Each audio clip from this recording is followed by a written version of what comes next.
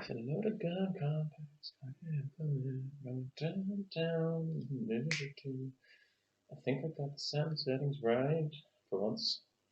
Let's listen. Go. No. Big wrong. There we go. Got the sound settings right for once. It's going well, Bird. It's going well. Just going to listen to make sure that my voice sounds right now that I've switched the mic. No. Big wrong. There we go. Sound settings right for once.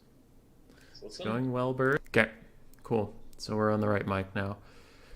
Oh, God, there's a lot of things. Okay, so we've not been mentioning patrons to Anticity's Ladder. And I'm supposed to be doing that. So apparently I'm supposed to say a hearty thank you to Schnitzelvisa, Lenorm, J Phoenix, Strat Game, and Lore Master of Sotek. And I also need to mention that Lore Master of Sotek has the Lore Beards podcast. If you want to know more about the lore behind this game, as confusing and strange as it is, you can just go there and he'll simplify it, because otherwise you're going to read a lot of conflicting source material, as the lore is old and written by many, many people, so sometimes it takes some creative interpretation, which Lore Master of Sotek makes it his entire business to do so. Boom! We plugged some people. What's up? Frizz Froz is here. Your voice is fine. No, your voice is fine. Don't tell me what to do. On further consideration, I think you were just being nice, but sure. Okay, check-ins. We have 9 out of 10 people checked in today. We have 1 minute left for Dr. Jellyfish to put his hat into the ring. And then we'll start this bad boy. And as per usual, I'll take you over to the right screen so you can see the shuffle and make sure nothing untoward's going on. There's no favoritism being done. The only thing is, after I shuffle it, I make sure clans don't fight each other in round 1. But after that, everything's on its own. All right, 10 o'clock. 10 o'clock. Dr. Jellyfish still isn't here. Process checking results early, quote unquote, even though it's already 10, so it's time to do this. Shuffles. Participants. 1, a 2, a 3. So, Voins and Tretch are not of the same clan. Butcherbird's not of any clan, I don't think. Pugnabone and I aren't. RTK and XMT, ODM, and unaffiliated. So we are good to go. Maps are all set. Yep. All right. Start the tournament. Yes. And then go to find your opponent. Tell everybody. Let's see if I can remember who's playing today just off the top of my head. Pugnabone, myself, the Phoenix King. There's Birds, might as well. The Phoenix King, where are you? There you are.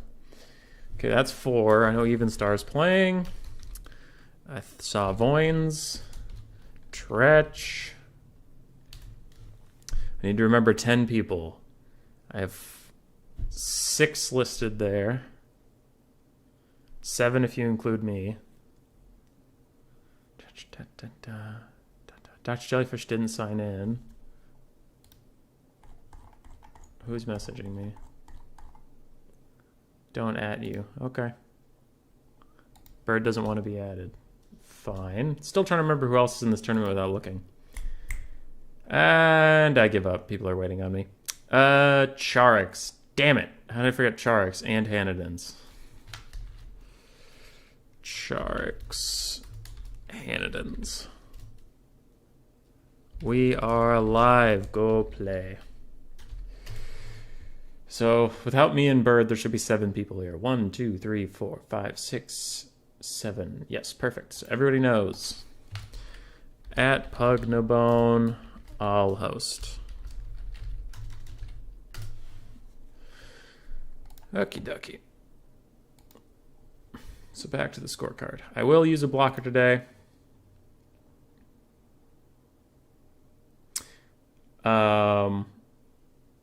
I didn't read the part about the end of the stream. I did read the part about the end of the stream, but I did say we forgot to be shouting them out, so I thought I would shout them out at the start and at the end.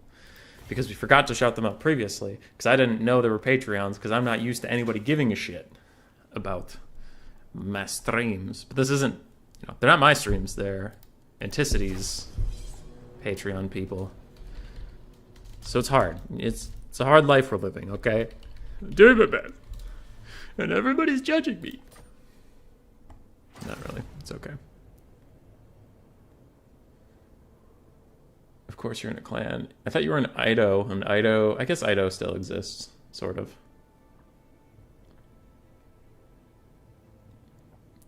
How's it going, everybody? Bowmore and AC Maiden popped in the chat. I think I mentioned Frizz Froz, but good morning, Frizz Froz.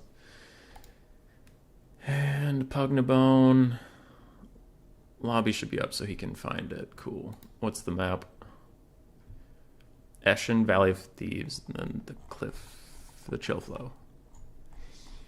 Eshin. And I am first. This is pick 2 band 0, I think, correct? Okay. Yo, yo.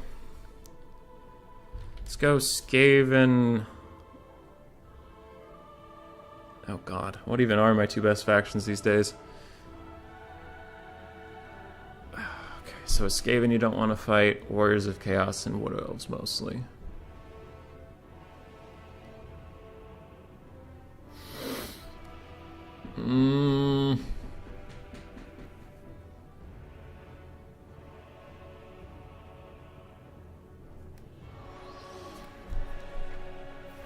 Skaven and...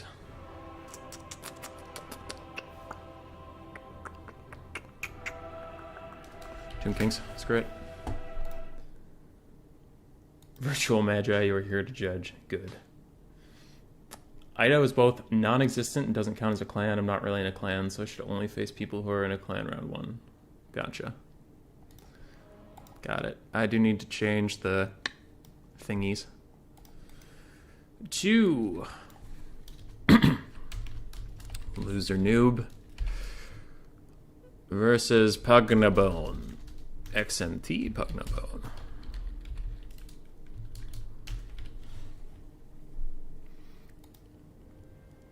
We have Eshin selected, but we're on Alpine Ridge. Are we? Oh, yeah, we are. I forgot we in round 2. Okay. I read the round 1 stuff, which technically only has Voins and Tretch in it, so we're on Alpine Ridge. Yep.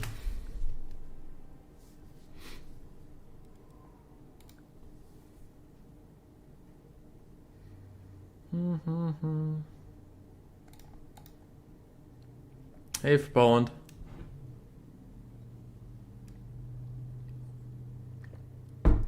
Butcherbird? I was gonna say... You wishing me good luck is new. I have a Lizardman versus Beastman build I want to try. But, I don't know. If he picks Beastman round 1, I guess it is what it is, and I'll just have to play Skaven or something.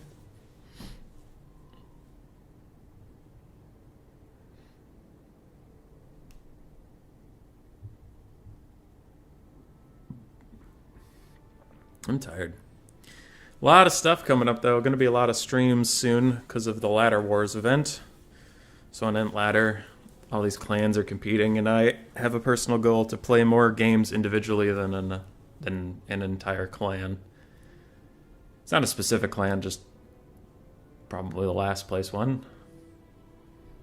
And I'm also going to go for that individual most wins award. We're going to try to be better than entire clans of people. And I'll stream whenever I'm playing. Some streams might be like an hour if I just have time for one best of 3 and I'm just going to grind it out quick.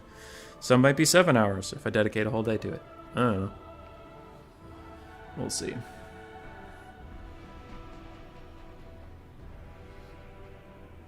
He's hovering the dreaded Wood Elves. That's annoying because I have a build recently that's been doing very well against Wood Elves, but it will not work at all on this map. Thanks, Battle Tutorial. Thanks. Yeah. Because on this map... Are you playing with RTK? I was not on their list, no, and I'm also not in RTK anymore. They, one day I got everybody coffees and I brought it into the office, and pretty much every person had a problem with their order. I mean, Bob Tresh was like, I ordered hazelnut and cream, and Jay Phoenix was like, I ordered black with 2 cubes of sugar, and Adelmo was like, I didn't want coffee, I wanted tea, and if I'm being honest, it wasn't coffee. I just brought them all really hot water because I don't know what coffee is. I don't know. It was a bad time. They flipped the tray. They beat me up. I decided I didn't want to be there anymore. It was a traumatic ordeal.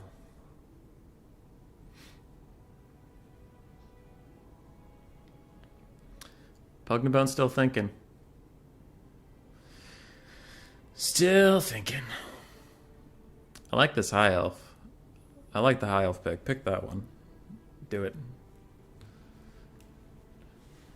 Do it! Oh. I suppose Skaven versus high elves could be a little harder when I can't see over the hill, so their bolt throwers could be a little harder to kill. But then again, also their sightlines aren't as good, so...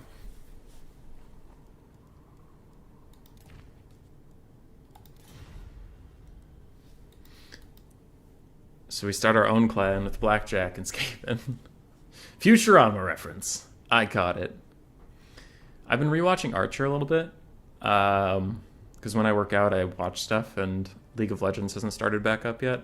So I need a show that I'm okay with stopping without finishing. So I picked Archer because I've watched it before.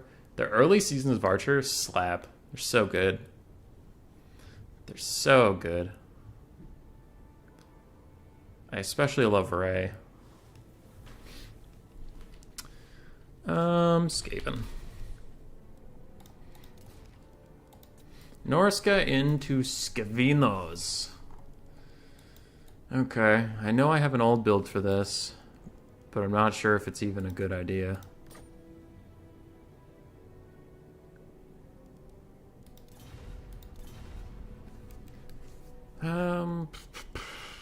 Do we do this? I mean, it's technically over the money limits. It's not even legal, but let's check out some other builds.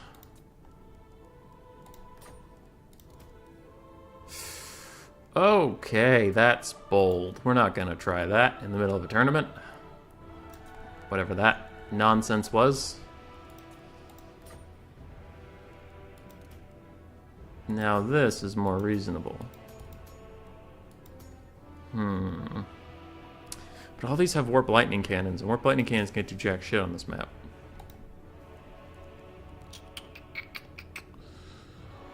So let's get a little more creative, shall we?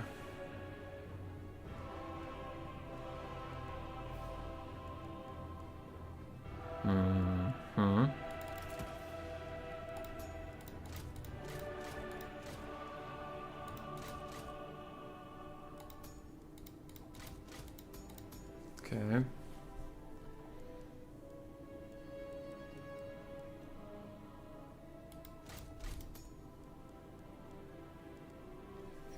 Sorry, I'm doing some big thinking.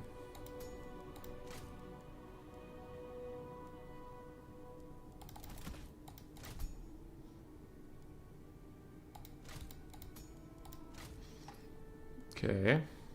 Got that. Some of those. Some of these. One of you.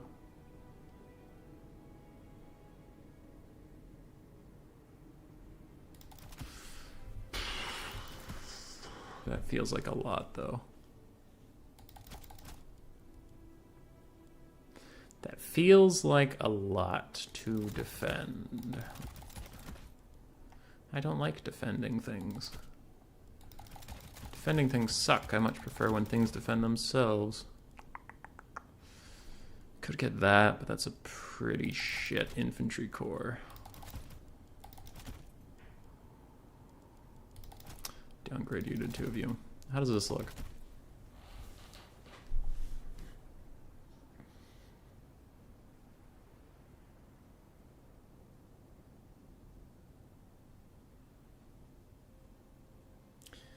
I don't love it, but how to fix it? Hey, Wenin, what up?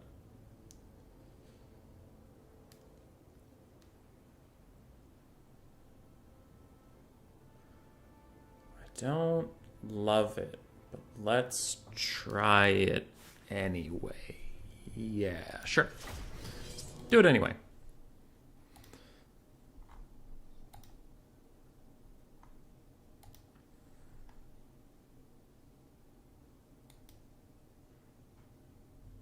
I've decided to stop only stealing. You would change your name back to Hammond or you get banned.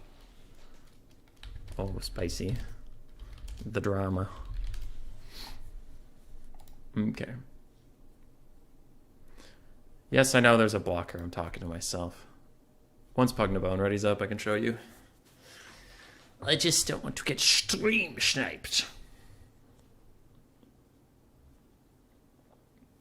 I'm sorry. It's a serious tournament. I want to win. I want to win.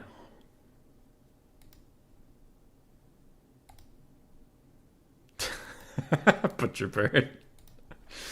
Trolling in my Discord again. The classic.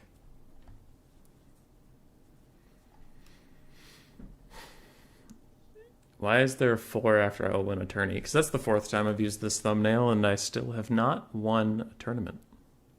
Well, I've won tournaments in the past, but not while using this thumbnail. Rusty, Hammond, welcome. Yes, it is the 4th attempt.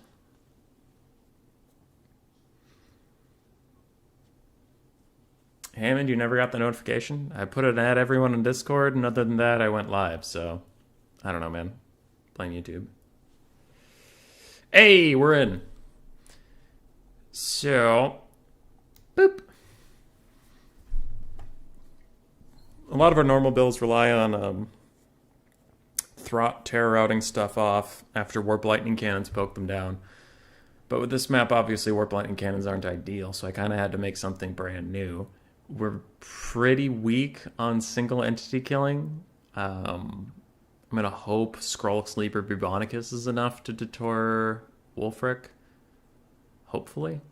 But we do have a Packmaster on a Brood Horror to fulfill that niche of being the really fast terror-causing thing. Because with Norska, they have kind of low leadership, especially with Skinwolves. You can run up and try to terror out them off. I will probably miss Throt's anti-large ITP, but the Brood Horror Chieftain costs, Brood Horror Packmaster costs legitimately half as much money. So I'm going to hope that's worth it. Instead, we've just gone for mass infantry clearings. The rough idea is kill all of their infantry as quickly as possible, and then swamp Wolfric down in the late game in just Rat Ogres and Wolf Rats and Clan Rats, and hope we can just take them down that way slowly but surely. That's kind of the plan. I'm not feeling super great about it, but here we are. Enemy troop count 800. That's about what I expected, I guess.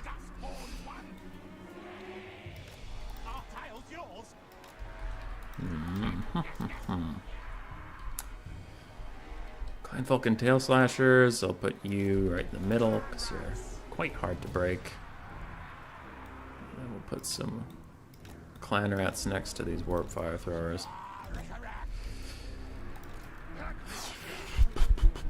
And we're definitely going to get flanked. So I'll need some Skaven Slaves to eat the charges for me. And then my limited supply of Wolf Rats and Rat Ogres will have to countercharge back into the Skinwolves. I'm not confident in this, ladies and gentlemen, but this is what we got. This is what we're doing. Okay.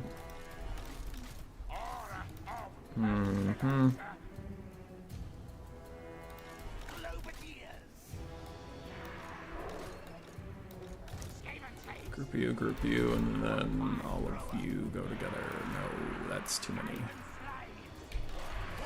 Okay. Oh, we're gonna lose. Oh, we're gonna lose bad. Thumbnail is wrong. Yeah, I should say gold through masters. What does it say? I thought I updated that to be gold through masters. Fuck!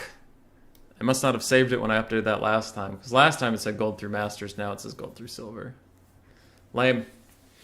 Okay. My bad.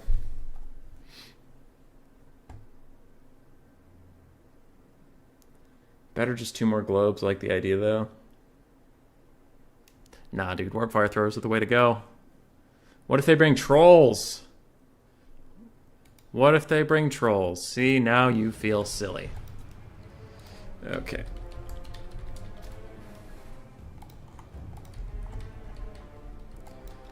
I don't really want to get involved on the hill, so let's just pull back so we have time to advance without seeing anything.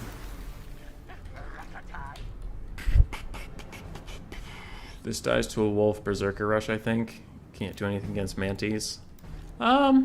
Packmaster, rat ogres, and wolf rats do okay against manticores. So does Skrulk's Libra one-shot-a-kiss, I guess. Skin wolves, wolves, a lot of skin wolves and wolves. More skin wolves, more wolves. Okay. A manticore, not that surprising. Don't really want to reorganize, so we'll just keep moving forward slowly. Summon, go. Hey, I know it was in range, summon it. Okay, that took forever. You, go find them. Hey, obey your commands. I'll finally move a little bit closer to the hill. I mean, at this rate, I'm going to end up just taking the hill and turning around. But I would like to be able to see the bad guys.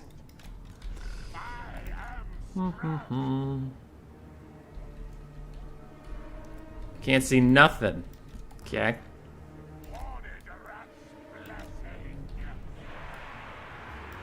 There they are. A little bit. Moving around.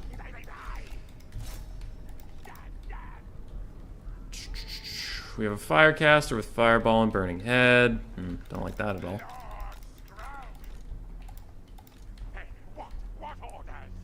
And they're moving away.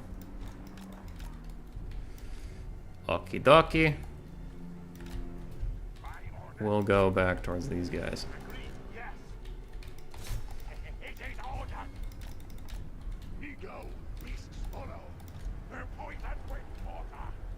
Fire, then move up a little bit.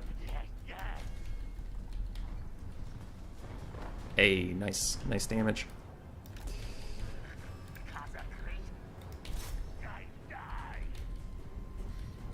Okay. Fire again, please. You, go deal with that. You, go deal with that.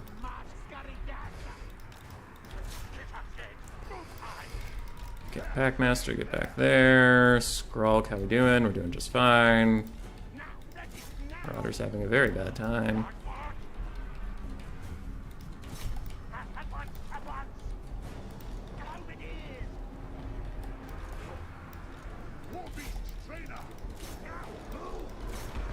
Well, those dogs sprinted right through my Skaven slaves. That's interesting.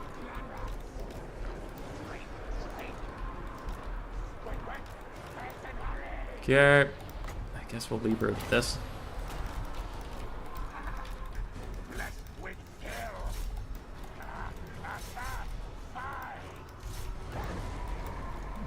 PA. What the fuck? That was weird. Yeah, it works though. Okay. If you can deal with that, that would be great. You go back to firing at things while he's distracted by all this shit going on. You go over here. You warp fire that. You kill that. That's Wolfric on his horsey. Not that surprised. Skrull, come over here because I could use your Rod of Corruption. A lot of big problems going on. You need to get a little closer to this action. Okay, we're here. Rod of Corruption. I've been throwing a plague for good measure. Okay. We are trying to kill that thing. Globes go over there. And this is going okay. So that's pretty exciting. Hey, click on the right thing. Give me a summon, and then you come over here, pop your Rival High Talisman, so Wolfric doesn't do any damage to me. So we don't want him doing damage! Okay. Still trying to fight all that stuff. Scroll good. That was a weird... What just happened over here? Alright. It's a little odd. Okay, Skrulk's doing fine. We have some rallying stuff that needs to come home. Okay. Elspar's not loving us. Packmaster did kind of shit the bed, which is a little unfortunate. And Manticores are being annoying. Key.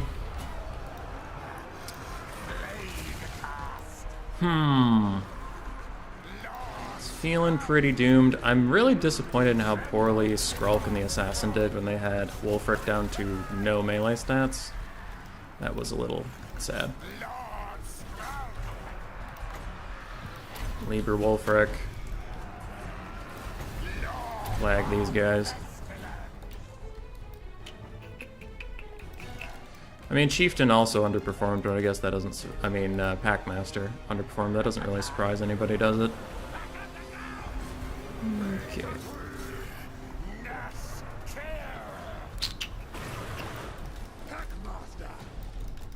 Okay.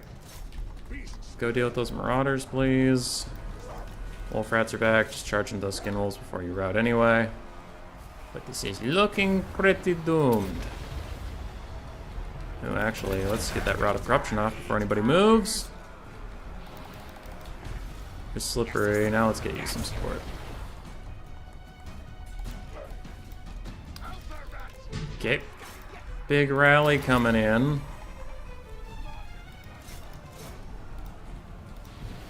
Oh, okay. Oh, he's gone. Skrulk, did you seriously not get your summon off? Come on, come on. We have shit to do today.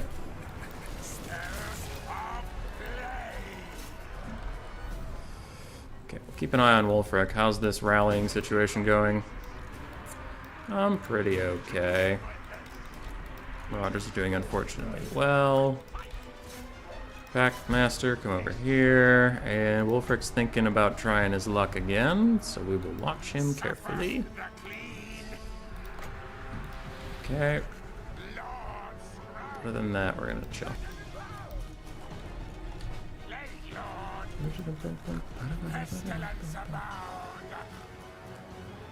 And I don't want to pop that now that my clan rats are breaking, but I guess I don't really have much of a choice.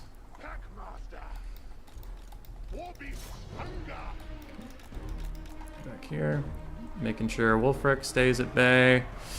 With a Manticore coming in, I'll definitely need this. Okay, and you almost have Slippery too. Try to kill that. How's this going? Globe's routed for some reason. Packmaster got a terror route, so good for him. We're still almost at the thing for another summon. Yet another Manticore has joined the fray. We do not like that at all. It's looking like army losses, probably. God damn, that other Manticore lived through all that? Nice shots there. Terror out's gonna come in. That'll be army losses. I'm gonna guess the Packmaster got horrifically bad value because he's on a Brood Horde, because Brood Hordes suck dick.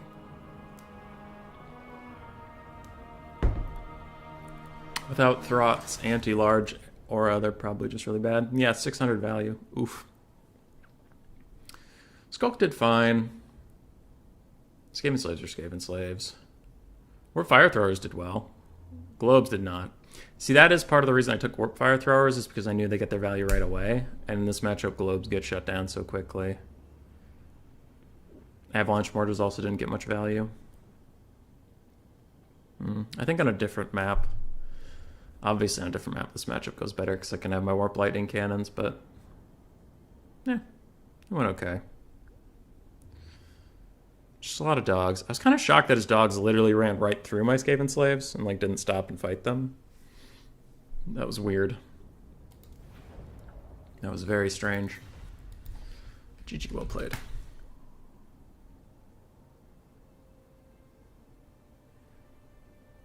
Bum bum bum. Pathmaster, I think, with the live.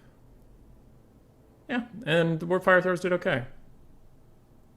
Manticores are stupid. I agree. They kept coming back over and over. Okay. You forgot about 2 Skin Wolves. Right by Hummus, though. I'm confused by that sentence, but I accept. So I'll update the score in a second, but I'll get his map up so we can think about his picks. Cliff of Beasts. Okay. Mapaz set. Pugnabone gets 1.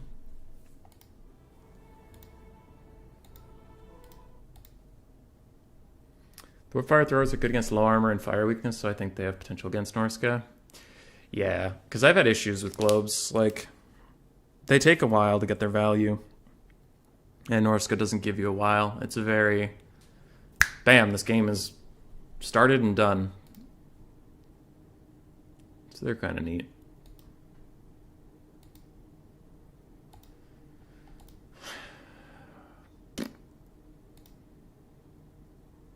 I am Hummus, yes. I caught that. Hey Nina, what up, dude? What's going on?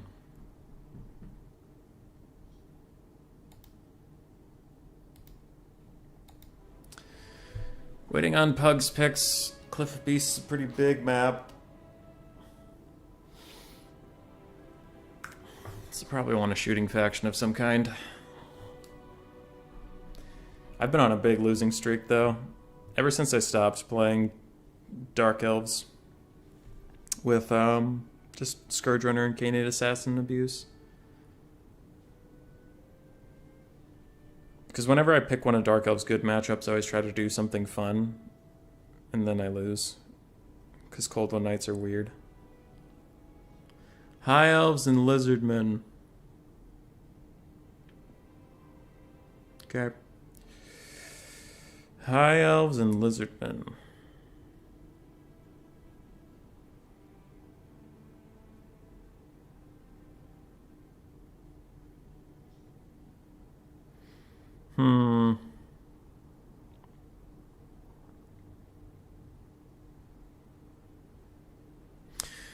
We could try Coast. It's been a long time since we played Coast on stream.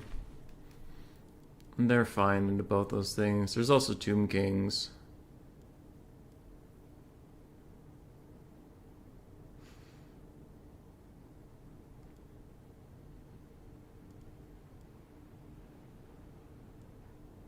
Or Dwarves. Tomb Kings, Dwarves, or Coast could be good here.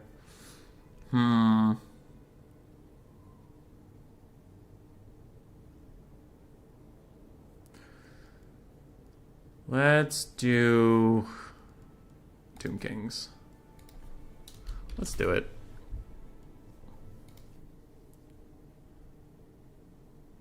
Hummus is delicious, I agree. Hey Zero, what up? Lindsay's here, how you going? Speaking of Dark Elves, now would be a good time. I was confident in the Dark Elf High Elf matchup, but then High Elves took a princess on an eagle once and just killed any lord I could possibly bring super easily. And then that was a bad time. That was a real bad time. You win and currently down 0-1, but it happens. Yeah, Shop to Great are great against Lizardmen. Though I think he's going to go High Elves. He's most likely going to go High Elves. So I'll make a High Elf. I'll make an anti-High Elf build, and then if he goes Lizardmen, I'll just load my pre-made build.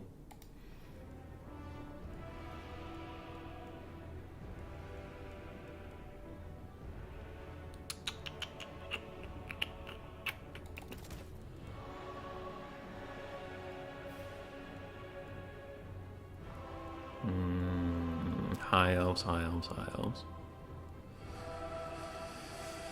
Let's do this. And how about these? I don't know if I care about these. Let's leave them alone for now. That's a neat one, but let's just not for this moment. We'll go with that. Do that. Okie dokie. Did he decide on high elves? No, he's thinking. He's doing big thinking. Lightning Kara. Those. Some of these. Some of these. I had a build that worked against Knighthood. Maybe I should do that rather than trying to rush. I was thinking of doing a Chariot Rush versus High Elves, but that feels risky.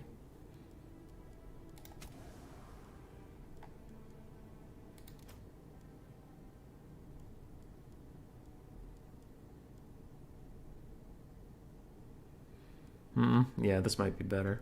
If he goes High Elves, I might just go with the build I went against Knighthood. Did I save it? That would be good. Ah, of course I didn't save it. That would be too simple.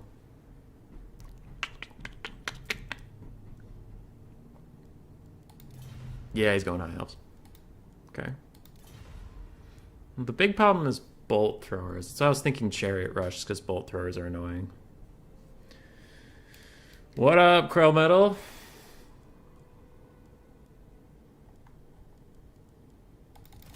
Okay. We'll try this.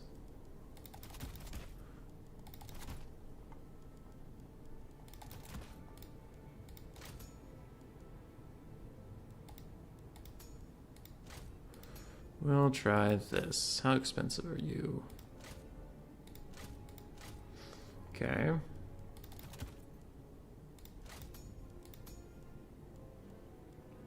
Dun, dun, dun, dun. I'll do that. Do that. Okay, so we have all this stuff. This is probably too much. This is probably way too much of this stuff. So let's cut you.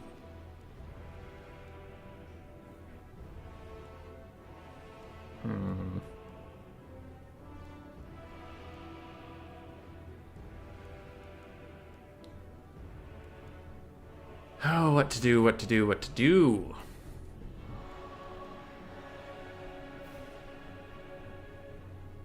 Damn, there's not enough money. There's not enough money in the whole world.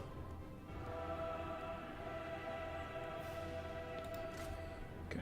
I mean, that only saves me 200 gold. Is it worth it? No, yes, no, yes, no. This is hard. Why is this hard? I wish this game was easy.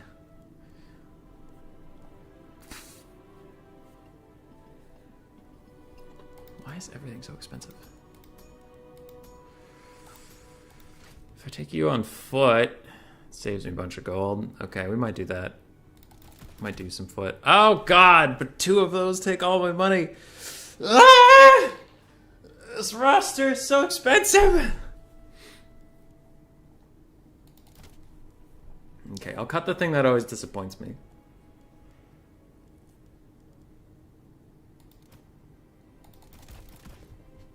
I could take 2 of them for the same cost of the thing I just cut.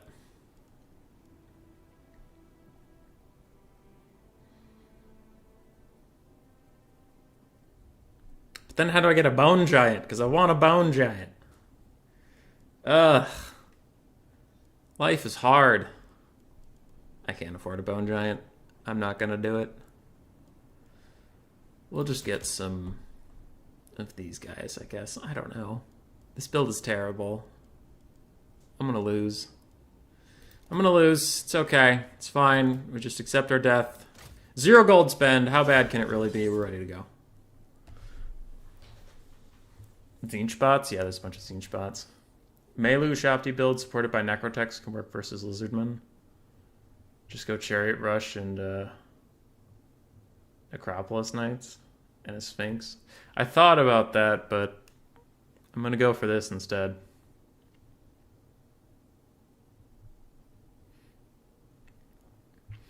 Even with all my indecisiveness, I still write it up first, so I win the moral battle.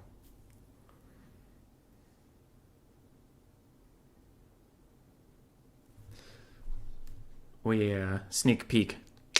Boom. Boom, look at that. Look at that. All right, shh, no one say what it is in case Pugnabone's listening. And you can't just rewind the stream and go see what my build was. It's legal. It's not possible. Oh.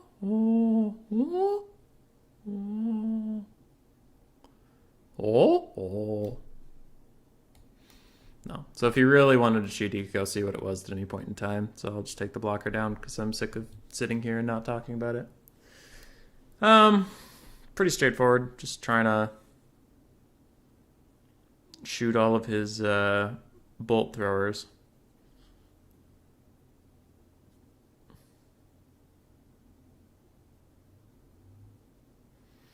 You had your third COVID vaccine and you felt bad during the night and now you're good for Poland? Well, I'm glad you're good now.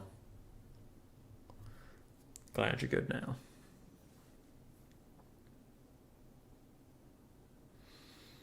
Okay.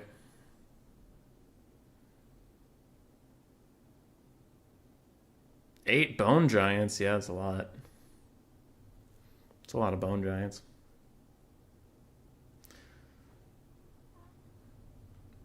Pug, you were the one looking at builds to determine which faction you were going to play, and now you're the one taking forever. Let's go. Let's do this. Hurry up and beat me so we can get on with our days and I can go back to crying in a corner. As is my birthright.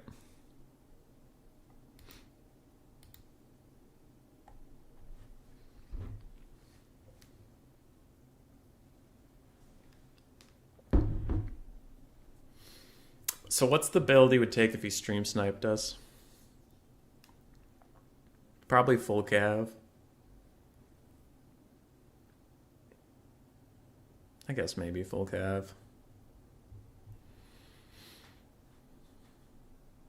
Alright, it's official. If he goes like a bird, two phoenixes, and full cav, Pugnabone is a dishonorable person.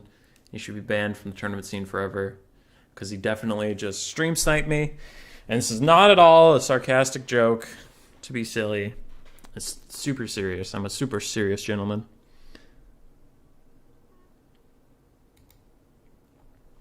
Maybe the Arawaru Shopti. Stretch. Yeah, but I'm not... The Arawaru Shopti are good at clearing out like groups of things, and for that I have triple frickin' Screaming Skull Catapult. The normal Shopti feel a little bit better at killing single entities, which is the only reason I brought them. And his build is tiny, so my 3 catapults are going to be worthless. Let's fucking go.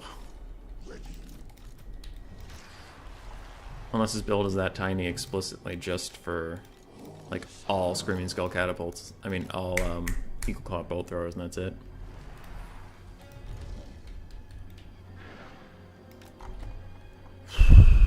Okay. Do have double Tomb Scorpion. If there are phoenixes and they try to land, these guys teaming up on them can do okay, especially because this guy has all the buffs. All the buffs. Yeah, we're gonna see what's up, but looking at that model count, we're probably in trouble. Probably. Oh well. Live fast, die faster, get home in time for coffee. You know what I mean? Okay, to me is neck. Boom, done. This doesn't bode well. GLHF.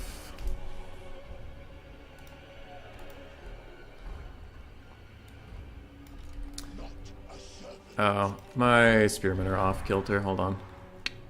There we go. Oh, it's a bunch of bolt throwers and phoenixes. Okay, so we're not entirely doomed. Everybody who's not that group, move up.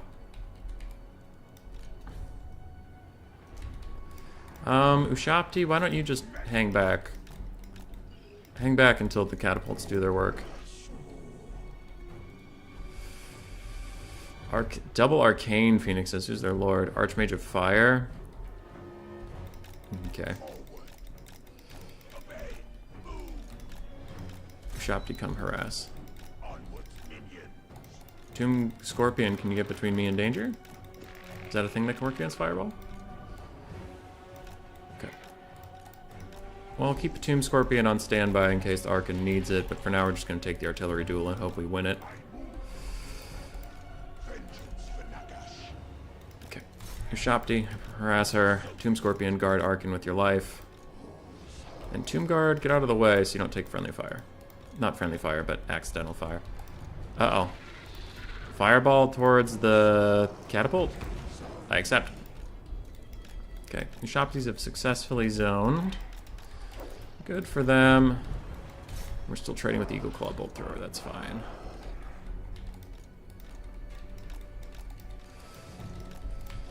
I could overcast Spirit Leeches on the Eagle Claws, but I don't really want to do that because my Screaming Skulls target the crews more than the things. And Spirit Leech targets the actual bolt thrower models. So they're kind of working at opposite purposes, and they won't really help each other as much as you would think. Okay, we're gonna move up a little bit because these catapults are doing way fucking worse against a single Eagle Bolt Thrower than I would have thought. Like, horrifically worse. You disappoint me yet again, my friends. Okay, Ushapti Great Bow, harass that lady. And you fucking failures all think about beating maybe one bolt thrower before you're dead. Like, just maybe, possibly. Goddamn idiots. Okay. No, take your time. Take your time. It's fine. It's not like there's 3 more of them and you fucking degenerates are... Wait, this one had 2 models? Oh my god, you fucking assholes. I cannot believe how poorly you fucking performed. You all deserve to be shot and left in the street.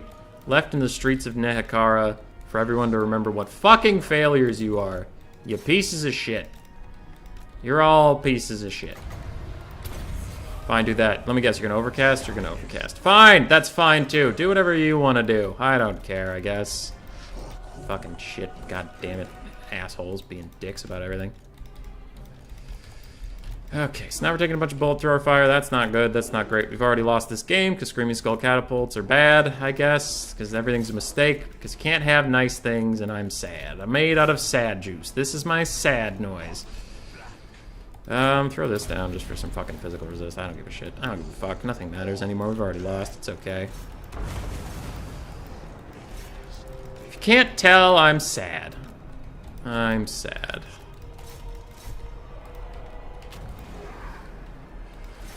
Ushapti's try to get a sneaky little thing over there, I guess. I don't know. We're all just gonna die.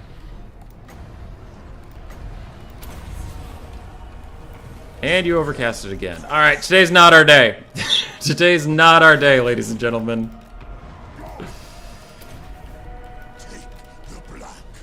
Okay, so we're dying horrifically. I thought I told you to shoot something, but I guess you're just not gonna do that. Now we're gonna do this.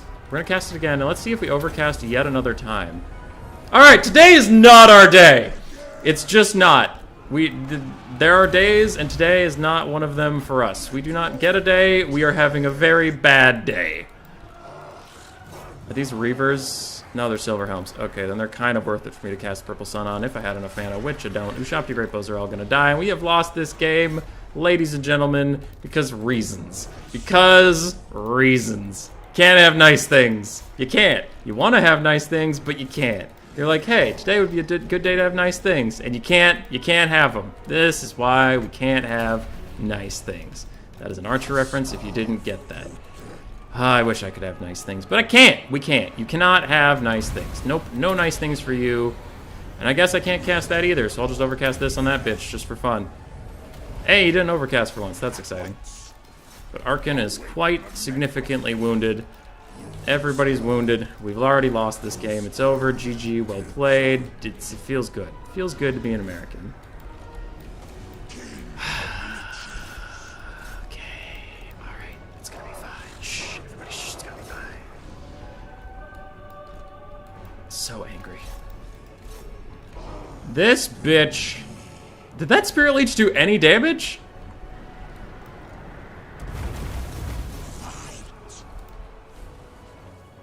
Okay. I'm pretty sure that Spirit Leech didn't actually do literally any damage. Okay. Alright, it's fine. No, it's fine. It's fine. I'm not mad. I'm chilling. We're chilling. It's totally great. It's totally radical, bro. It's it's cool. It's the coolest thing I've ever seen. My Necrotech's still alive. We can use his other restore on this fucking Tomb Scorpion. It's fine. It's fine. Hummus needs a coach? A coach for what? I don't know what I could do about this. Okay, I don't even know what knocked you over that time, but cast. And you overcast. Alright, GG, I don't give a fuck. Okay! Okay. Okay. So that was a fucking game. Jesus Christ. I'm not even going to check the values because I'm sure it's all abysmal.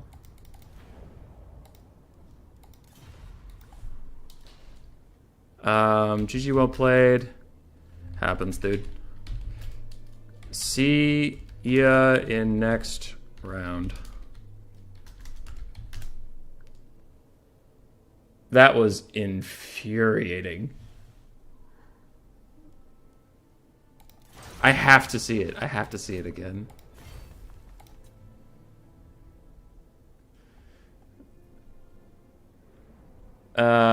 Yeah, Krell Metal. That was defeat. It happens. It happens.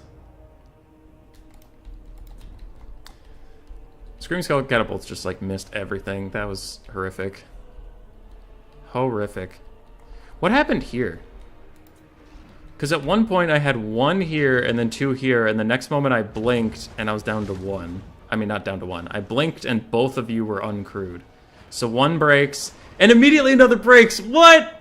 No way, dude. No way. I have used Warp Lightning Cannons so many times to do artillery duels, and they'll all fire at the same model until it's broken, but these fucking High Elves decided to stagger their shots and kill everything at once. That's fine. Jesus Christ. And then the other thing I want to see is that Spirit Leech. When she was super low. Not that one. Maybe this one. 990. She's been Spirit Leech this whole time. She takes one tick and then that's it. Do I cast another one that doesn't do anything? I'm curious. Okay, no, she throws another fireball at me. I don't know if it's overcasted. Like, I swear I throw another Spirit Leech at her while she's this low on health. She just doesn't move. 861, there's the Spirit Leech. One tick. It was one tick! Fucking shit, dude! Come on! I got one tick of Spirit Leech, god damn it! Okay. It feels real bad. It feels real bad. Sure, Beastman, I don't give a shit. Death, that's fine, that's fine, that's fine. I don't give a shit about any of this. High Elves. Get rid of all you. Mage on a horse.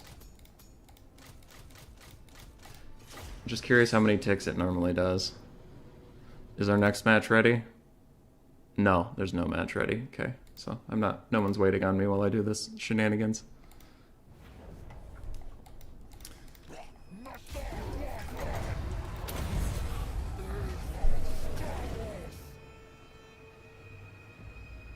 One.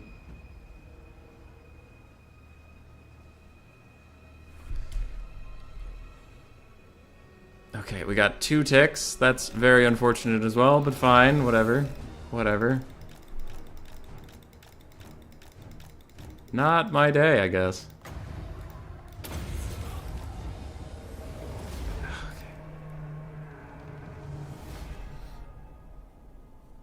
So to check how much Spirit Leech normally does, I load up a fucking custom battle, and I get another extremely load-rolled Spirit Leech.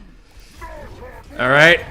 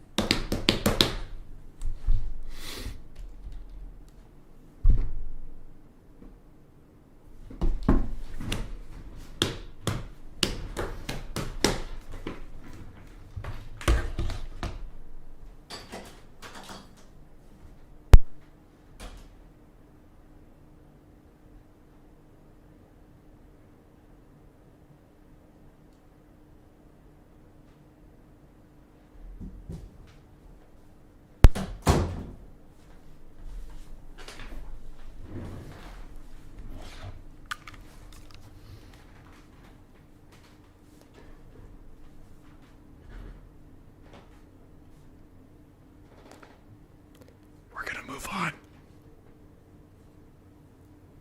We're gonna move on. It's okay.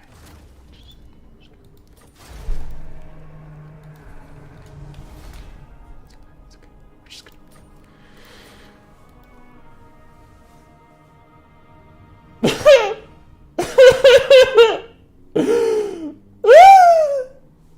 Don't let them see you cry. Don't let them see you cry. It's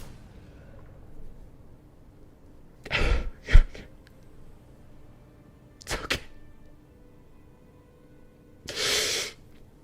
Who's next?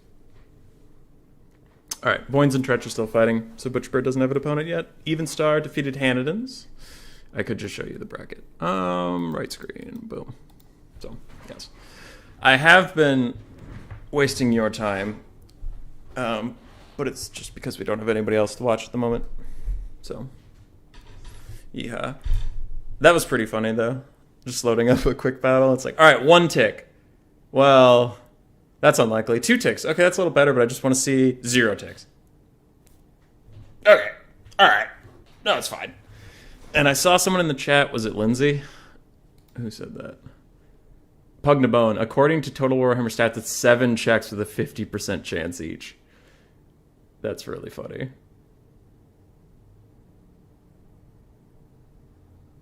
That's really funny.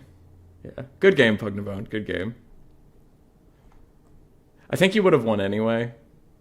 Like, I don't think it was just bad RNG that got me or anything, but that was a really funny game for RNG. If you have time, you should go back and watch the stream, because it was like, Arkin overcasted every single Spirit Leech, like, hurt him. Except for one. One didn't hurt him. And most of his overcast did more damage to him than you, because you just... Spirit Leech just, like, wasn't ticking on your frickin' Archmage. It was really bad. Okay, we'll do a quick battle while we wait for next, but Butcherbird, you're here in the chat. If you get your opponent, don't start without me. I'll be right there. Alright, alright. We'll do that. Unless Evenstar gets his opponent, I'll message him too. Where are you, Evenstar? Evenstar. If you get your opponent in semis, wait for me. Okay. So Evenstar knows to wait for us. Bring you back to the game. Quick battle. Grace is making the dog howl out there. We should probably cast Semifinals. Yeah, so I'll put a priority on Evenstar. Butcherbird, I hope you win your game so I get to see you fight Pugnabone. All right, where was chat? I got fallen behind. Where's Scott? The one time you got to Faction Wars, you lost his Tomb Kings to High Elves first round. I can see that. I don't know the matchup very well. I'm relatively newer to... Hey, it's for Poland! Let's go! I'm relatively newer to learning Tomb Kings. Yo. I'll go TK. We'll do Tomb Kings. We'll give them another go. Alright. Well, that's not the spirit for his frost. It was a bit. It was a bit, dude. I definitely played it up to be entertaining. Like, is it frustrating? Sure. Do I actually want to storm away from my computer? No. That was just... I was embracing showmanship. High elves or something else? You do whatever, sir. Hey, Wicked D, what up? Krill Metal. Iron Sand Desert's tough. Yeah, I lose a lot there. Test on me, Sage. 3.5 ticks per 250 damage each. It's about 880 per leech. I will try them. Alright, for Poland, do try them. Let's do... It's a quick battle, so we can mix it up, have some fun. Let's bring the DJ. Bring the big DJ. I'll take my free Darude Sandstorm. I'm going to get rid of my Will Be Done, because it's 100 gold, and no one's going to be near me to give 5 melee attack and 5 melee defense to. Well, I guess I should have a Tomb Guard on him at all times, so that's fine. I'm going to cut the curse. It's only 40 gold. Never mind, I'll keep the curse. Keep the curse. We love the curse in this house. Alright, no games are waiting on us still, so we're fine. I do want the super cheap spells. I want to spam them just to reset his cooldowns all the time, so let's do that. And we have the Lich stuff. Cool. Let's get some Tomb Guard with Halberds, some Tomb Guard regular, some Skeleton Spearmen, some Archers, one more Skeleton Spearman, 3 Skeleton Warriors, another Archer, and then 700. We'll give him another chance. No, wait, we won't. Fuck him. Let's get the Kepler Guard. We love the Kepler Guard. And we'll get a Carrion. And then we'll buff that Carrion. Alright, I'm ready whenever. Okay. Might have been better. Human Boy, when are we going to teach me how to be a pro Warhammer player? You might want to ask someone else. I can't even use Spirit Leech correctly, and I thought that was just clicking on someone. What did I miss? Human Salty again? Cuden, you missed a game. You missed a game. And then after that game, I was trying to test Spirit Leech, and I got one where I cast Spirit Leech and did literally no damage. That was very funny.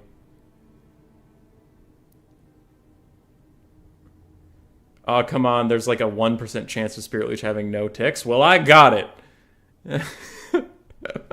We got 1 tick, and then to test it, I went into thing and got 1 tick again, and then I got 2 ticks, and then I got 0.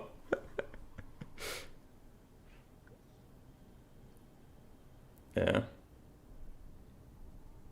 Human Boy, put milk and a little bit of honey in the tea. Trust me, it'll fix it. True. What kind of neighborhood do I live in? I live downtown in Rochester, so we're pretty near to police stations and stuff when people go rolling past. P.T. Barnum's interested. Why do I know that name, but I don't remember who it is? On SFO, the Tomb Kings get 500 HP from Nahak healing? Oh, God. That would be intense. Cyrus, I don't want to watch a 4-hour stream in my 2-hour day. What does F stand for, actually? Usually fudge.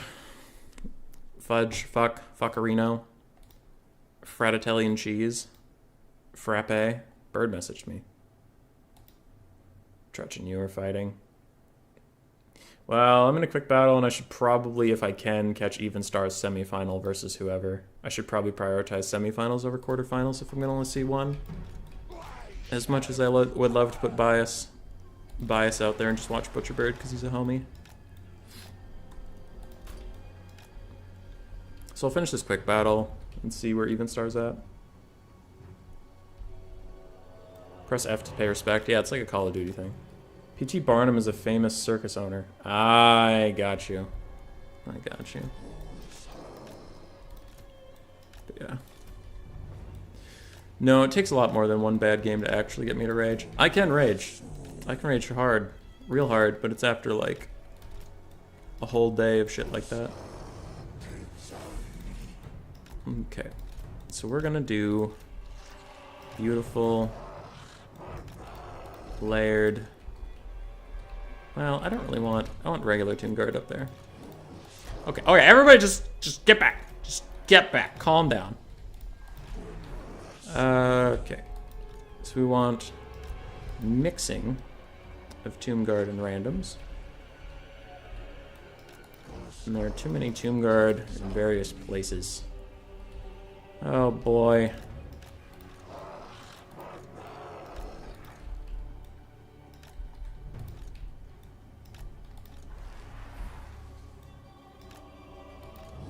Those are Tomb Guards. We'll swap you out for a Tomb Guard. And we'll add another layer. We have our bows, which we will also layer throughout. This is going to be a beautiful display of box technology.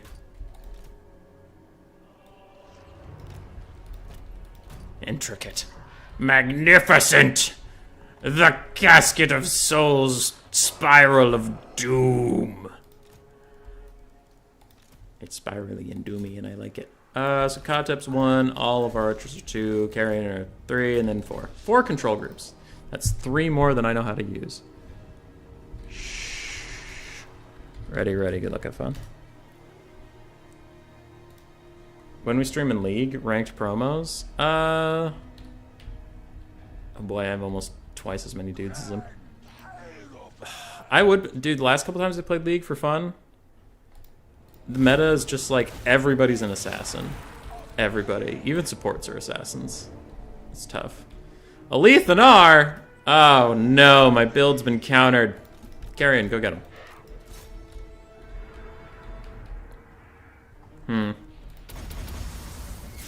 We are pretty doomed though. Alright, box, disassemble, go. Just go. Just turn to a straight line and go kill him. I don't give a shit. Ah! Run! Run at him! You. What's wrong, Mage of Fire? Were you gonna cast something? Well, not anymore, nerd.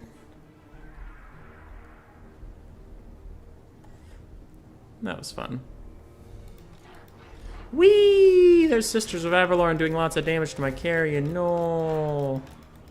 No. Am I in range to cast this yet?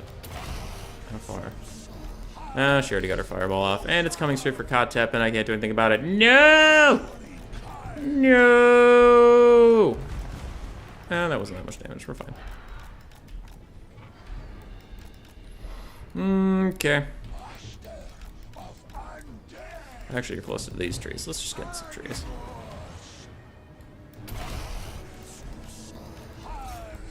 More Lich Staff nonsense. Okay, let's fire at some spearmen. Ow, Lethanar's Moonbow hurts. Okay, now that you fired while you reload, let's go this way. I'm going to throw that out for the Lich Staff, but also to protect you from all the bolt throwers that are coming your way. And we go back into the woods. Okay. Carrion's still harassing the Fire Mage, but that's going okay at best. Archers.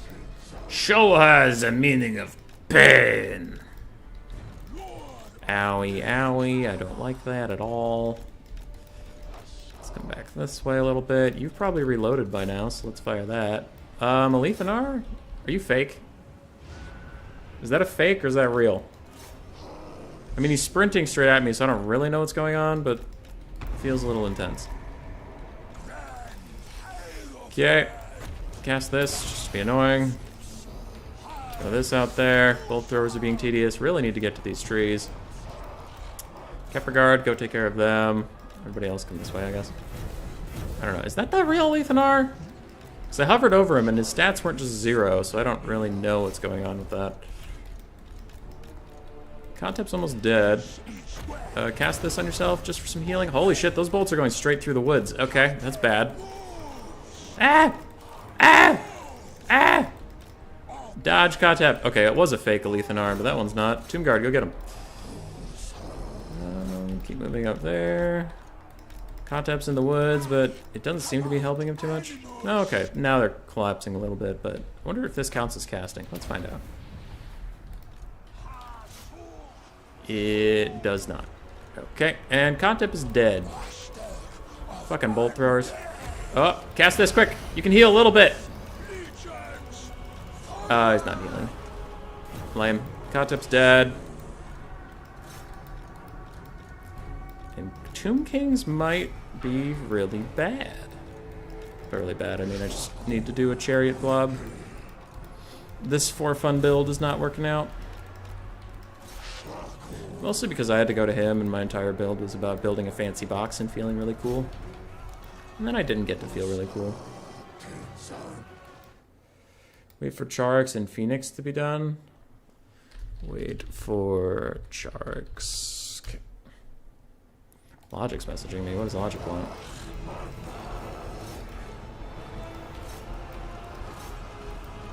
Hey, we have a new Shopti summon. That's exciting. Bolt throwers are probably just gonna run out of ammo on their own, so I'll summon him.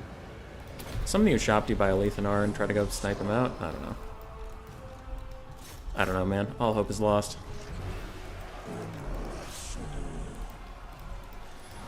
All hope is lost. Go kill Alethanar. Oh, never mind. They're taking a really sweet time to spawn here. Okay, those are basic archers. Let's try to move up a little bit. Ooh, we could shoot Eagle Claw bolt throwers, actually. That'd probably be smart. How are we doing over here? You guys are just taking your sweet time, aren't you? How's the Ushopti killing of Alethanar going? Not great. Not great. Could be better. Ow, that's a burning head. That hurts a lot. We don't like that. Not at all. Oh, the bolt thrower crew ran away. I was like, why are you this far up? Okay. Fire at those spearmen who aren't facing you, because then they're unshielded. Alethanar, that is a fake one that just appeared. Kill the real one, please. Okay. Yes, this is very doomed. This is very big doomed. GG, well played.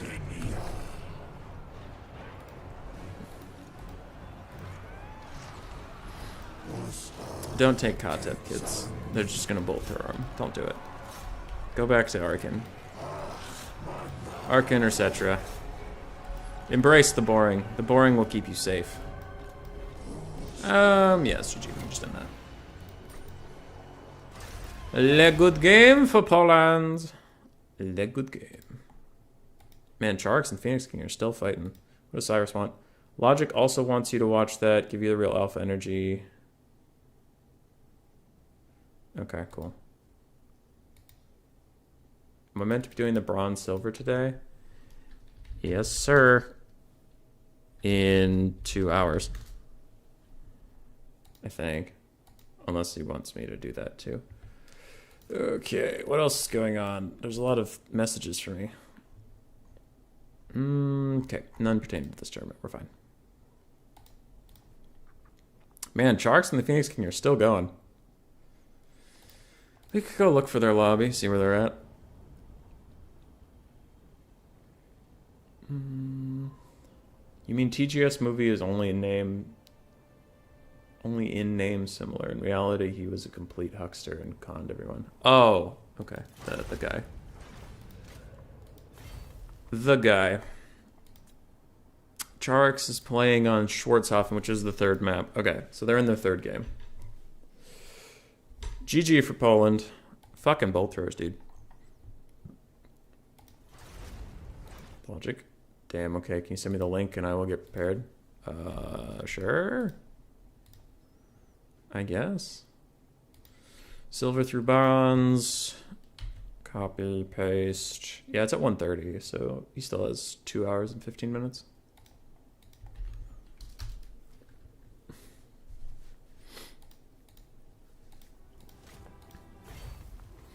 So what can beat high elf bolt throwers on the Tomb King roster?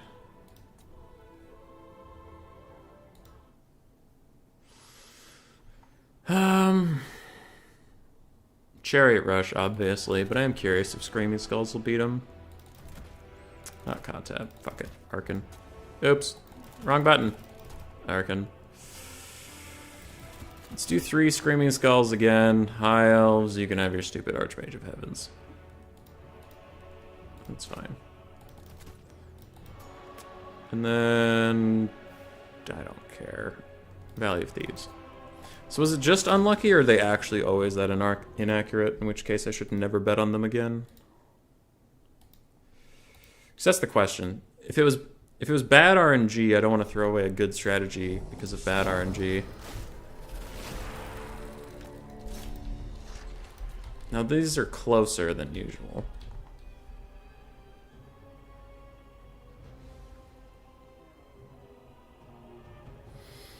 Yeah, they are just a little too inaccurate, aren't they?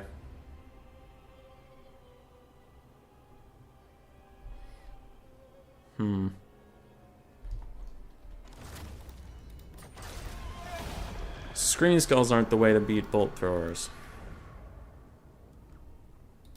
Unfortunate. I think you do just have to rush them.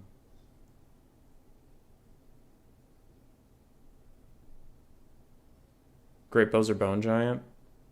Bone Giant is hard to deal with if you...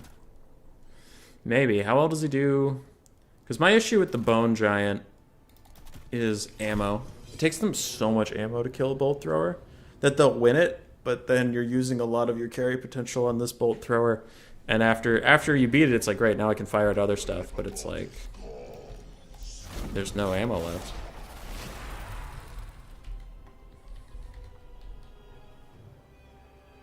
They already took out one.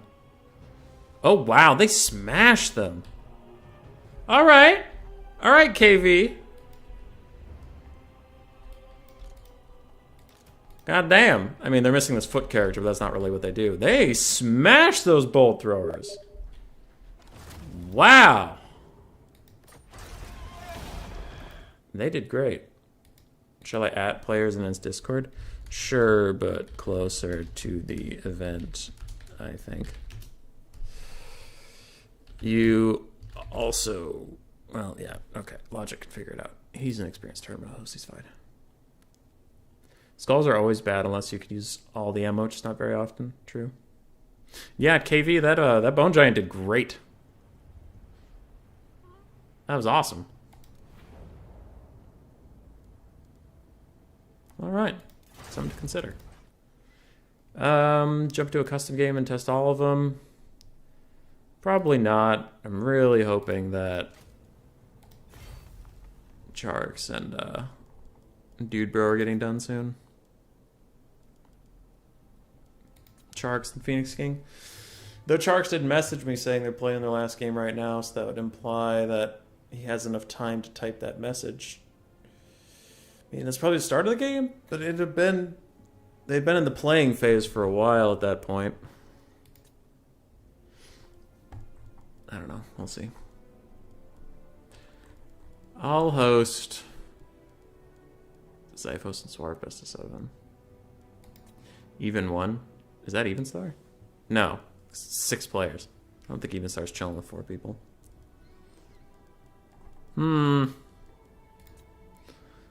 Awkward amount of time. What to do with awkward amount of time. I suppose I should go back to strategizing against Enticity. So tomorrow I'm playing Enticity on Mortal Empires, Ikiclaw versus Aranessa. And I don't know what to do. I don't know what to do! He's gonna beat me! It would be sad. Ugh. Because we found out that Aranessa actually spawns in the ocean right next to me.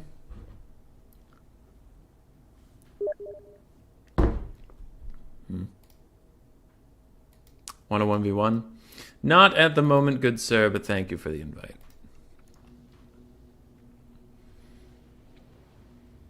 I'm hoping Sharks and Phoenix King are almost done with their game. But yes. So tomorrow, I make a claw. Yeah, shut up. Go back to Zinch. But like, I thought about sending this little Warlock Engineer all the way to Sartosa. You can get there in 3 turns and set up an Undercity. But then Enticity revealed to me that Aranessa starts... Where is she? She starts right here. If a player is playing Aranessa, she's right here. So Enticity can raise dead in the ocean, land here and raise dead again. And before he even hits end turn of his first turn, he can have an 18 stack standing right here. Right next to me, and I have an 8 stack. So I have to figure out what I'm going to do turn 1, because he's bum rushing me. I'm thinking I might still want to send this Warlock Engineer over to Sartosa and build an Undercity. Just tier 5 up Skaven Blight when you have enough food. No way he can rush you with that garrison. But Bowmore, you can get here on turn 1!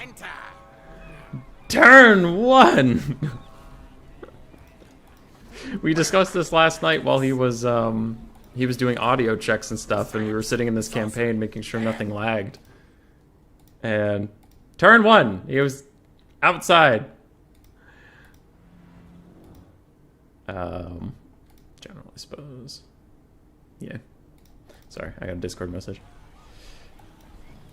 It's maddening. It's maddening. I don't know what to do about it.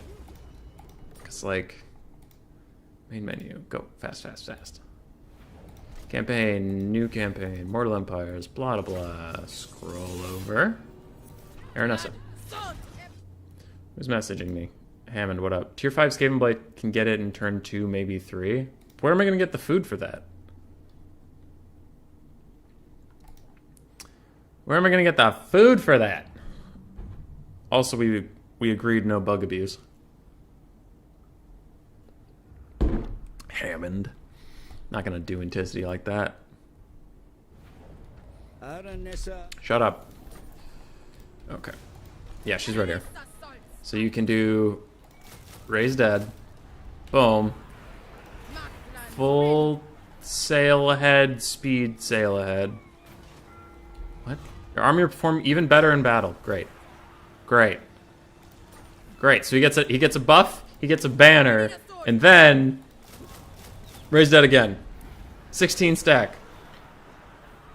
Sitting there with a +8 melee buff. He's got a frickin' banner. He's got a banner, and there's a banner, and it's right here.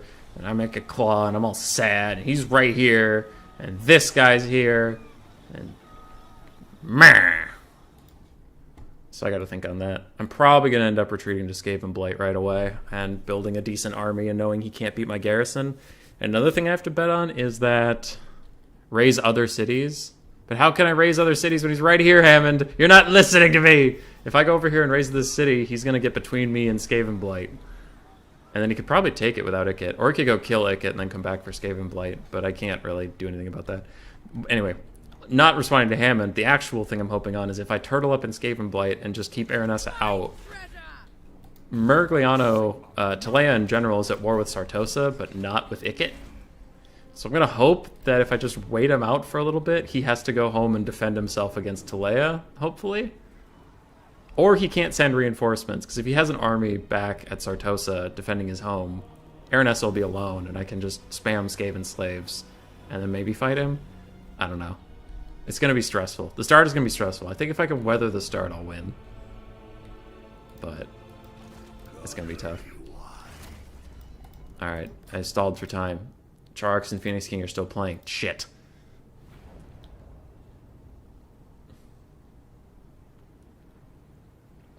Yeah. You can kill his bloat in his formation. I'll try. Turtle and Skaven Blight till you have 20 stack, and that strat will send and back. Yeah, I think that is what I'm going to do.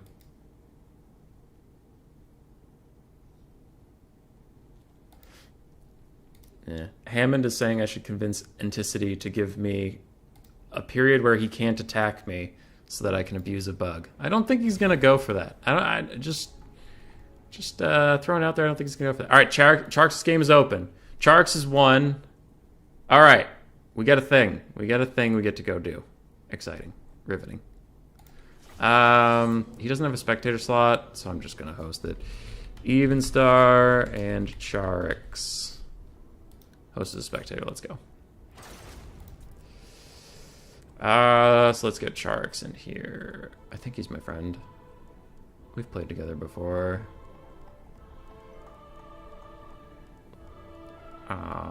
Where are you, Charix? Did I see Evenstar? Shit. There's Evenstar. There's Charix. Hey, they're right next to each other. Boom.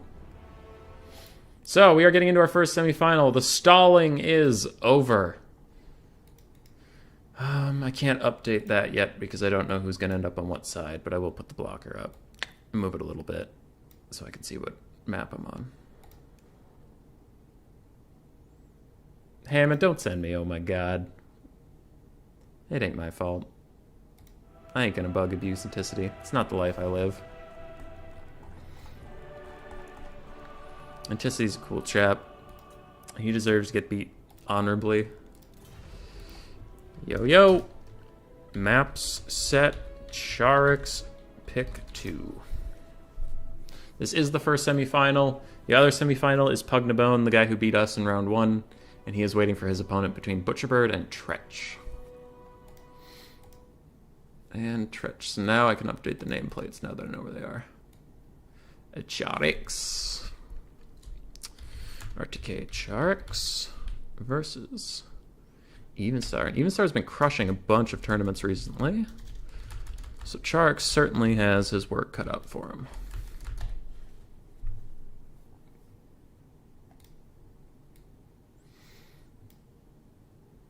Charix is a big fan of kiting, so if he picks High Elves or Wood Elves, I think we're going to be in for some Shadow Warriors or Way Watcher action. But it looks like Charix is actually going to start on Bretonia, interestingly enough.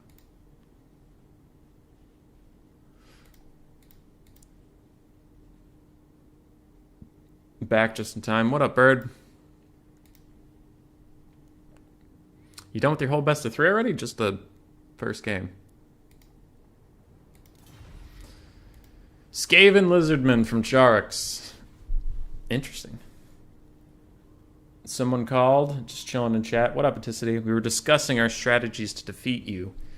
And they aren't particularly secret because you and I discussed them last night on that volume call. I was just figuring out what to do.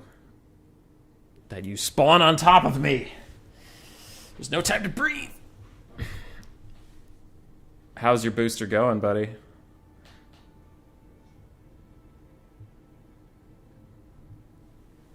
Bird, did you win game 1? Evenstar's going Dark Elves. That works. Dark Elves is even with Skaven. I think they're slightly favored into Lizardman, but underscore slightly. I've lost it plenty of times.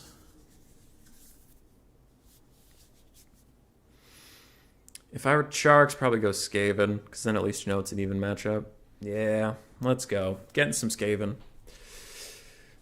Let's do it. Enticity, I did message you in ladder improvements, but Bowmore answered it as well, so you don't need to worry about that.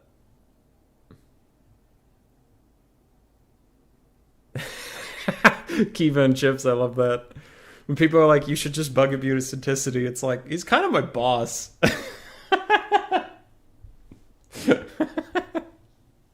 Not a great idea.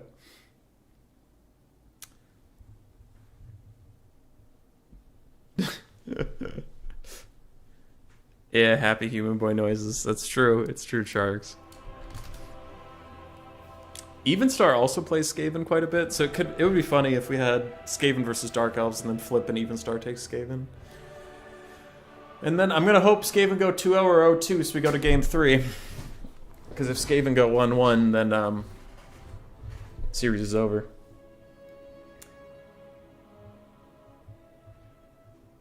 Evenstar better not pick Skaven into Charix's High Elves. He has my build now. Did your build beat Charix? Phoenix King?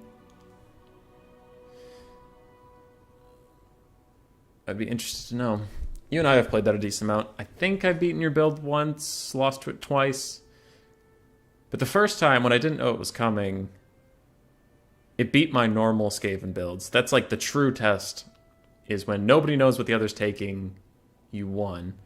And then when I knew what your build was, but I thought you knew what I knew what your build was, I thought you would change it. So I mind game myself into countering the build I thought you would take because you wouldn't take your normal build, and then you just took your normal build and slapped me.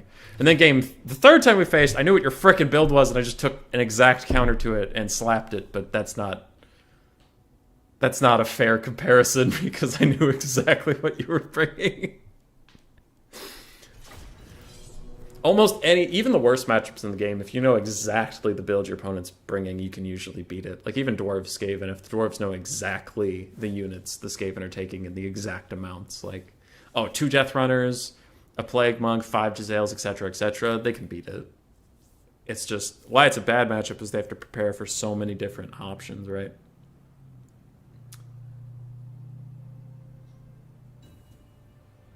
Do all tournaments use faction elimination rules? Is that to ensure there's no accidental hard countering with factions? Kiva and Chips, what do you mean by faction elimination? Do you mean like you can't play, like Charix could play Skaven in game 1, but he can't play him in 2 or 3? Is that what you mean? Because if that's true, then Cyrus mentioned in chat, it's just because we don't want the same faction over and over again. It's to encourage, like,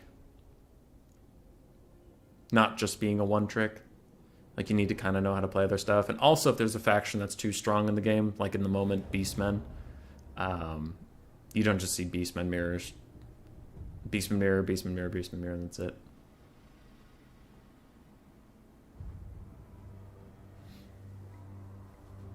Yeah. So the pick 2 system that they've been using on the Enticity ladder recently is so that you can pick, like, if there's a certain matchup you don't want to play, like you heard, if you were here when I was playing against Pugnabone, I picked Skaven because I wanted to play Skaven. They're my favorite faction. And then I theorized what faction I could pair with Skaven to discourage what I didn't want to play against. So I picked Tomb Kings because I don't want to play against Wood Elves. So it's that kind of thing. It's not like a ban per se, but you usually pick in a way that you discourage what you don't want to fight. Yes, yes. Okay, so we're into the game. Blocker is down. Blocker is down. Lovely. Charix normally likes to kite, so let's see what this is. I was expecting Gutter Runners. Okay, those are the Teeth Breakers. I thought that he had double Natty Boobos, and I was like, Charix! Can't do that. Okay. 4 Rat Ogres, we have the Natty Boobo Sharpshooters, the Teeth Breakers, 3 Poison Wind Globes, we have double Assassin with Rival High Talisman, Assassin's Trophy, not Slippery. We have Grey Seer of Ruin with Howling Morpgale and the Dreaded 13th. And then we have a bunch of Clan Rat Spears mixed in with Skaven Slaves and more Clan Rats. And the Clan Vulcan Tail Slashers in the middle. One note I would say is if you could somehow find the money, get the lore passive for the Grey Seer, it's not here. Because after you use your 2 Dreaded 13ths, if there's nothing flying, the Howling Morpgale is literally a useless spell. So at least if you had the lore passive, you could use it as an army-wide debuff for the enemy. Just a little thing. But there are flying units, so he'll be fine. And Evenstar always has strange builds, so I'll get back to that. We have triple Bolt Thrower, double Scourge Runner Chariot, the Raven's Herald for some reason against Skaven. And the Raven's Heralds are good in a lot of builds against factions that are bad at taking out aerial units, but the Skaven are the best faction in the game at taking out aerial units. So I do not like their pick here, but Evenstar is Evenstar, so I'm sure he'll make it work just fine. 2 Dark Riders, 2 Cold One Knights, mix of Dread Spears and Bleak Swords.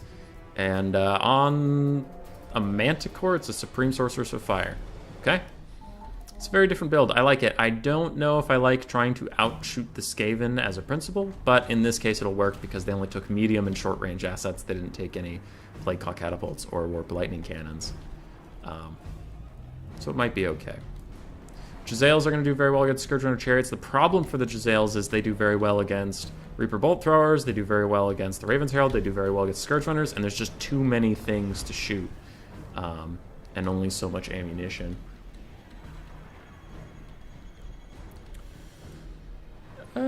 I'll go back and check on chat in a second. There's a lot going on right now.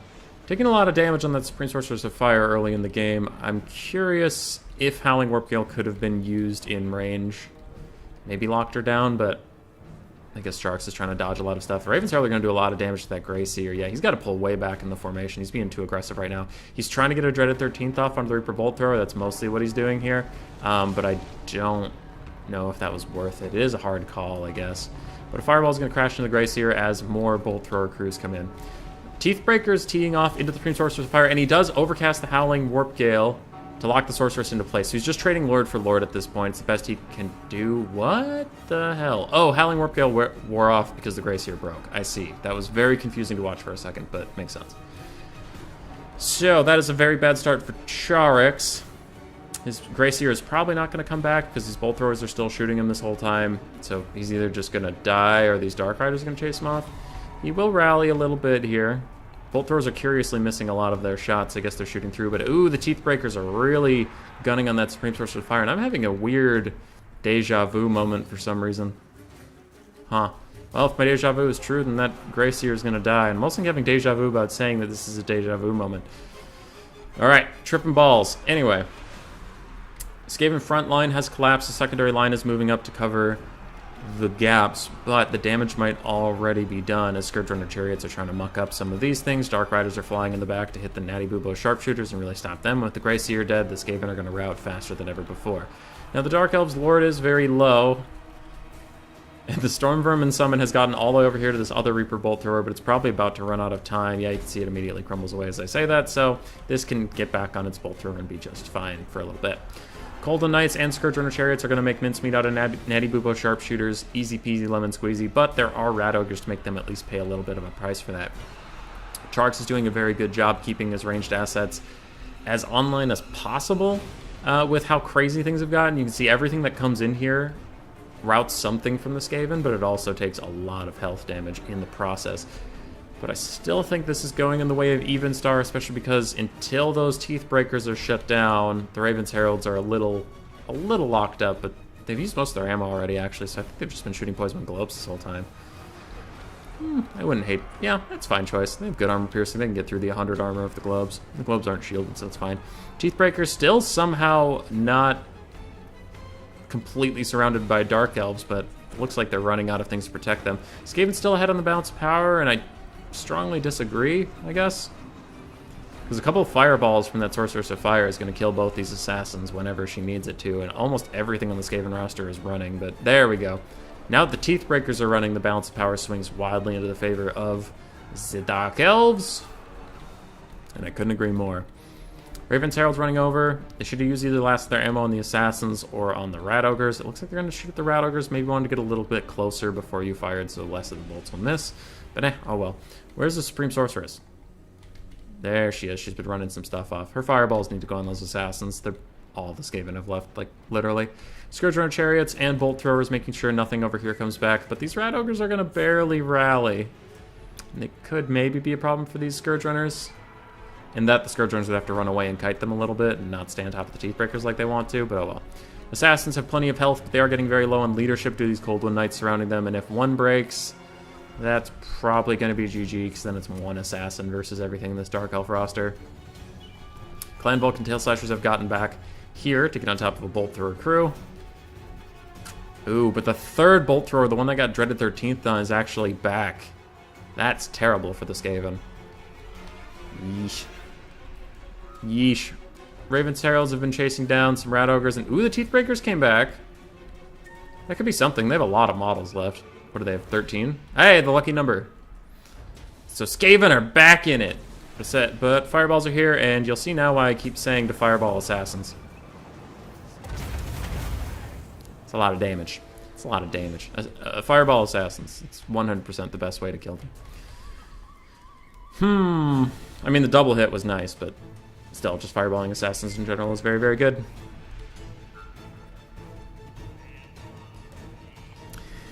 I mean, the balance power is right. The Skaven aren't out of it, because as I look around, the Dark Elves don't really have a lot going for them either.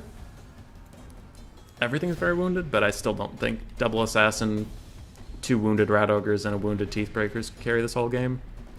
But maybe the Clan Vulcan Tail Slashers can. Probably not.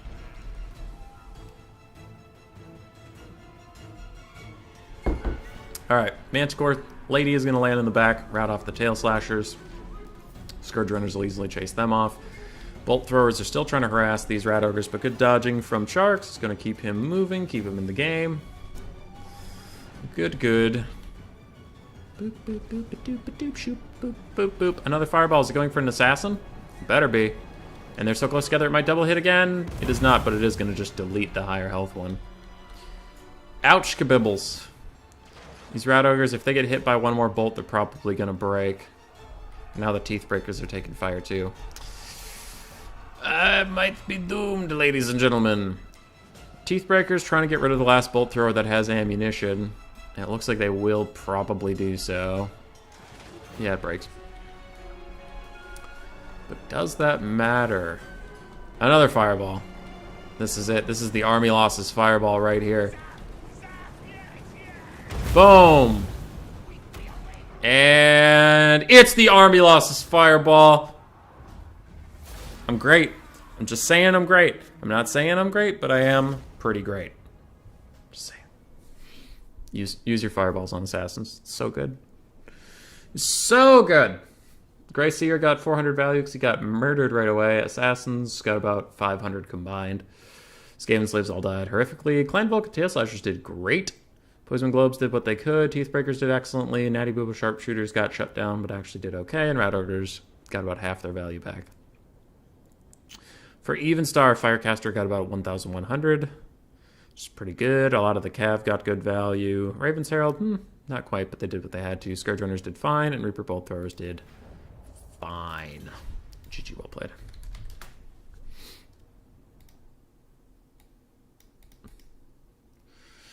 We'll give Even Star a point. Oops. And we'll change the map. And then I'll look at chat, because I've fallen behind on chat, and I am sorry about that. Oakenhammer, Oakenhammer, Oakenhammer. Oakenhammer! Hey, Skaven and Vampire counts. More of that. Okay, where's chat? So last thing I heard was... Okay, so Butcherbird saying I'm not convinced Beastmen are much better than Lizardmen. I think Beastmen are still very, very good. I can't imagine a Dark Elf army to face Skaven. Be nice to see what the WC does. The World Champ. Oh, I see, I see. Yeah, Bolt Throwers is a good pick. Looks fun. Might try multiplayer and promptly get my shit pushed in. Although I'm more interested in Game 3 factions for multiplayer given how skewed in favor of X playstyle they seem to be, like Siege. Yeah, Game 3 multiplayer will be really fun. It's coming out soon. Doomfires are risky. They're risky because they're very squishy cavalry, but if they can do what they need to, they can kill a lot of stuff. What did we just have? We just had someone play someone. It was in the AMA CB clan war. There were Doomfire Warlocks against Vampire Coast. And they killed so much stuff because there was like 5 Sirens and a Celestia Deerfawn on foot. And then the Doomfire Warlocks killed everything. No, it wasn't. It was in the replay stream. I forget. Anyway, on a stream, there was a Doomfire Warlock that carried an entire game because it had magic damage and the entire enemy army was ethereal. There's a very weird matchup on the screen right now, but I'm going to finish catching up on chat, and then I'll be excited about that. Some factions already in the game are just focused on 1 or 2 playstyles. Okay. Okay. Wood Elves look fun to play, but it's frustrating to fight against. Yeah, Wood Elves are terrible to fight against. They still suck. Wicked, my problem with Snitch in this matchup is that Fireballs do just as well against him as they did against those Assassins. And there's not a lot of counterplay you can do about it.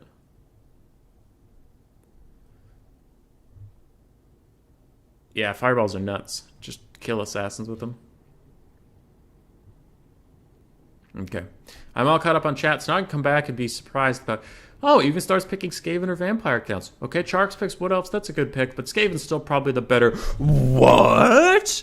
Even Star's picking Vampire counts into Wood Elves? This is crazy! It's actually pretty crazy, though. Usually this matchup's just terrible for Vampire counts. We'll see. We'll see if Charks does the Hawk Rider cheese 4 Hawk Riders and Sisters or something.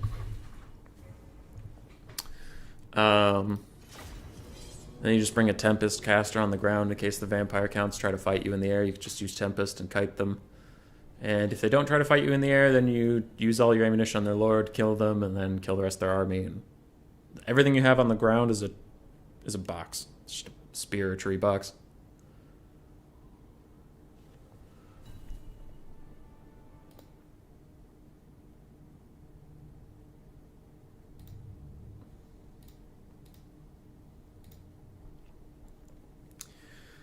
Wood Elves versus Vamp sounds cursed. Yeah, it's very cursed. It's very cursed. If the Wood Elves have the air kite army, you probably just lose no matter what you do. I agree, Hank Cyrus. We'll see. Even Star picked it, so we'll see what he wanted to do here. And also, Charix doesn't usually like the air kite. He usually plays Triple Waywatcher, so I'm curious what he'll do here. I don't think Triple Waywatcher is particularly good against Vampire Counts, because while they can snipe high priority assets, Vampire Counts have the most healing in the game, and Waywatchers have extremely limited ammunition. So it doesn't feel like it's a good idea. Okay. But we'll see. Blockers down, we're good to go. Oh no, he's doing it. He's doing it. I mean, Charix lives and dies in his own way, but he's doing Triple Waywatcher. Triple Waywatcher. He does have the Sisters in the Sky. No, it's a Glade Lord on a dragon. Okay. All right, Charix. We see that you're different. We see that you're risking it all. Triple Waywatchers is fine here. We'll see. I'm just worried he's going to run out of ammunition and then be out of the game. He does have a Branch Wraith with Pendulum and Earthblood, and then he has 5 Eternal Guard. Very simple build, straightforward. Yeah, that is what it is. For Even Star, we have 4 zombies. We have 3 Skeleton Spearmen. We have Blood Knights. 1 Blood Knight, 1 Necro. Oh god, now I have to pay attention to single entities. 2, 3, 4, 5. 2, 3, 4, 5. Yeah, okay. Oh, yeah. He's fine with single entities. Stuff was moving around, so I swore I thought I saw 6. Okay, so he has 1 Blood Knight. He has Necromancer on a Corpse Cart with Gaze of Nagash. He has the Von Karstein Vampire Lord in the Sky with the Vampire Counts version of Tempest, Zombie Summon, and Heck. He has double back Black Coach, Vampire of Death in the Sky with just Spirit Leech, and then he has double Vargeist and 1 Fellbat. So he's 5 flying units, which is fine. He has 5 single entities, which is fine. And I don't think... Well, I forget if Black Coaches are SEMs or not, but I know he has Dragon and 2 Black Coaches, and then neither of these are SEMs, so it doesn't matter. This is a fine build. I am concerned about it. I'm concerned about both armies. This is not what I expected from the Vampire Counts, so now I'm worried Triple Waywatcher will actually be enough to kill most of the things here. But then I still am worried that they'll run out of ammo, and that'll be it. No full cheese from Wood Elves. Nice. Yeah, Charix doesn't usually like flying builds. This is a strong build IDK about Great Stags. We'll see. We'll see. I mean, the Great Stags will do okay against Blood Knights. They're mostly probably just for cycle charging. Ow. They're probably mostly just for cycle charging infantry in the late game. So it's like, the idea here, if I can sum it up right, is Triple Waywatcher will kill all the single entities, and then Great Stag Knights will mop up after the Vampire Counts are out of leadership and out of healing. Would be the hope. A Nasty Gaze and Gash on the Glade Lord. Okay, that was risky. Nasty Gaze and Gash on the Glade Lord is going to take off a lot of damage, but then there's an overcasted Earthblood on her. I don't know about that. If you have all the time in the world, which Charix does, I would probably just regular cast it, because you're risking overcasting on your Branch Wraith and doing a bunch of damage there. But Pravenoth Rama, and the Necromancer is going to take a lot of damage. If they can get another volley off, they may be able to kill it, and then there's no more Gaze of Nagashes, which is pretty huge. Von Karstein Vampire Lord did cast his Storm of the Night, trying to slow down the Glade Lord so that these vampires can catch up and do okay in melee combat. Now there's a Gaze of Nagash coming in yet again. I think it was overcasted. Maybe. It hit but kind of did no damage, which is a little interesting. It might have just been undercasted in that case. But the Vampire of Death is healing up with her Immortal Will, doesn't even take any Winds of Magic, and she's doing just fine. Black Coach did come up for a little bit from Even Star to try to harass, but now the Vargeist are diving down. There are Great Stag Knights here to help peel, but these Waywatchers are definitely going to get caught. And if these Great Stags commit, there's a lot here that can do damage to them. There's Blood Knights, there's Vargheists, there's Black Coaches, and you can see everything here is just getting wrecked. And zombies get summoned behind, so even nothing can run away if it wants to. And I think that might be GG a little early, but that's a lot of value getting lost for the Wood Elves. We'll see. Now, the Vampire of Death is getting messed up from Even Star. It looks like it is crumbling away a little bit. It's going to throw one last Spirit Leech really quickly on the Great Stag Knights and then die. And now these bats are making the little banner bounce on the Glade Lord that looks very funny. A Pendulum's going to come in. Maybe that'll do some good damage. It does okay. One Great Stag Knight is dead. One Waywatcher is half health, another is half health, but... Okay, they actually got out of there all right a little bit, but now Vargheists are back on top of them. The Glade Lord's healing cap is within sight, but there's no regrowths or anything. It's going to be Earthbloods for the rest of the game. And oh no, Glade Lord's getting caught a little bit here by the Von Karstein Lord, and he will win that melee combat. He gets a nice shot onto the back there, and an Earthblood does come in to try to help her out. Vargheists looks like they're taking out the other Great Stag Knight with the help of Blood Knights, and the Wood Elves are in real trouble here. One Vargheist does disintegrate away, and that's pretty good. Another Vargheist is actually quite close to dead as well, and the Blood Knights haven't been having the time of their lives. Pravenoth Rema is down on the Von Karstein Lord, and the Waywatchers are right underneath it to fire up, and they do so much damage. That is very nice. Very, very nice. Fellbats are trying to muck up the Glade Lord with their body. There's not a whole lot they can do about that. Waywatchers are taking a toll on this Von Karstein Lord, but they're not going to be able to finish him. And then there's a Black Coach here. Glade Lord, it looks like she's just going to try to take this fight, which she has worse melee stats than the Vampire. Ooh, but that supporting fire from the Waywatchers is really helping her out. And she gets another nice hit. Can she actually finish him off? Maybe. Blood Knights are having a bad time, and there is a Storm of the Night that will do a lot of friendly fire damage to these Fellbats, it looks like. Still not super clear on whether or not that does friendly fire damage, but it seems like it does. She's going to turn around. I think she was trying to cast the Pravenoth Rema, not Pravenoth Rema, the Arrows of Kurnos. I think she was trying to Arrows of Kurnos, this guy who's flying over Waywatchers, making it very hard for him to dodge because he's directly over them.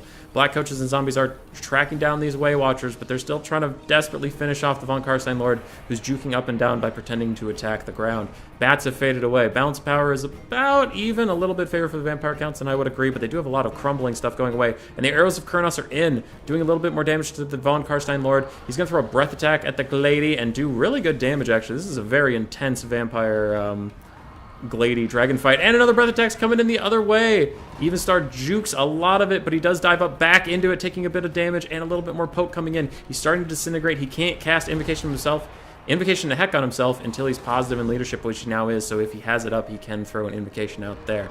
The Glady's trying to dive down and help out with the Black Coach. Looks like these Waywatchers have rallied, but the Branch Wraith takes out the Vampire Lord just before she routs.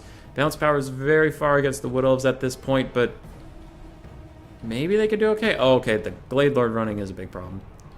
And the Black Coach finished off its healing, so this Glade Lord has no healing left at all. The Waywatchers are getting run down. And the Vampire Counts only have their 2 Black Coaches to really carry them through this, but that might just be enough. And this Necromancer is still alive who has Gaze of Nagash. So as soon as that's off cooldown and he has the mana, he could just throw one at the Glady and finish her off for good. I do think the Wood Elves are doomed.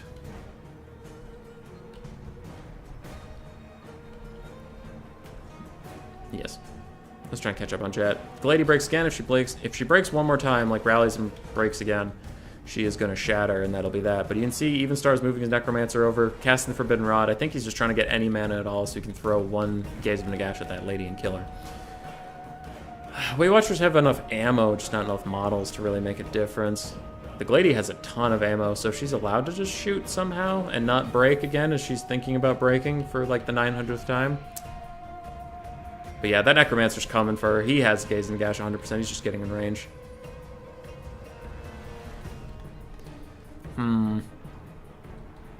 Yes, it is doomed. Army losses is getting dangerously close for the Wood Elves as, ooh, yep, she shatters for no reason, just because she got close enough to something that she shattered. And without her, I'm kind of surprised the Wood Elves haven't just army lost already, but every shot these Waywatchers give is actually hurting them on the bounce power. Oh no! Oh no! Back Coach can't decide which of them to go fight, so he's just kind of juking back and forth, going between the two. Eternal Guard can't carry all this nonsense. Nuh-uh, not today. There, yep, these guys break. It is army losses. Even Star will go up 2-0.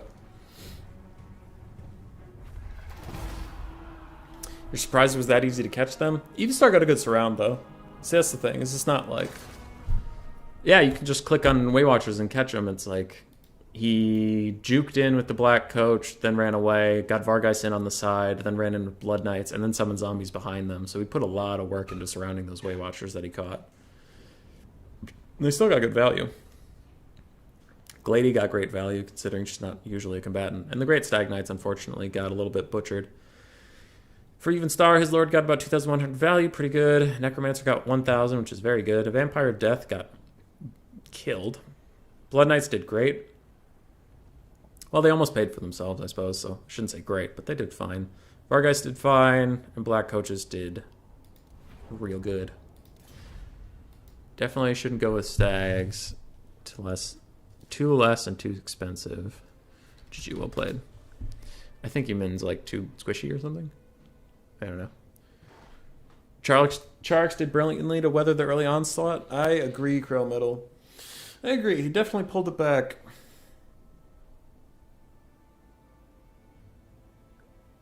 Pulled it back. That dragon duel was really cool. That was nice. That was nice. Is the other semi ready? No, Butcherbird and Tretch are still going. Okay. Multiplayer, Swear Bird. Butcherbird is playing on Schwarzhofen, which is the third map. So they're in their last game no matter what. Okay, I'll take you over to the right screen. 1 second. Merp, merp, merp.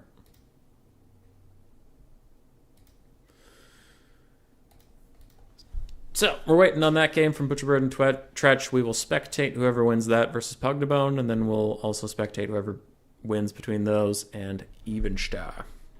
So 2 more best of 3s today. We're going to get through it.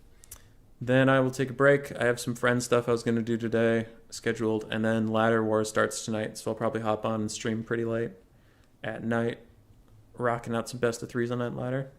It'll be a good time.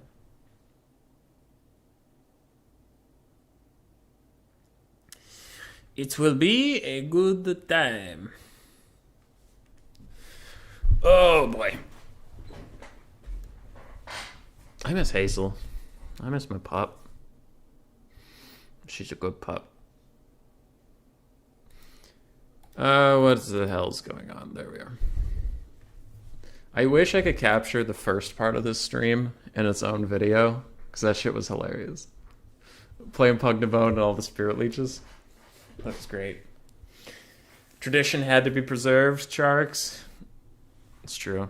You are a Way Watcher, Stan. You still run like 5 Shadow Warriors every game, or is that not you anymore? What time would be that stream? Well, Ladder Wars starts in... Enticity thing. Where is it? Ladder Wars. Begins in 10 hours, so 10 hours from now. So like 10 o'clock at night, I'll probably hop on and play 2 best of 3s tonight. And then go to bed, wake up, play Enticity on his stream, and then as soon as our campaign's done, hop back on Ladder Wars, most likely. Because we're going for it, dude. We're gonna play more games than at least one whole clan. Maybe all the clans. Maybe we'll beat every single clan by ourselves. Oh, good stretch. So that's the plan. Now seems like a good time while we're waiting for Butcherbird to shout out Anticity's lovely sponsor people. Lore Master of Zotek. Go check out his channel for the Lorebeards podcast. Learn about the lore behind this game. I think it's very silly, but some of it's quite fun. Then we also have Strat Game, Cuden, Jack. I don't know who Jack is, but thank you, Jack. Eli. I don't know who you are either, but thanks, Eli. Jay Phoenix, Brandon Wagner, Biblington, and Bowmore. Those are Patreons for Anticity's Ent Ladder. And also, we will be having... Where is it? Hold on. Here's the real shit. Where is it? Everybody calm down. This. And then this. Yeah, we have a game show next week with Bowmore, one of those patrons. And any money he wins on the game show is going to go towards Ent Ladder as well, because they've done a lot of events for our community, and we love them. Yeah. So you gotta be here, chat. You gotta be here for the game show, because without you, Bomer will have no hints. Because all the questions, you can see he has Ask Miss Rat, he has 2 Ask Chats, and for every column he gets through, he can get one of those hints back. So, chat, you need to be here for him. So when he asks you a question, you can. I'll put the answers on a poll, and he can take what he wants from the poll. But if 78% of you say the answer is true, and if 22% of you say the answer is false, so he'll all right, well, most people think it's true, so we're going with true. So you gotta be here. If nobody shows up, he's fucking screwed, dude. Because Bomar doesn't watch the streams. He's never here. If you see some guy named Bomar in chat, he's an imposter. Don't trust him. Don't trust him. So that'll be fun. I'm super excited. I love game shows. I love game shows. It's wins. Yes, it's wins. Though I'll aim for more games played than an entire clan. And wins. I mean, I'll try. It's hard to win sometimes, though. Alright, how we doing, Bird? Still playing. I could host the lobby. Pug No Bone. Semifinal. Host as a spectator. And we'll get Pug in here.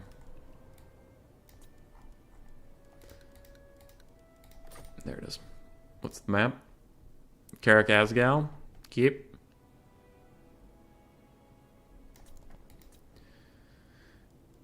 And now we wait. I'm going to go on a losing streak again? Probably. But we do our best. We do our best out here. Uh-oh, I heard the vacuum go.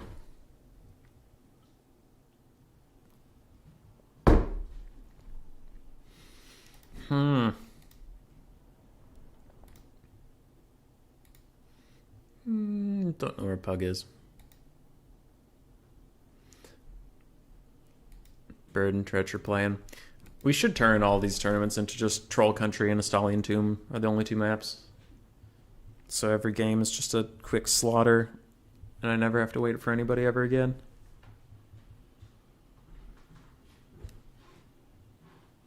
Grace is moving around out there. Grace? Yeah. Hi. What's up? You're saying hi. Oh, hi. She doesn't like me.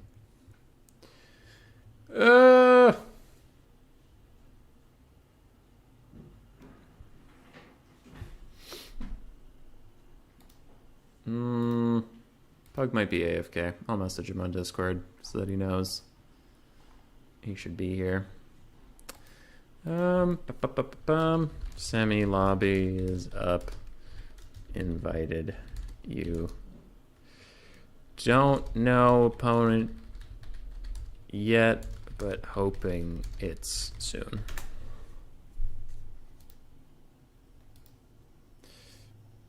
How long ago were they still in that game?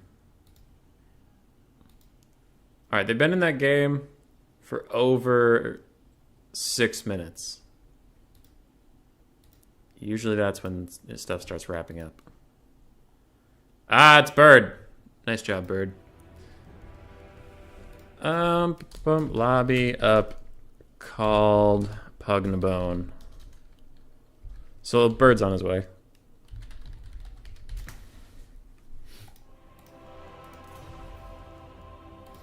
Pug is on the left side, so I know where that is.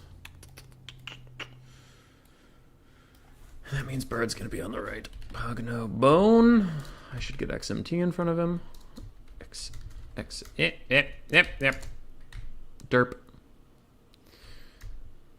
And then Bird doesn't usually have a clan tag, so we'll go Butch Bird. I'll put Ido in front of him with a question mark, because I don't know.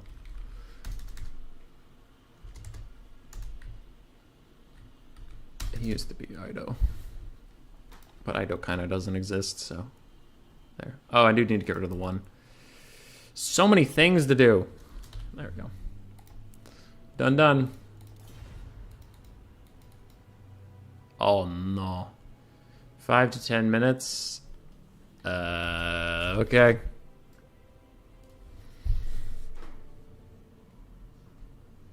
Okay, so he's at least gonna pick a band. Beastmen, Wood Elves.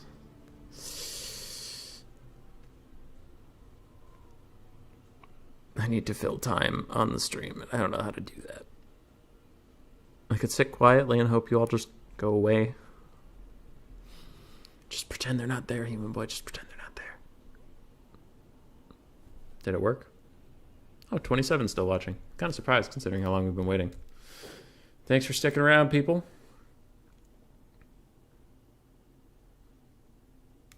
Thanks for sticking around.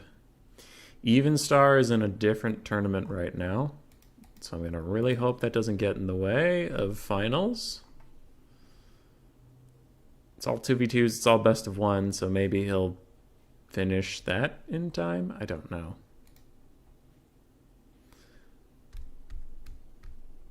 The dreaded 9 players tourneys. Yeah. Go to chess, it's what Ice does. That's fair. How do I do that with the stream?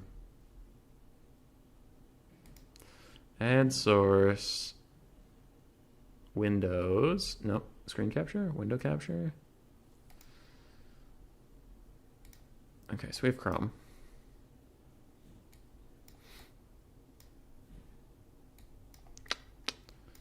Okay.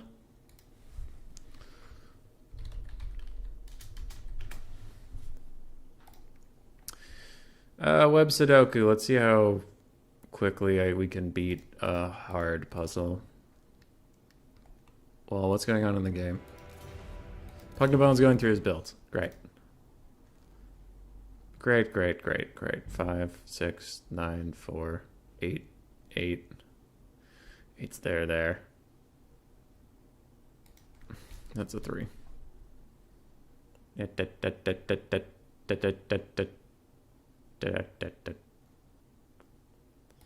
That's a 7. Killing time until bird comes back. I don't really know what to do right now. Boop, boop, boop, a-doop, a-doop, shoop. This is too difficult. Tiny brain can't handle. Boop. Predicting down to bronze and then pulling it back to diamond around the midpoint. Oh, you're predicting my grinding streak. Pugnabone's still thinking about his picks. Looks like he's back on greenskins for now. 2-2. So 2 goes there. Because we isolated all that stuff. 2-2-2. 2 goes there. Can we finish off 2s? Where are we at with 2s?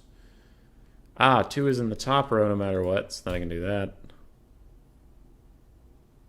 Okay. Alright. It's going okay, and I hit a wall, and I don't care.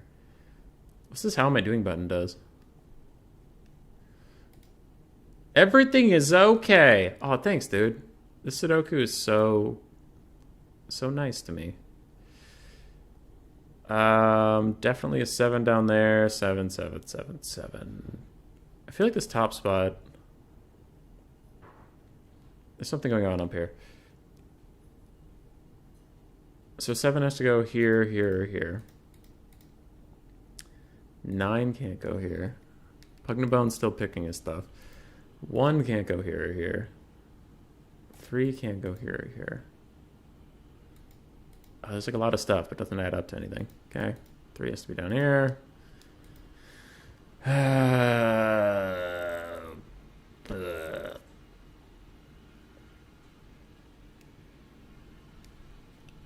Now Pugnabone's hovering over Wood Elves. It's going through literally every faction in the game. 8, 8, 8. Ooh, there's an 8 there. And does that help me get the other 8? Yes, it does, because that means there's 8 here.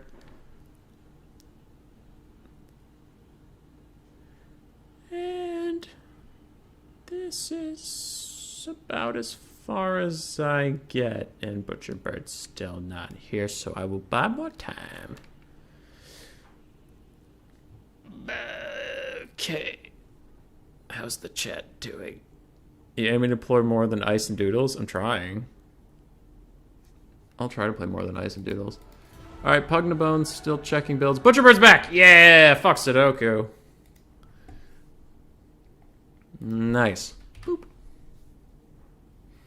Pugnabone's picking Lizardmen. Butcherbird's going Beastman. Damn it! They get to play Police. I have a new build I want to try. But I didn't get to play Lizardman into Beastman. Damn it. Okay. So we're back.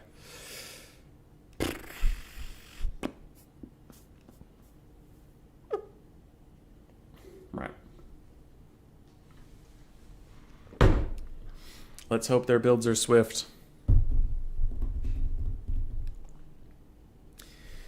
AC Maiden, I can always play more than Ice and Doodles. Doodles is burning out. It's got nothing left.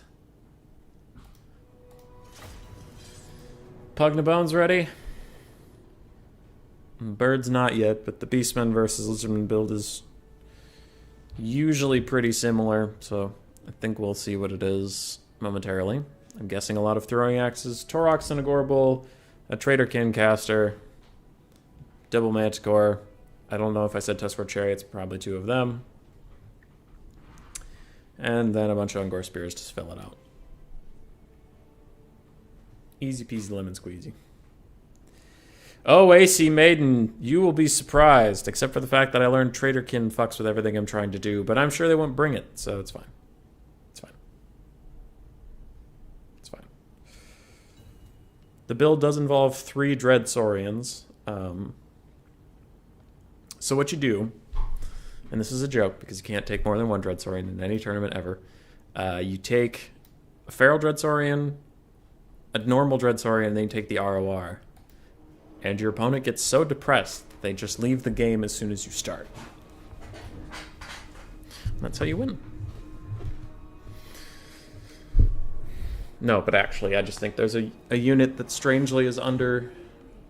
I don't know why it was working for me in testing, but it was, and I'm curious to test against the player and not like AI or quick battles, because quick battles aren't a great way to figure out if something's good or not. It's just a good way to have some fun. Doodles is burning out. Not surprising, considering he must have played 2,000 games since the latter reboot. Yeah, I don't know. I was making shit up. I was just talking shit. Smack talking the dudester. He's in the clan war for GGX, so I would assume that he's going to play a whole bunch. Alright, what do we have here for Pugnabone? We have a Solar Engine. We have triple Feral Cold ones. They're pretty good at taking down chariots. They have nice armor piercing, and they're very cheap. We have 2 Skink Skirmishers. We have 5 Skink cohorts with Javelins. We have the Red Crested Skink ROR Unbreakable. And then we have a mix of Saurus Spears, and more Red Crested Skinks. We have Oxyotl as the Lord with a Beast's Caster next to him with another Manticore. No, that looks like Curse of Onrir and Flock of Doom. Flock of Doom is making a weird comeback, and I don't know why, because that spell isn't generally very good. But, oh well. For the Beastmen, we have 4. 4 and 4. 4 Gore Herds, 4 Ungor Spearman Herds, double Tuskor Chariot. We do have Torox the Brass Bull and a Gore Bull. Then we have a Bray Shaman Wilds with Traderkin and Bray Scream. And we have 4 Centaurs with Throwing Axe, 1 of which is the ROR. I like it. I like it. Manticores are usually pretty good here because they're good in every matchup, but I have been souring on them a little bit versus Lizardmen because usually Chameleon, Skinks, and Oxyotl just shoot them out of the sky all day. So I don't hate they're not here. I do wonder what the Gore Herds are even going to do, because infantry versus Lizardmen, unless it's Vestigores, but like non-armor piercing infantry can have a tough time. I do think Gore Herds will struggle against the Saurus. Excuse me. Then I got no chance. Believe, maiden, believe. I can be pretty good sometimes. Sometimes. Though it usually results to being a lot more tryhard than I usually am. And taking boring builds. Boring builds for boring people. Whee, Tuskors! Go, Tuskors, go! And we're off. The Beastmen are already almost to the front line of Lizardmen because, I don't know, Vanguard stuff. And Oxyotle's running forward, trying to get a little bit of poke, probably onto the Bray Shaman Wilds. It does look like he has an attack order there, but he's running right past the Mungor Spearman. He's going to have to be careful he doesn't get a little overzealous there. Do you think the curse could be a mistake? I've done it a few times instead of bringing a Manticore. No, I think he meant to bring the curse for some reason.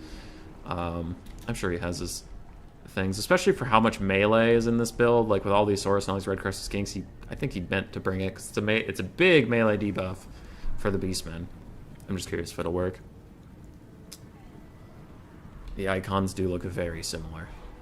They do look very similar. Skink cohorts with javelins are going to retreat. They're not a traditional archer unit. They're just a chaff unit that happens to have javelins. Their stats are literally the exact same as a normal skink cohort, so they didn't take much damage when those spearmen got to them. They have decent melee stats. And Saurus are plowing forward, and a lot of Ungors are dying horrifically. Feral Cold Ones took a nasty shot, it looks like, from some throwing axes, and they're now rampaging into the front line. Not super enjoying that, but it looks like the Curse of Onrir is coming in. Yes, there it is. So all the Beastmen are having a worse time than usual. Solar Engine is a little far up for my liking, and he tries to pull back just at the last moment, but Butcherbird is on top of him with Gorbel and Torox. They are going to wreck him extremely quickly. And he will not have a good time. But the Lizardmen across the front line are doing great. They're having a grand old time killing all these little cow people. They're loving it. Ba-da-ba-ba-ba. They're loving it. A Bray Scream is going to do a lot of damage to the Feral Cold Ones, as well as Torox and the Gorbel just slapping them around. But there are Skink Skirmishers and Skink Javelins throwing in at them this whole time, and they are taking a little bit of damage. The Unbreakable Red Crested Scenes coming in with some armor piercing, gonna just try to keep Torox and the Gorbel a little bit busy. Solar Engine is sniping out the Bray Shaman of Wilds, trying to take Traderkin off the field here. A big clump of units that do want to spread out a little bit from Pug to Bone. It looks like now he is starting to do that, especially as the Beastmen start to break. The Tuskor Chariots are running out of juice. And both the flanks are going pretty well for the Lizardmen. The center is also going pretty well on every aspect except for, Torox and the Gorbel, because nothing can stop them, and they do rampage forward, and they're going to get on top of the Solar Engine. Now, that's not the worst thing in the world for Pug to Bone. Solar Engines are quite self-sufficient. That's why Lizardmen love them so much. I mean, they have 140 armor, 28 melee defense. They can be very tanky boys. Another Curse of Onrir coming through here. It looks like he's trying to lower the Gorbel and Torox's stats while they're in the middle of Saurus Spears. I like this a lot. Saurus Spears can do good damage, but Torox and the Gorbel with their infinite mass are just going to path out of there like it's no big deal. Beastmen in a real bad spot at the moment. They've run out of juice on every front. You see a lot of their units are routing. They do have plenty of throwing axes still alive and ready to throw in, but Pug to Bone's not betting on a lot of big dinosaurs to carry him. The throwing axes don't have as many targets. You just have to kill a shit ton of Saurus. And throwing axes do okay against Saurus, but you're going to run out of ammo before all the Saurus are dead. Right. Cool. Cows will be fine? No, I don't think they're going to be fine. I think the Lizards have got this. Unless Torox and Gorbel pull some crazy nonsense. Wild's Caster is getting run off by Oxyotl and the Red Crested Skinks. That is a very healthy unit of Red Crested Skinks. I don't really like it chasing some caster off into the distance. I would much prefer for them to pull back, give Oxy a clear line of sight, as he's kind of getting obstructed every so often. Give him a clear line of sight, just let him finish it off, and come back to the fight. We're going to need your armor piercing for Torox and Gorbel, but it looks like they're just switching roles. Oxyotle's going to start poking Torox, which is also good. He does great damage to Torox. And, yeah. Looking around the map, still 3 throwing axes online. The Grog Hooves of Wolf's Run are fighting some skink cohorts, but again, those are chaff units, not really archers, so they're actually trading back okay into those elite throwing axe cavalry. Feral Cold Ones fighting the death against Goreherds. Goreherds will probably win this stat-wise, but I wonder if their leadership will hold out. It did. Good job, Goreherds. Proud of you. Torox, Gorbel, both about half health, and that's not looking good for them. We do have a lot of Saurus still around here. Look at this full health Saurus Spear, half health Saurus Spear and Saurus Warrior. Skink Skirmishers with a ton of ammo. I don't think the least men got it. The least men, yes. You know what? They are the least men. Too bad, Beastmen. You're the least men now. Gorbel and Torox get a little separated. That is okay. Oxyotl getting danger close to Torox at the moment. He's going to have to path away from him, and he does, kind of, but he turns around for one more shot. Real quick. Just a real quick shot. Bray Shaman of Wilds shattered, so that full health Red Crested Skink unit can come back. And these Saurus Warriors are overextending quite a bit, but I don't think Pug to Bone has them on his screen, so I don't think that he's noticed they've left yet. Flock of Doom is cast on the Centaurs with throwing axes. It does damage. And they just kind of plow right through that. It's also a cheap spell, so I guess whatever, but I think Lizards got it. I think Lizards have destroyed the fearsome, dreaded haggard beastmen. I think. Discord Chariots are back. They're going to plow through some Red Crest Skinks, do good damage, but there's so much infantry here that if they stop moving for even an instant, they're going to take a ton of damage. They're slowing down. Never mind, they're going to path right through because they're new chariots, and new anything has infinite mass. Is it new? Yes, then nothing can stop it. They do shatter. As they pull out of combat, they lose their little buff for being in combat, and they get low enough that they will shatter off. And Oxyal's poking Gorbel and Torox, who it looks like Butcherbird's trying to pull back to do some of the kiting, but I don't know if that's the right idea, because Oxyal's going to out-kite the shit out of you. And he's doing a ton of damage to Torox on the way out. I mean, the Beastmen were in dire straits, but allowing Oxyatl more time to shoot is not what I would think. I'd probably just bum rush him with Torox and the Gorbel at this point and hope he could win. But pulling away from him like this, he's just going to shoot you. Now, what Butcherbird is trying to do, whether I disagree with it or not, his actual plan is just to fire all of his throwing axes and cycle charge some of these lower units down and get what value he can before recommitting with Torox and the Brass Bull. Torox and the Gorbel, God, a lot of bulls. I just don't know if it'll work out for him. Centicore's about to break.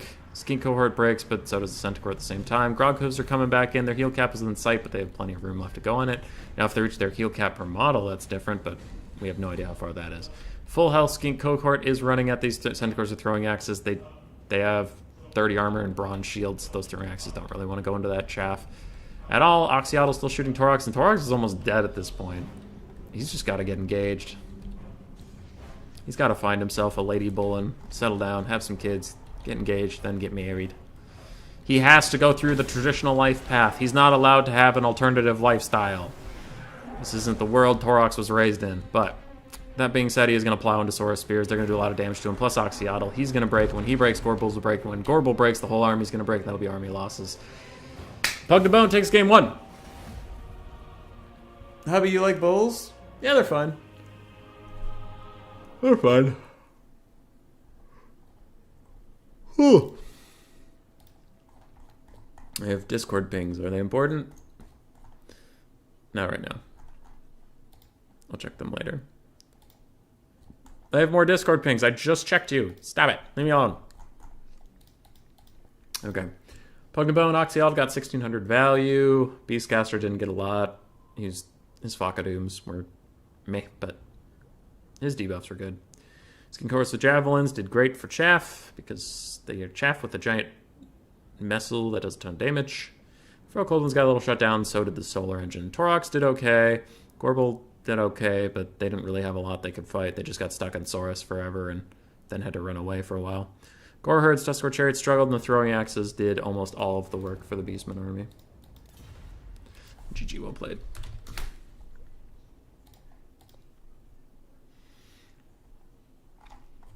Okenhammer. Maps up. High Elves and Lizardmen.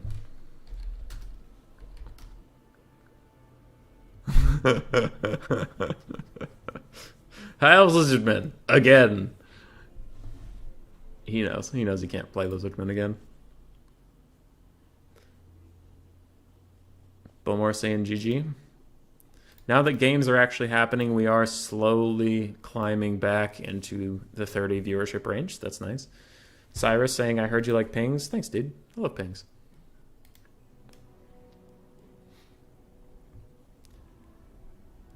Oh.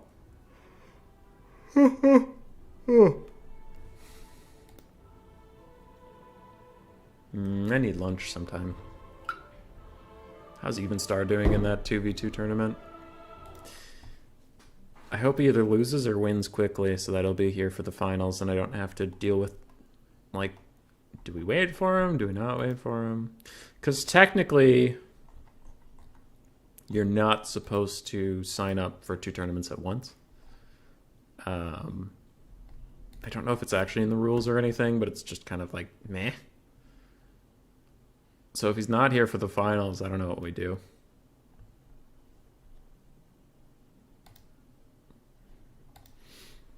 No idea. Pugnabone's thinking on his picks. Ugh. Ugh. Stretching is good. Stretching is life. I still don't know what I'm going to do about Enticity tomorrow, though. I think Bomar's right that I should just turtle up in Skaven Blight and wait him out until Talea does something and distracts him. Or I build enough Skaven slaves that I can beat him. Because he can get to me... He can siege Skaven Blight in turn 3, and it can be right outside Skaven Blight by turn 2. So I really can't raise it to the ground and rebuild it at a higher food threshold and be effective. Because that would take all my money. That would take all my money, hurt my army a lot, and then I would have to rebuild buildings. And none of those buildings would be finished by the time Anticity's sieging me. So that's just... I don't think that's a very good idea. Until I push them off, at least. Oh, they're saying something. Did they pick something? Joker mistake I made. Oh, okay. Greenskins High Elves is Pugnabone's 2 picks, and Crowfather, aka Butcherbird, says Beastman as a joke. Greenskins High Elves.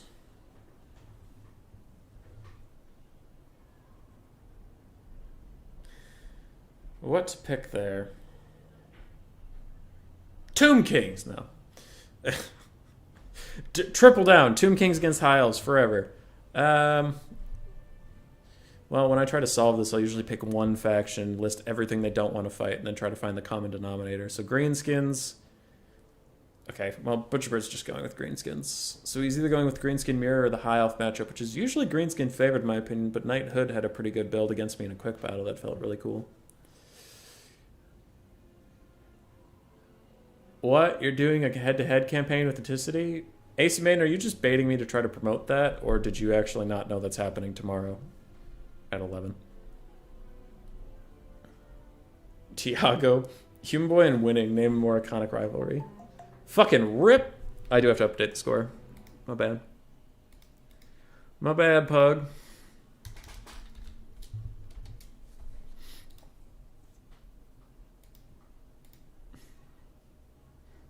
Done. Pick Skaven. Skaven versus Greenskins and High Elves. Yeah, that's actually fine. That's decent. It's a good pick. But yes, man, I'm doing a head-to-head with Enticity tomorrow. Well, then, now you know, buddy. Now you know. Who's texting me? This is the Minnesota Department of Health, again with a correction to our last message. COVID-19 booster guidelines have been changed. All vaccinated Minnesotans age 12 and up should get the booster as soon as they're eligible. Hey, thanks, dude. I already have mine, so whatever. Okay. My friends are going to play at 5, which gives me plenty of time. Did anybody at work email me, or what's going on tomorrow? Because I have a coworker who's going to do some stuff sometime this weekend, but he hasn't told me when, so that's shitty. I don't know if I'm going in tomorrow or not, and it's cold, so I really don't want to walk 3 miles to work and then not have to work and come back. Alright, we're all caught up. Human Boy's totally trolling and being confusing so he can promote the event more. Good. I live under a rock. AC Maiden, you don't live under a rock. You live in Canada. Canada's the most well-informed country in the world. How's it going, Ent? Welcome back to the stream. How you feeling, buddy?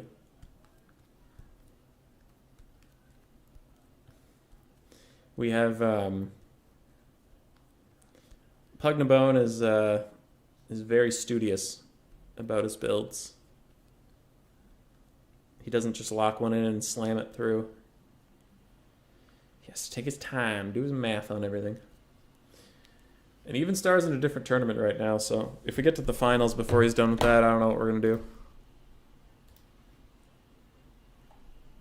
I've been refreshing the page, but they're still in round 1, so he has to win 3 2v2s in the time it's going to take these two to play 1 or 2 1v1s, so that doesn't seem likely.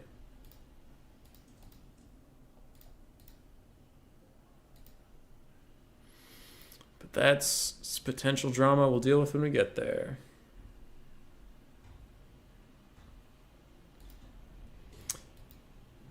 Alright, we have a green skid mirror. It's official. It's official! Will we see 2 Grom of the Paunches, or will we see Grom of the Paunch and probably a Night Goblin... not Night Goblin.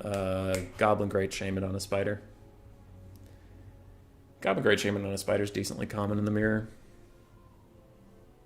It's a large monster. Also has your caster. Gives him a good angle for Vindictive Glares. Has Crown of Command, which is really good on a low leadership faction.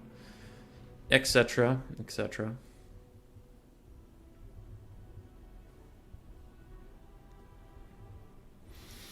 I'll put a blocker up so I can check on their builds and see how they're doing. Boom. Blocker. Pugnabone's got a full build ready. Hopefully he's readying up soon. Butcherbird has not even close to a full build. Drama? Drama's good for views? Yeah, I don't know. I'd rather have poor views than... I'd have everything run smoothly and have poor views. You're not proud of how many greenskin mirrors you played last patch? And not happy with how many you watched? I didn't see that many. But they are pretty boring if everybody goes for 6 skirmish cav and Grom the Paunch. Though I can tell you right now, that's not what's happening on this screen. So far, we do not have a mirror of 6 skirmish cav and Grom the Paunch. We have 2 quite different builds. Which is which? I won't tell you that. It's a secret. Ah! Pugnabone deleted his whole build.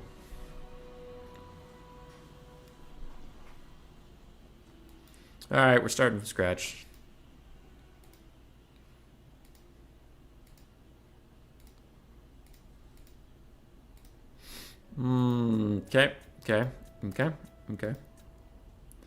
Okay. Alright. I see 2 Grom the Paunches. I see... Between the 2 armies, I see 10 skirmish cav. Between the 2 armies, I see 6 rogue idols, which is kind of insane. And if you can't infer that that's not true, then too bad. Stop deleting your builds. Just pick one. Stop it. Stop it. Drama, have you heard that hubby ate Inticity's meal, so we have to pay him back with streaming for months? Well, joke's on Enticity if that's even true, which isn't true. But if that was true, I currently lose money on streaming because I pay winners money, and I don't get paid at all by YouTube or anything. So, ha-ha! If Enticity wants me to pay him back with profits, then he's gonna be waiting.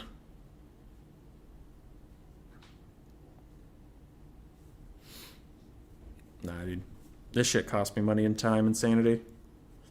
Maybe it'll be worth it someday if we hit 1K subs. And if we don't, then it's okay, I'll just cry. I'll just cry.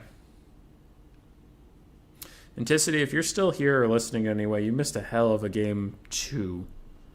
A game 2 for the entire stream. We had some Spirit Leech drama, as it didn't do any damage at all. And then I tried to show how much damage it should do in a custom battle. And it immediately got 0 ticks. Literally 0 ticks of damage. It was just wasted winds of magic. It was glorious. Okay. We're into the game. Let's do this. I took the blocker down, right? Yes, I did. So I saw Bird's build. And I know he has his squig hoppers, because he likes squig hoppers. He does well with them.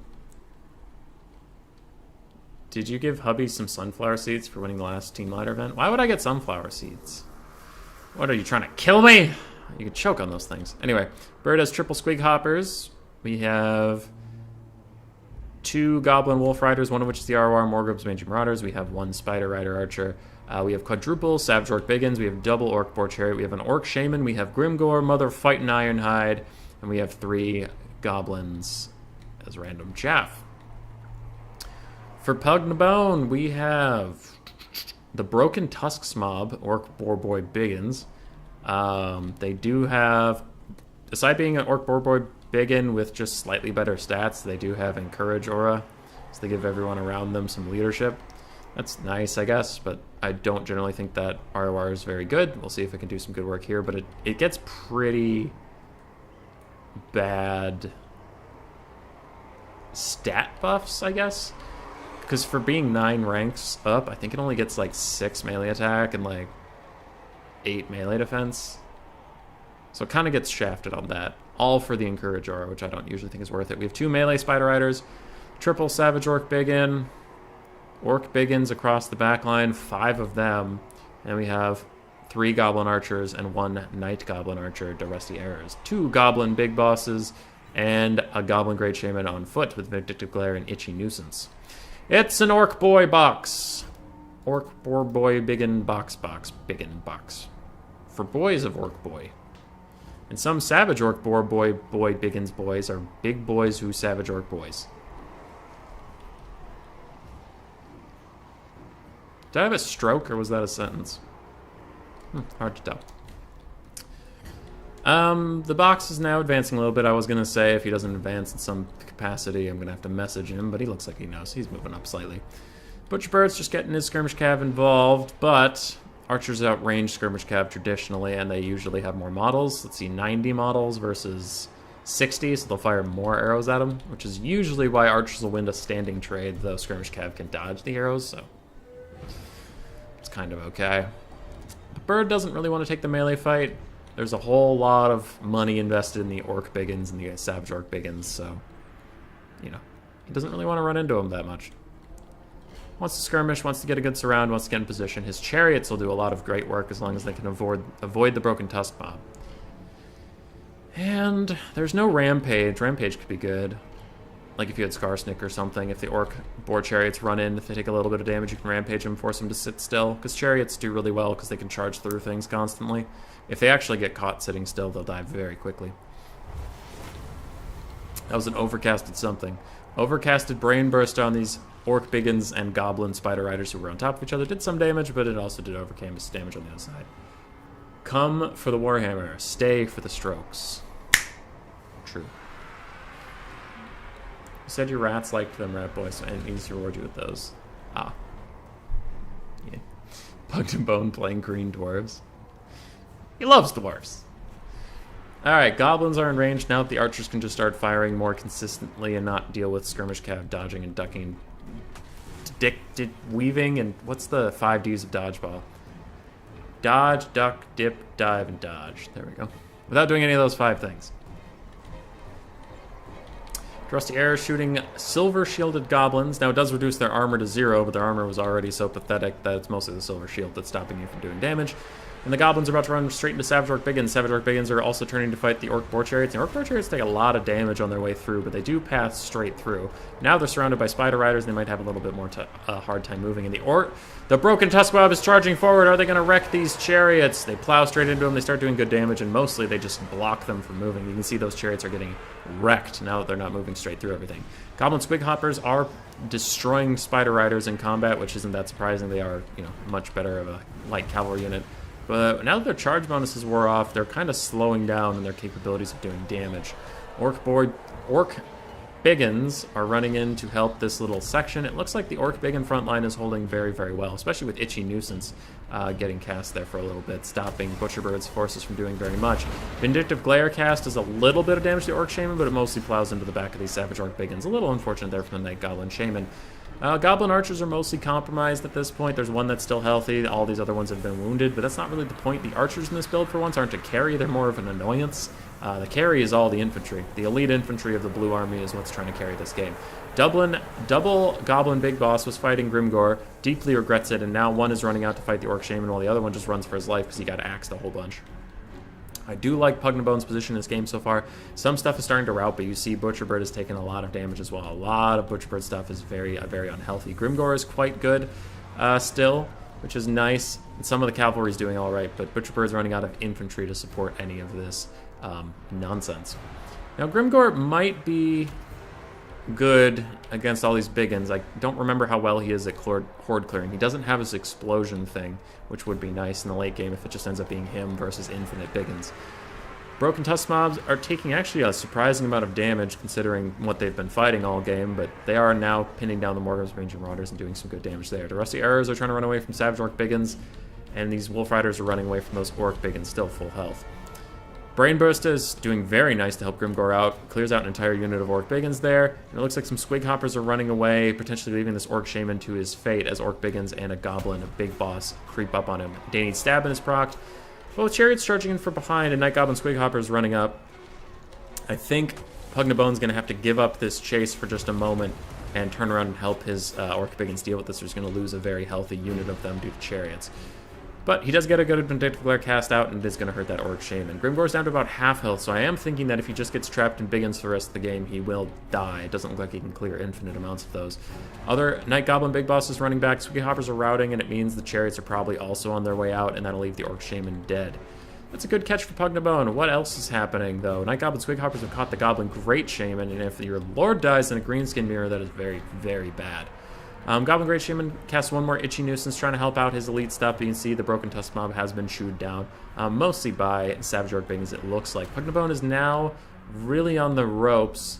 He has a couple healthy units of Orc biggins and Savage Orc biggins left and whatnot, but he is about to lose his Lord. And what was going so well at first, it looks like cycle charging from the Chariots and just pure tenacity from these Savage Orc biggins has wound down a lot of elite infantry. Night Goblin Shaman is broken right next to Grimgor. It's not a great place to be, but there are a bunch of Orc biggins here that if they get new attack orders onto Grimgor, not wherever you're going, go to Grimgor, please. They could lock him down and do a lot of damage and also save that Goblin Great Shaman. That has to be priority number one for Pugnabone right now. Some Savage Orc biggins have been remembered on the far side, and they're coming back. So, Butcherbird's doing fine in these areas. If Pugnabone can break this pocket, Butcherbird's going to run out of steam very quickly. Goblin Big Boss tries to fight Grimgor, immediately regrets it and runs away. And Butcherbird has a full ammunition Forest Goblin Spider Rider unit just chasing the Goblin Great Shaman, doing that annoying thing where they run in circles and don't really fight him, but I guess as long as he's not coming back, he's not coming back. Grimgor's slapping down another Goblin Big Boss, and these Orc biggins are about to break as well. Seeing their Goblin Big Boss run away is possibly going to push them over the edge as they get attacked from all sides and shot at by arrows. It's a lot of leadership debuffs. Pugnabone is now falling behind on the balance of power. His lead infantry is slowly getting ground down by Skirmish Cav, and kind of surprised how well Butcherbird's Savage Orc biggins have performed, considering they're outnumbered and outgunned. But they're hanging in there. They're doing okay. Goblin Big Boss, again hunted by Grimgor. Kind of surprised. Something weird happened there with the Spider Rider interaction that he just ran back into Grimgor. Definitely shouldn't have run back into him like that. And these Savage Orc biggins and biggins, they might just want to run over here and deal with Grimgor. You can't really save your Goblin Great Shaman at this point, so if you just kill the enemy lord, that might just have to be as worth it as it can get for you. Maybe. Grimgor is now surrounded by Savage Orc biggins. I would like it if these Orc boys would go over and support, but it looks like they're going to charge into all these units instead. And Goblins taking the heat for Savage Orc biggins to carry, they're probably going to win that fight, and without them, I don't see how Pugnabone can drag it back. On the battlefield, it's looking pretty doomed. Grimgor's getting low. Still taking damage time to time? Yeah, he's taking damage time to time. Those Orc biggins are going to break. Yeah, that's it. That's GG. That's GG. Grimgor's too tough. Too biggin. Goblin Great Shaman on foot just couldn't get the right angles on some stuff.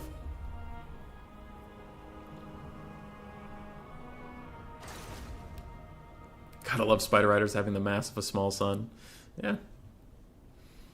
Grimgor sucks at clearing infantry. Yeah.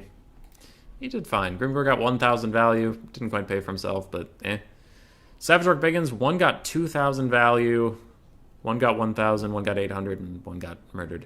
Squig Hoppers, mixed value. All in all, they kind of paid for themselves. And Skirmish Cav did okay. Chariots did fine. Goblin Great Shaman really didn't get a lot of value, though he was casting buffs. Goblin Big Bosses couldn't quite deal with Grimgor. He was a little too tough for them. Orc biggins did okay. Savage Orc biggins did fine. Goblin Archers got shut down. Night Goblin Archers got okay value? Okay. Forest Goblin Spider Edges got shut down. The Broken Tusk Mob didn't even close to pay for themselves, unfortunately.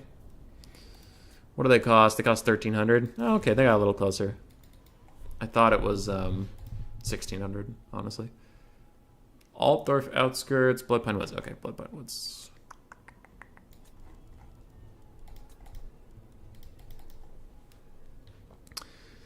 Last map.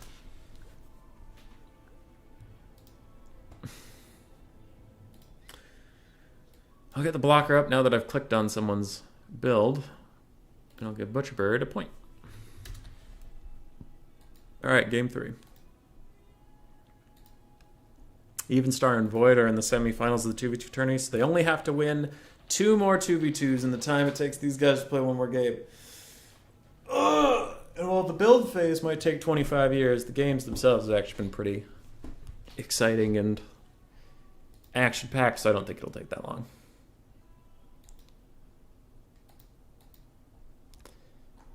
There's an announcement in End City.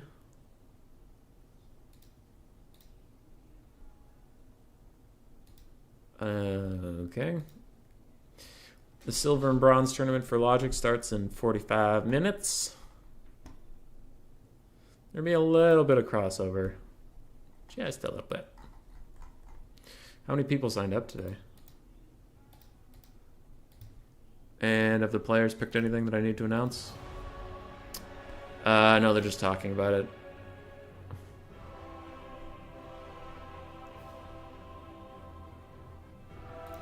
Okay. We have 7 people signed up for the Silver and Bronze tournament. That's nice. Valkanos is back. Haven't seen him in a long time.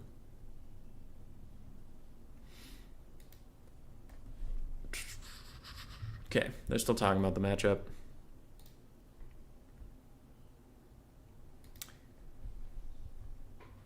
Yeah, Maiden, I agree. At the start I said the Broken Tusk Mob isn't usually very good. Unfortunately. I can't go into custom game and compare their stats right now. Oh wait, yes I can. I can't go into custom game, but I'm already here. Where are you?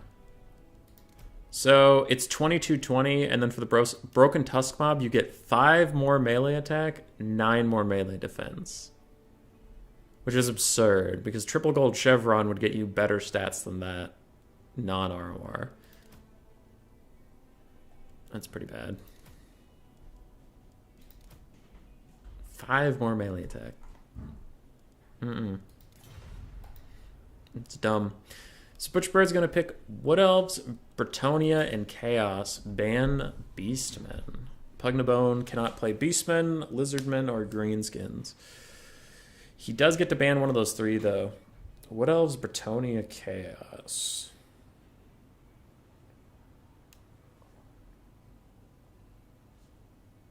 Wood Elves, Bretonia, Chaos.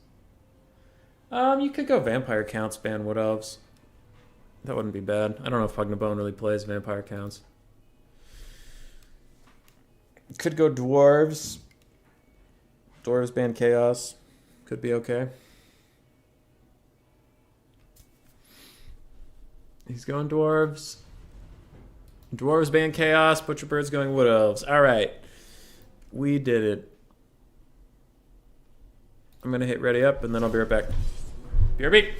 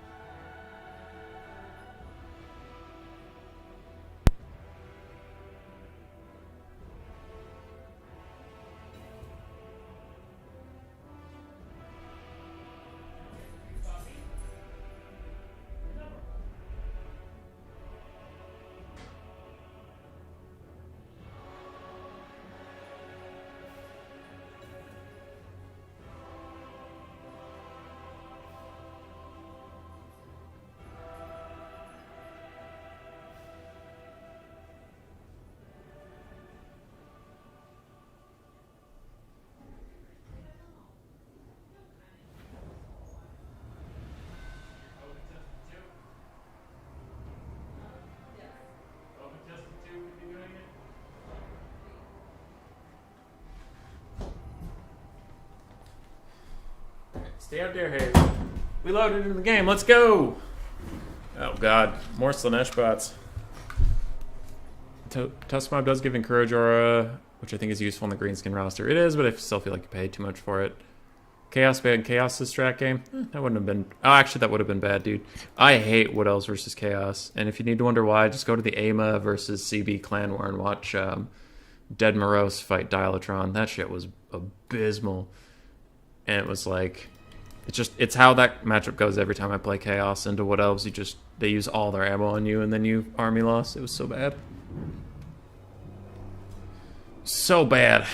Okay, I'm back. What the hell is this? So Bird... Oh, okay, it's Dwarves. Yeah, okay, Bird does this. So, we have Double Waystalker, both with Arrows of Kurnos. We have a Spellsinger of High, Spellweaver of High, and just gonna have Apotheosis and Soul Quench. We have Glade Guard, Glade Dart, Starfire Shafts, Glade Guard, Starfire Shafts, Glade Guard, Hangblade Tips, Glade Guard, Starfire Shafts, and we have Triple Waywatcher, and then we have the Lost Sylvan Knights. 3, 6, 9, 12 ranged units, and it's just a bunch of Wood Elf archers. Prepare yourself for some exciting gameplay, ladies and gentlemen.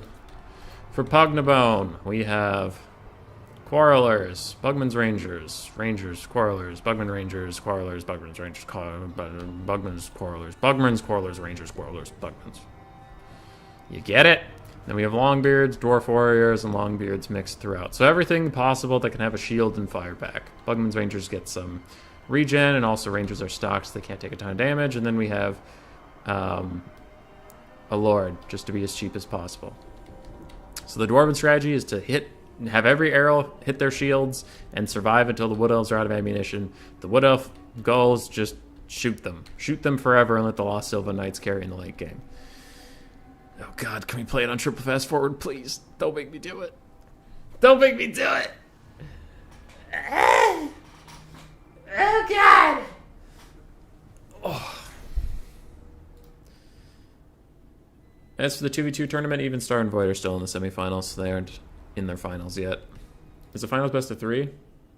Doesn't look like it. Cool. Cool. The silly thing about dwarves is they wear their shields on their backs, and yet they still get the shielded bonus. It makes no sense. Fucking dwarves. It would be kind of cool if they had an animation when arrows were coming towards them that they would, like, duck and turn around so that their shields were facing the right way. Kind of turtle up. That'd be pretty funny. There's no magic damage for Lost Sylvan Knights, and there is healing for them through Apotheosis. So Bird and I have played this before, and it was just, in the end, Lost Sylvan Knights could just run over everything. It's pretty sad. Oh boy, buckle up.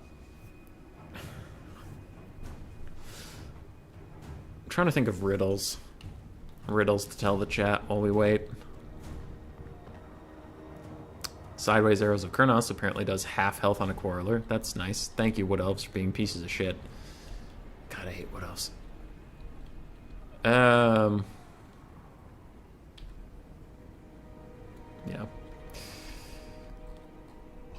A riddle.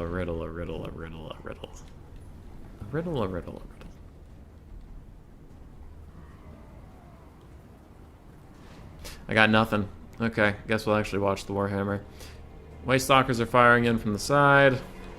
Soul Quenches are going to start coming in from the side pretty soon too. Another Arrows of Kurnos from the side is going to try to hit these Quarrelers. Though Pugnabone gets a nice dodge. You can see it does way less damage if they aren't in a line away from it. Bird does have to attack, which he's not currently doing. I guess, okay, the argument's just going to be these Glade Guard are moving up slowly, but I think this whole time he hasn't exactly been attacking. Another Soul Quench takes out a whole bunch of Quarrelers. Waywatchers are moving up behind, so I guess it's pseudo-attacking rules, but it's also like, if this build's already going to be toxic as fuck, just get on with it. Alright, the firing has started. You're shooting shielded Longbeards, they have Bronze Shield and the 100 armor. Unfortunately, I think these salvos are still going to do more damage than you would expect. Glade Guard are now running away. Waywatchers have snuck up on the back. And firing into Dwarf Warriors is not what they want to do, but I guess firing into anything is fine for them. Glade Guard are going to start firing. Pugnabone spreading out a little bit. His Quarrelers aren't even in range to counterfire, which is unfortunate for him. And Glade Guard can fire while moving, so they can move up. And they can move up while firing at you, and then when you fire at them, they can turn around and dodge all your shots. Which is what he's trying to do, but he turned around too early, and now he's actually going to take some damage from those. It's a lot to micro. He's getting us around, yeah.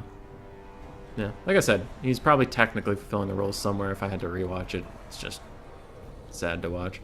Another Soul Quench comes in, does decent damage to the Quarrelers. Waystalkers are using ammunition. Was that legal? He had stock units getting surround, I believe.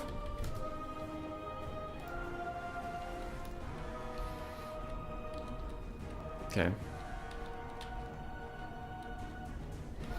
Yeah. So even Pugnabone's like, what's going on here? But that's Kite. It pushes all the rules and makes you have to worry about whether or not people are attacking, which is why I much prefer just like melee fighting when you know someone's attacking. This was maybe a little bit of a mistake here. These Great Stag Knights charging in. They don't do a lot of damage to the Longbeards. And they took some friendly fire damage, we can see, and now they're taking fire from all these Quarrelers, so that might be a little bit of an overstep from Butcherbird there.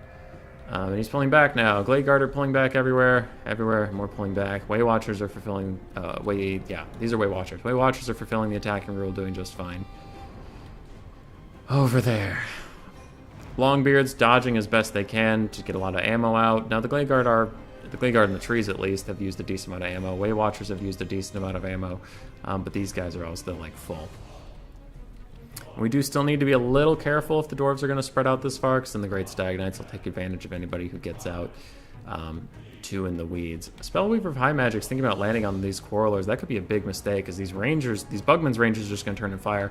This is one thing about the long line formation I don't like, is how long it takes you to turn and fire at anything, and also the Soul Quenches have been wrecking them. I would much prefer a box formation, personally, like each individual Quarreler more of in like a, 8x8 box, personally, so they can turn faster. One Quarreler is almost dead, but hanging on because of supreme Dowie leadership. Dwarves get what they deserve in this matchup. Ooh, great Soul Quench. Yeah. I don't think anybody deserves this. And this is like every Wood Elf matchup, dude. It's just Wood Elves being boring and kiting forever. Lost Sylvan Knights are going to try to pounce on these two units. As you mentioned, anybody that gets too far out, the Lost Sylvan Knights will run over and try to do good damage to them. Now, I wouldn't be surprised if Pugnabone switched at least 2 archers over here to harass the Lost Sylvan Knights while they fight Longbeards, because they aren't going to do that much damage to Longbeards. They're a little too elite for that. These Longbeards are chasing Glade Guard all over the map. These Quarrelers and Rangers are just trying to fire on those ones, but this high Spellweaver later, he's looking for a good Soul Quench angle somewhere yet again. Dwarves are doing okay. Lost Sylvan Knights are taking a lot of damage here. Physical resist only gets you so far from volume of fire. And Longbeards are fighting decently against them. Warriors Dragonfire Pass are chasing Glade Guard into the woods. Doing okay there. Triple Way Watchers haven't used a ton of their ammunition yet. They're all at about half. And this could be a good pick. This is good from the Dwarves so far. Doing half damage to that Glade Guard that's real close to the edge of the map. Now, they're taking a rear firing position from these Starfire shafts that these Longbeards are still chasing around. Dwarves are just as boring. I still don't think they're nearly as boring, because they can't, like, the thing is they don't kite you with Dwarves, so you at least get a fight. Like, they're stuck in place, so once you actually get to them, the fighting starts and the fighting doesn't end until the game's over.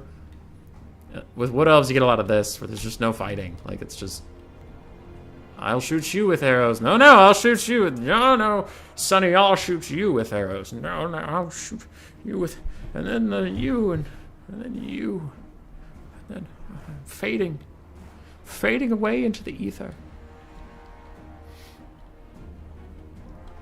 All right, we're 6 minutes in, only 23 more to go. We could do this. Hang in there. Whew!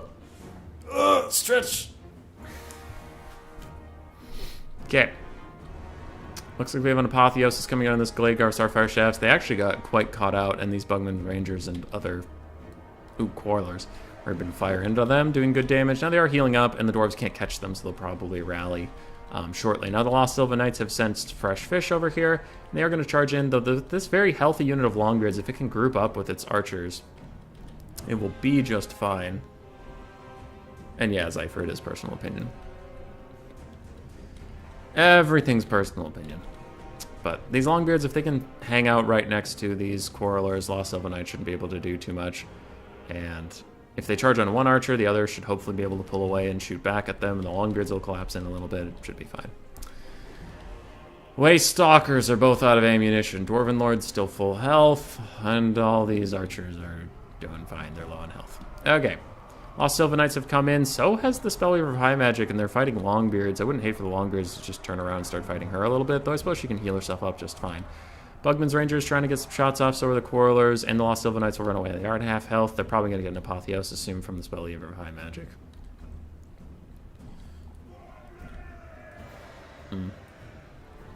Would artillery help here, or do they get Arrows of Kurnost? They get Arrows of Kurnost, very unfortunately. Let's not start race shaming. I don't know what you're referring to, Zypher, but alright. What else? Describing to the Bruce Lee's fighting without fighting. Yeah. Oh, Way Watchers, where are you at? Triple Way Watcher, all running a little low on ammo. Dwarves are running low on patience. Lost Sylvan Knights charging in yet again to these Longbeards and Bugman's Rangers. Bugman's Rangers trying to turn around and get a shot off or two. This could be bad. If the Great Stag Knight's pulling away, if the Longbeards come in here and try to surround the Spellweaver, she might have gotten a little stuck, but she's going to path out just fine. And Bugman's Rangers will try to get some damage on the way out. These other Longbeards are getting very low from getting kited forever. Balance of power still dead even. We're 9 minutes into this game. Yeah.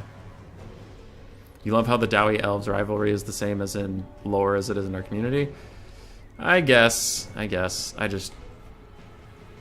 like kite as a playstyle. I just don't find it very interesting, which is why I play Skaven. Our kite tools are pretty insufficient. The Dwarven box has taken some damage. It's hard to tell who's even winning, honestly. Great Stag Knights have actually taken a lot more damage than I think they're used to at this point in the game. Bird might be a little concerned about that. Triple Way Watcher are almost out of ammo. Way Stalkers are both out of ammo. These Glade Guard are all around half. These guys are around half. And these guys are around half. So there's one Glade Guard with over half ammunition. So don't worry, guys. We're at the halfway point. 10 minutes in. Longbeards have rallied. They're going to go fight Way Watchers. And they're going to probably get blasted in the face once. Or Butcherbird has fire at will off, so they're probably just going to run away, and these Glade Guard will take care of it. Okay. Apotheosis was cast on the Great Stag Knights, and they're still taking some more arrows. They're dodging decently effectively. Still taking a little bit of poke. I agree, Strat Game. Strat Game, since you're here, are you part of AMA? I didn't know that, because I don't know if you wear your tag. Are you a recent addition, or have you always been part of AMA? Answer me these questions. Because I was running your guys' clan war, and they were mentioning you, and I was like, I didn't know he was AMA. Great Stag Knights, half of them leave, like 2/3 of them leave, and 1/3 stay to get one weird bucking charge in and then run away. Bugman's Rangers are unfortunately dealing with the Spellweaver of High Magic, and these Longbeards are now fighting Waystalkers. I wouldn't hate for you to just turn around and fight the Waystalkers, I guess. You are getting cycle charged by these Great Stag Knights, but you have some Quarrelers and Bugman Rangers doing what they can about that, I suppose. Overall, it's fine for the Dwarves. The Dwarves just want to fight. They want to fight anything. I can't blame them. These Longbeards are running away. Way Watchers are still very low on ammo. Though that Way Watcher's taking a ton of damage at some point, so it must have been a little forgotten. While Micro is dedicated to other areas like over here.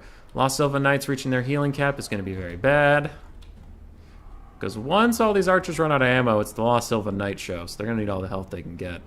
Quarrelers still firing into them. It looks like Pugnabone knows that they're the only thing on this battlefield that matters after everything runs out of ammo. And Bugman's Rangers are hanging in there fighting the Spellweaver for High Magic, doing pretty decent damage in melee, so good for them.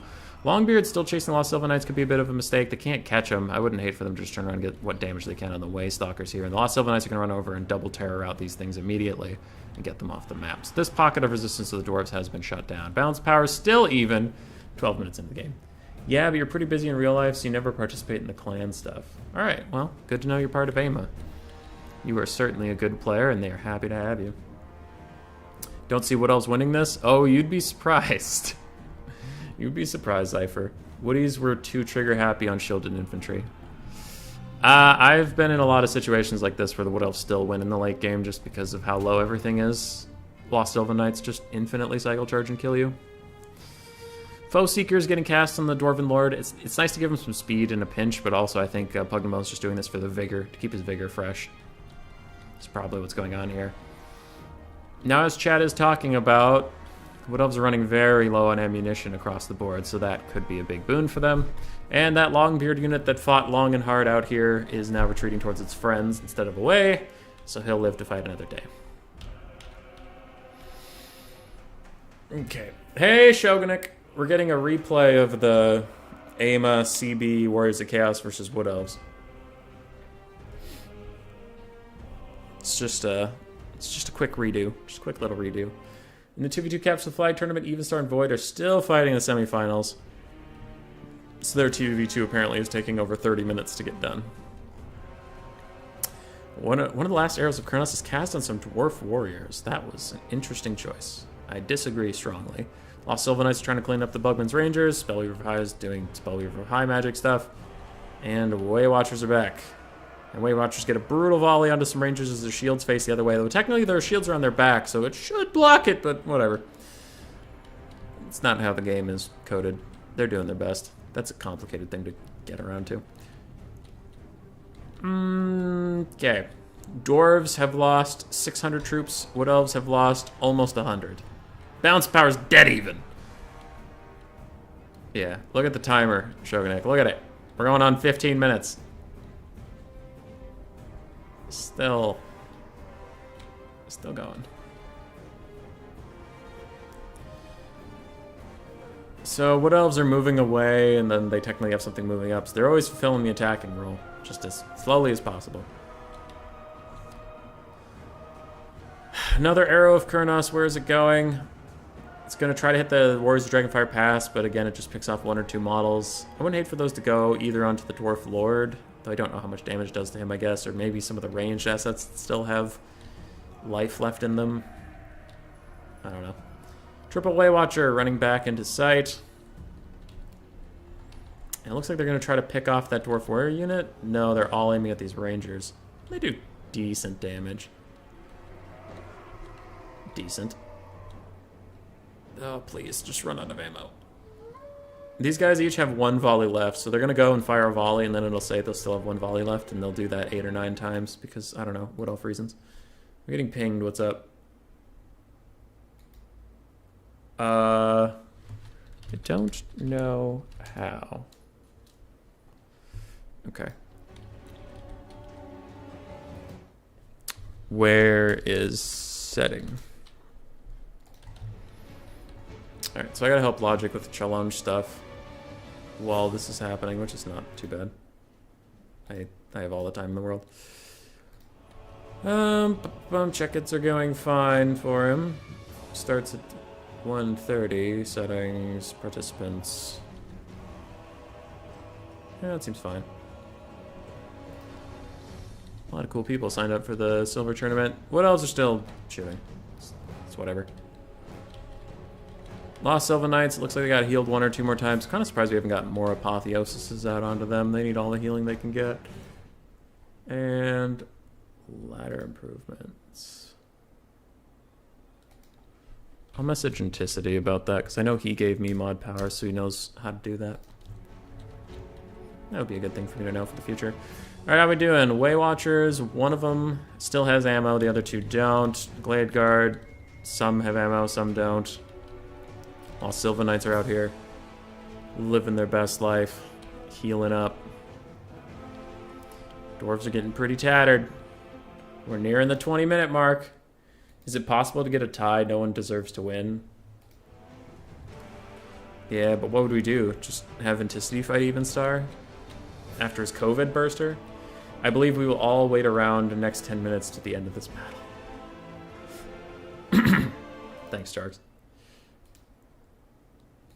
Well, it's apparently still going faster than the 2v2 tournament. Somehow that's going slow as shit. Oh, just run out of ammo, you knife-eared bastards. Alright, these Glade Guards are below. All the Way Watchers are out of shots. Glade Guard are running out of shots. Butcherbird's gonna have to get in here soon. Since this battle started, I've gone shopping, cooked, eaten, washed up, painted a very good copy of the Mona Lisa, and learned Portuguese. Hell yeah, Krell Metal! I'm not going to recognize that as sarcasm. I'm going to pretend that's real. At the very bottom. Okay, so he says at the very bottom I can do something. Settings? Sorry, I'm helping Logic with challenge stuff. Meanwhile, looks like Way Watchers, Way Stalkers are moving in to just be single entity combatants. Permissions. Share admin access to this specific username. Ah, I got it. So I just have to find his thing. Okay. At Logic, what is your username? Logic TW. Okay, cool. Meanwhile, it looks like the Eagles and the Way Stalkers have actually finally gotten involved. Boom. And the Lost Silva Knights are charging in. Now the Lord is fighting his best with these double Way Stalkers. But how many arrows do the Wood Elves even have left to keep supporting? Not a lot. Not a lot at all. Lord's still trying to keep fighting. Lost Silva Knights have pulled away. One Way Stalker is dead. The other Way Stalker is taking a ton of damage. The Eagle Lady is very high up. And I'll see if that worked. Boom. Logic has his own tournament. Let's go. Okay, Lost Silva Knights charging back into Dwarf Warriors and Rangers, just trying to muck them up a little bit. Looks like the Lord did just fine, knocking the teeth out of these Way Stalkers, pushing them off. Eagle Lady's back doing Eagle Lady stuff. And Wood Elves are out of bullets. They got nothing. They got nothing left. It's fine. I fight Evenstar? Maybe. Well, Evenstar's in another tournament, so it gets better. Because the guy... If this was even a tie, I would just have them fight the finals, because Evenstar might not even be here. Alright. Dwarven ranged units are shooting the Spellweaver High Magic, doing a lot of damage to her. Lost Silva Knights are charging in and out, but I do think the assessment might be correct that the Dwarves might still have a little bit too much on the table, and that the High Elves, not High Elves, Wood Elves just can't quite ground them out. Dwarf Warriors are terror routing. Looks like neither of them were Longbeards. Longbeards do have ITP. And the big problem for the Wood Elves is how much ammo the Dwarves have left to pour into these Lost Silva Knights who are having a bad time of it. Now, Lost Silva Knights finally get onto the targets they want, the ranged assets, the only things that can actually deal any damage to them. And they're going to muck up one and then immediately go into mucking up another. So that's quite good for them. If they get rid of all these Rangers, then the Dwarves are back in big trouble area. Oh, the Glade Guard are running in. Don't they have, like, decent melee stats? Yeah, that's the thing about Wood Elves is 20-27 for Archer melee stats. Jesus Christ, so they're going to do okay. I think the Wood Elves are probably going to win this. Too many Dwarves are routing, falling apart at the seams, and the Glade Guard have too good of stats, so they're just going to grind them down. Lost Silva Knights are cycle charging everything. Boom, boom.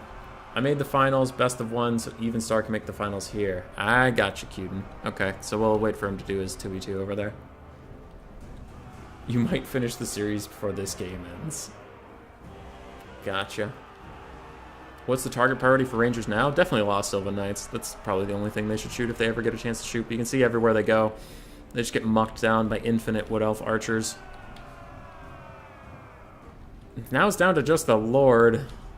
The Lord and these Bugman's Rangers that have heal capped. A dwarf that heal capped. Interesting. Evenstar and Void are still fighting in the semifinals of the 2v2. Still going. It's the longest 2v2 ever. I misplayed this really hard, gave like 4 units away for free. Bug to bone, that happens. That happens because it was a long-ass game. Dwarf Warriors, Bugman's Rangers, some Longbeards, I'm guessing. Yes, all trying to group up with the Dwarf Lord. They're chasing Wood Elves. Wood Elves are still chasing stuff. We've entered the 21-minute realm of this game. And stop posting porn. Stop it. Stop it. I can't remove messages. I'm thinking that's because somebody else got to it before me. Because I don't know why that would happen otherwise. Yeah, I can remove other messages. AC Maiden beat me to the deleting of the porn. Can we go double speed or something? Alright, they're going double speed. Fuck yeah, bro! Lost Silva Knights are chasing off a bunch of stuff. These Warriors of Dragonfire Pass and these other Quarrelers aren't going to rally because they're cowards and they deserve to go in the book. Some Dwarven units are rallying in the woods. Oh, lordy. But they are fighting some Wood Elves there, too. They immediately rout again. That's just fine. Dwarves are behind on the balance of power. I tend to agree. Lost Sylvan Knights are very healthy, and you have a Mage Lord who potentially has more apotheoses for these Lost Sylvan Knights who have a ton of their models left. Just so many models. So they have most of their damage value. Waystalkers chased down something and killed it. Bugman's Rangers are field capped. Lost Sylvan Knights are chasing shit off the map. Yada yada. Good times. Good times had by all. More and more dwarves are pouring out of the map. Now the Wood Elves outnumber the dwarves, which is troubling. Troubling to say the least. These dwarf warriors have positive leadership. Can they rally? Can you rally, boys? Yeah, they're back. Let's go, random dwarves. No finals are starting now. Okay, so the challenge just hasn't been updated. Gotcha, Cuden. Gotcha. You think this is the worst game you've witnessed yet? Well, you're in for a treat, because this is every game with the gosh damn Wood Elves. The gosh damn Wood Elves. There's just nothing left that can kill Lost Sylvan Knights. They can infinitely cycle charge. It's GG, I think. Lost Sylvan Knights charge in, go pew, then they're going to run away, and now you have to deal with all these Way Watchers that have pretty decent melee stats, but they're very squishy, so they're kind of getting killed. More Glade Guard, there's a surround now. The Eagle Lady's going to fly in. Looks like she's attacking the Dwarf Lord. Can the Dwarf Lord get some nice hits onto the Eagle Lady and maybe rout her off? But no, now he's fighting double Waystalkers, and he is going to die. Dwarf's very far behind in the balance of power, as the Dwarf Lord is about to rout. He's terror routing at the moment, and he does naturally rout and army losses in a 25-minute game. Okay. We did it. Nothing on the Dwarf roster is going to get its value because that's not how Wood Elves work. Maybe one Quarreler did. I don't remember how much Quarrelers cost. I guess the Rangers got their value. One Bugman's got 1,700. All right, go you go. The other one got 800. 1,800, 1,200, 600.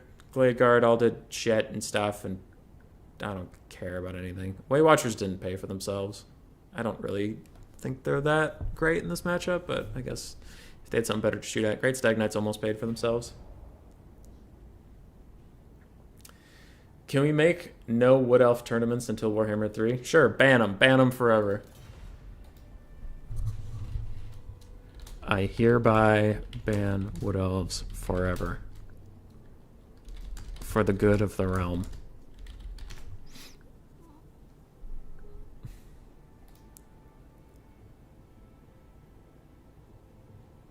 No. GG. GG. Stocked movers count as attacking? I think they do. I think the DAO are going to need a whole book for how that... I think we need a GoFundMe for these guys' carpal tunnel treatment, maybe. But here's the thing about that. Even if Butcherbird rule break at the start, allowing him to cast 1 Arrows of Kurnos or 2... So this is for Pugnabone too, if he ever listens to this. This is why I didn't care too much about the rule break. Is because you saw how that game ended. Butcherbird had all the time in the world to use all of his ammunition and all of that stuff. So it didn't matter. Like, if he got 1 or 2 Arrows of Kurnos off at the start, he's just going to get them off later. Like, he got everything he wanted off before he ever committed to a melee fight.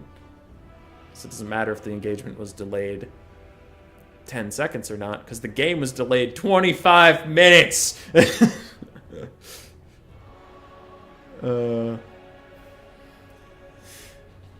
Yes. So when the game's delayed 25 minutes, I don't really care if an engagement was delayed for 10 seconds, because the Wood Elves weren't going to ever engage you in melee, they were just going to shoot at you earlier.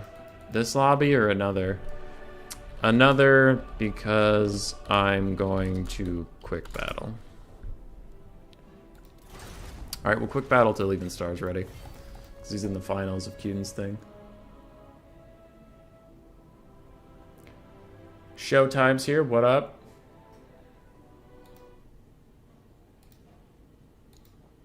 What's going on? I got Lord Tourette. What up, Lord Tourette? Play some rats. Culkin Plains, I don't know this one. What up, Shidoku?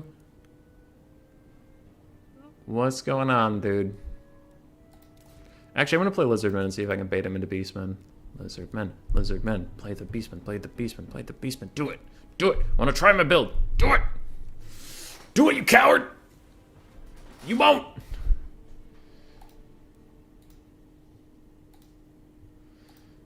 He won't.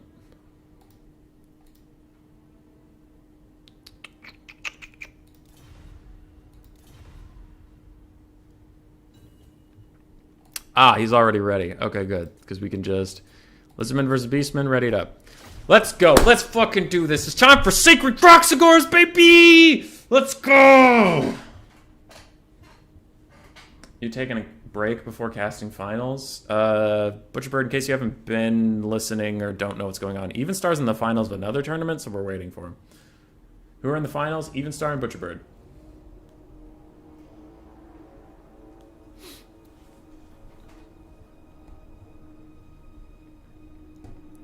Nah, dude, Tiago. We're getting there. Fucking Sacred Croxagores, and I have not seen this map in the quick battle lineup for a while. I don't hate this map. I think, is it just not tournament legal because one of these deployment zones is in trees? Okay, yeah, there's probably just too much forest. Anyway. It's got a pretty wide build, though.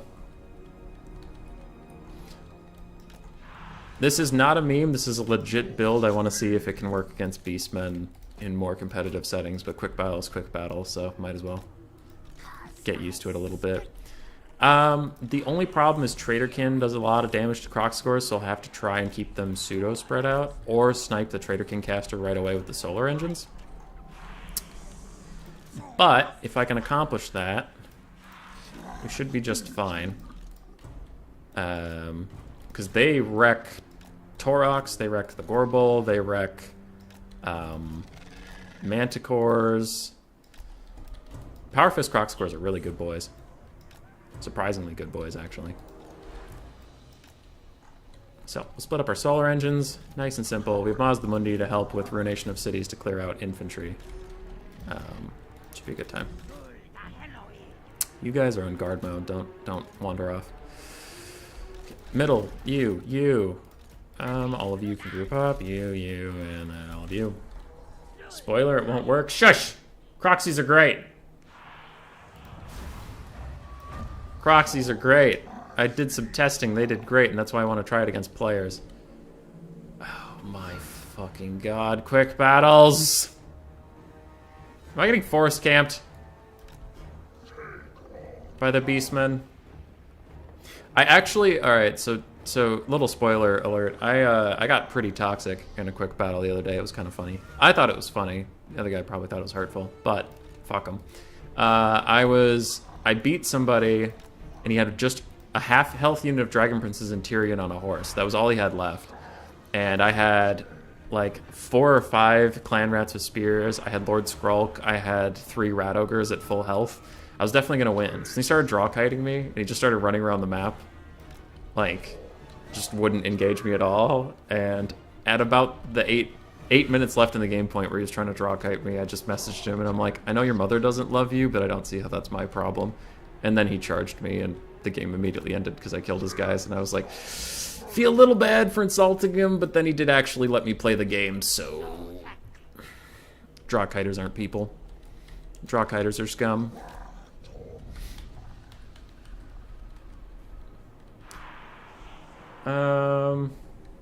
Solar Engine doesn't do fire damage.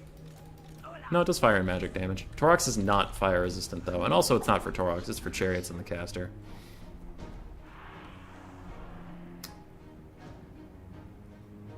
Everybody hates lawns, dude.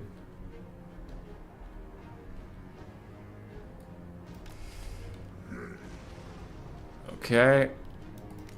Let's get all of our javelins and go kill that guy, and then our solar engines can just start shooting him, I guess, because we're here. Pew pew. Pew pew, mother fudger. You get in range of a banishment when those gore herds meet my skink lines. Ah, the forest camp. Okay. Okay, so move up 1 Power Fist Croxagore, even though we took a little bit of fire from something. Oh, it looks like it was just the Cygor. Okay. Feral Cold Ones, you stay back here and defend some stuff. You guys 2 Power Fist Croxagores move up and fight that guy. Net him. Do not want him leaving. Harmonic Convergence, follow up. and I will give you some damage resistance. Now, those guys collided, but I was busy doing other stuff, so I guess I'll hold on to this banishment for a little bit. Power Fist Croc Scores come over here, and Unbreakable Red Crested Skinks come up here. Now, I know there are Razor Gores behind me somewhere, but I really gotta line this up, so I just gotta take a second to do that. And now, where are those Razor Gore herds? Somewhere. Can't see them. Okay, not my problem. That was a good banishment. It went just fine. Let's do this, because hopefully it comes this way, and if it hits my own units, it hits my own units. I don't really care about them too much. Wow, wow, wow. That was decent. That was decent. Alright, Power Fist Croc Score's doing great up there. They're going to move in onto the scorebowl now. We're going to prop too horrible, not too horrible to die, but just the don't die one. And we'll heal up our little Croxy friends. Chaff, you come back and protect my butt from the Razor Gore herds that are still out there somewhere. Let's give Harmonic Convergence again to my Power Fist Croc Scores, who are being generally annoying. Other Power Fist Croc Scores, let's go fuck up these archers for a fun time. You guys stay on that. Mazda Mundi, move in a little bit. Let's keep everybody honest. And shooting that Cygor is not going great for me, so let's switch our targets onto the archers as they're running around. Mazda Mundi's doing just fine. I still don't know where those pigs are, but that's kind of okay. Okay. Net him. Keep hitting him. Keep hitting him.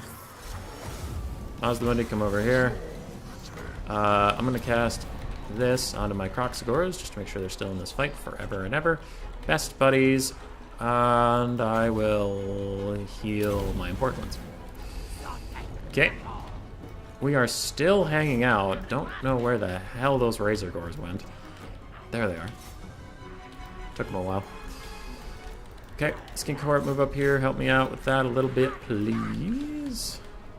Mazda Mundi, shelter this whole area with your loving protection. Power Fist Croc Swords are killing this Cygor. That's going fine. That's going fine. Trail Colons are back here, doing their damnedest. Don't get distracted. Shoot at the frickin' Ungor Raiders, you piece of garbage. You too. Keep firing. Keep going. Keep doing it. Let's give Power Fist Croc Swords some more amp, some more juice. And let's all finish off the Gore Bowl. Let Torx go. Let him go. Fuck him. And by fuck him, I mean fuck him up with sky engine solar lasers. Okay. We have a banishment. Let's cast it real quick before those guys break. Croxagore saved me from my sins. He's taking some damage from that stuff. That's going okay. That's going okay. That Cygor is unbreakable, and that's a little sad. Let's throw a Ruination of Cities in here and really hope it goes in every direction. No, I'm just going to watch it. I just want to see how it does. Wow, wow, wow. Thank you, RNGesus. You have served your country. Okay, that went very, very well. I have some Blinky boys that aren't nearby. Okay. So we're fighting Chaos Spawn. We don't really want to be fighting. That Cygor's being a dingus. Let's heal up these guys. They're still at 12 models, so I just kind of want to keep them around. You're not in range of that. Okay, never mind. Never mind. Sorry about that. I didn't mean to. Okay. Just help me break off these guys so the Croc Scores can bust out and come help me with the Razor Doors. Okay. So those are good shots. Those are good shots. Can you fire one at those guys coming at you? Because they're kind of in a straight line. That would be nice. Let's get this in here. Yeah, nice shot, buddy. Nice shot. You did great. You did great. All right, you fire at those frickin' Razor Dons.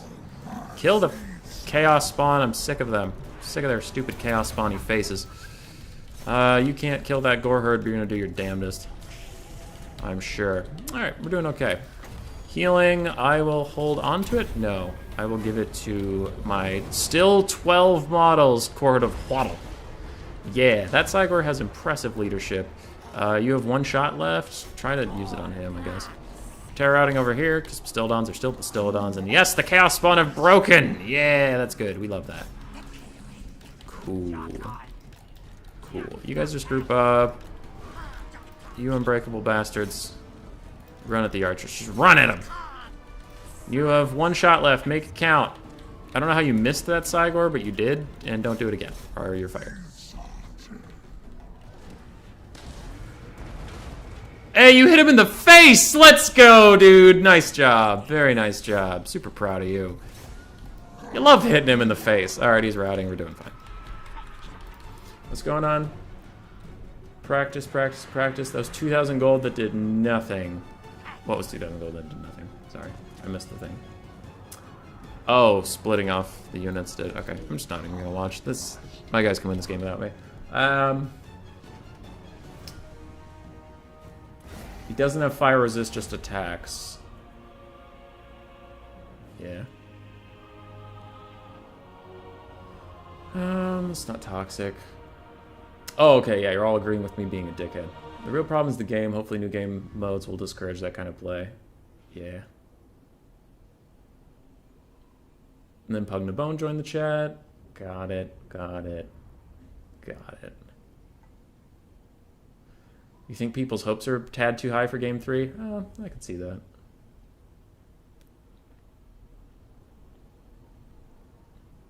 What even Star's other tourney? He was doing a 2v2 with Cuden.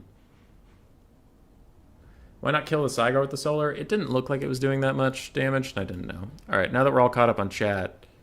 2,000 value from them, 1,300 from them. These guys got killed at 600. Double solar engine were unimpeded the whole game. He didn't even have a caster, so I think this is a very legit sample. Very legit sample size. But Torox and the Gorbel, man, they didn't get to do anything. They just got killed. Archers did okay. Freaking Cygor. But it wrecks chariots. It destroys chariots. And chariots are bad for your health. I also liked that build we saw on stream today. Because I don't know the matchup that well, but I really liked the just infinite Saurus from somebody. Was it Pug? Yeah, it was Pug Bone versus Bird. I liked the like 4 or 5 Saurus, bunch of javelins, Oxyotl, that was good. Stop, Slanesh bots. Stop it. You stop it. Okay. How's Even Star's thing going? Do we know?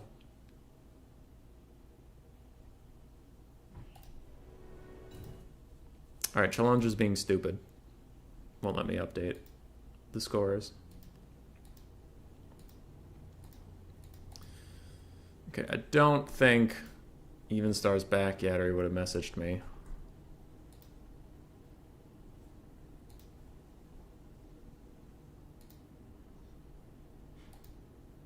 So we'll see. I'll message him, I'll DM him and just say, message me when we can do finals. Okay, and this guy's going Lizardmen. I'll go... I don't know. I'm worried he thinks I'm already on Beastmen. And he has the Umbrella Corporation as his profile picture. Resident Evil movies used to be good.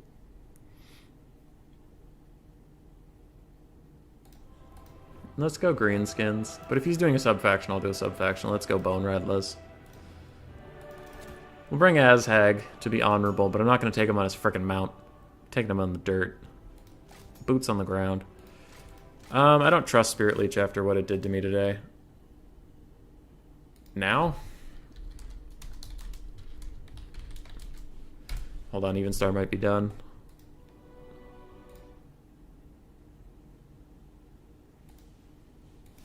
Nice. Sorry, GGG. Our finalists are ready. Let's fucking go. I'm sorry to whoever I just abandoned. I'm really sorry about that. If you ever see this message, know that I am deeply saddened. But I have a job to do and I was just filling time. But Even Star's ready. Alright, Bird. Bird, if you're watching, I'm looking for Crowfather, but I know Even Star's towards the bottom, so I'm just going down there. Even Star. Invite, and then where's Crowfather? Crowfather. Are we even friends? Because you live relatively close to me globally, so I think we just always find each other. Yeah, I don't see him. I'll just message Bird. Finals are up.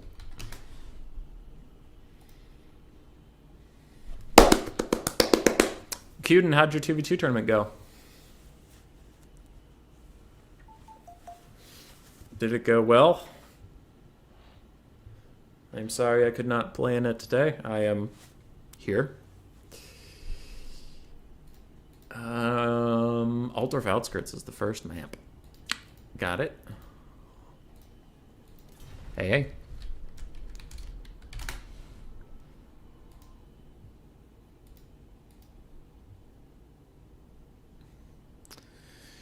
Okie dokie. So I can update Evenstar's name in here, and I also know Butcherbird will be on the other side. So. Butcherbird. Turn that into a 0. And the Ido is taking up too much space, so we're just going to go Butcherbird. And then the other side we have also Ido Butcherbird, but we're going to have Evenstar. Evenstar 0. And we're good to go. Yes. Went better than expected. You had 6 teams, which is great considering. Yeah. It's hard to get people to sign up for tournaments these days, dude. It's hard. Bob, Duke of Mania. Aw, Bob Man's in that chat? I want to be in that chat. Aw. Aw.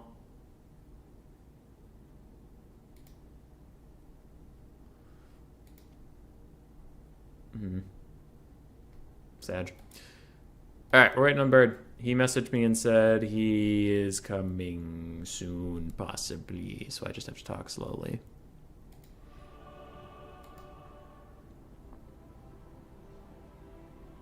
Hey, he's here. Bird's here. So Bird's the top of the bracket. Bird picks 2. Map set. I'm almost out of water. Fuck.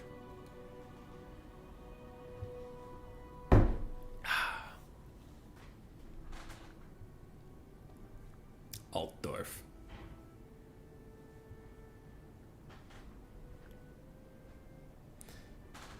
Beastmen, Wood Elves. So a very competitive pick too. I mean, if Evenstar feels confident about the Wood Elves he played into Charix, he might just go Vampire counts. He might. Thinking at other things, Beastmen, Wood Elves, that's really good. Beastmen counters are Vampire counts, Vampire Coast, Dark Elves. None of those usually like fighting Wood Elves. Lizardmen, if you spam Sacred Croxors, which actually Evenstar takes the Beastmen into Lizardmen matchup all the time. I would not be surprised to see him take Lizardmen here. That's actually my bet. Putting money down on it. $350,000, he says Lizardmen right now. Count it. Count it! It's all there. It's on the desk, just below the camera. You can't see it. It's right here. Right here. Right down there. It's all in ones. $350,000 in ones. I wanted to go to the strip club, but I kept losing my nerve. But every time I was going to go to the strip club, I forgot I had already gotten the money for it. So I went back to the bank and I got like 100 more ones. It's a problem. It's a real problem in our household. Grace hates it. She hates me too. It's all going well.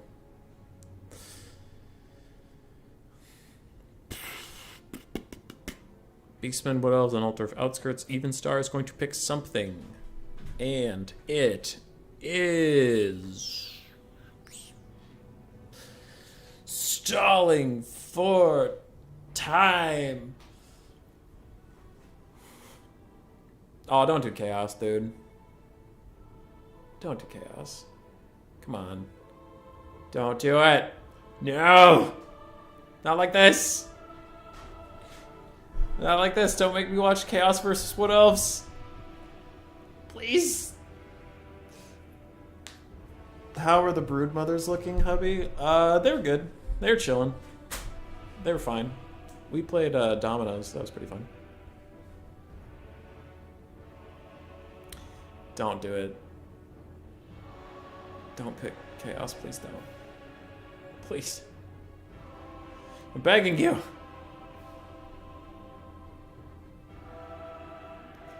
Not just because I have $350,000 on him picking Lizardman, but also because I don't want to watch Chaos Wood Elves again. Chaos's favorite strat game? Strat game, did you see the AMA CB clan war? Did you see it?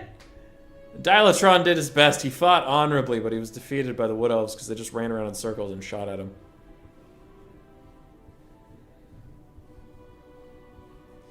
Greenskins? I don't know. I like greenskins into Beastmen, but it's traditionally a counter pick, as Beastman normally wins it, but I have a build I really like here. Greenskins into Wood Elves is fine, so teach their own.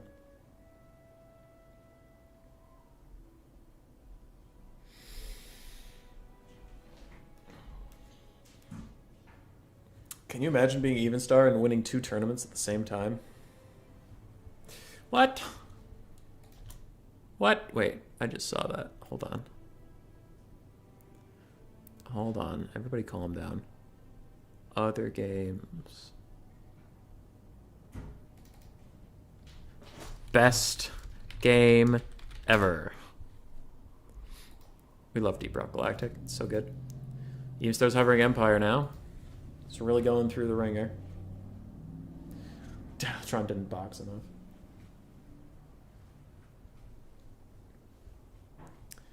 Has Human Boy seen the Sisters of Twilight animated as a pair of bolt throwers? I have not. No. I have not.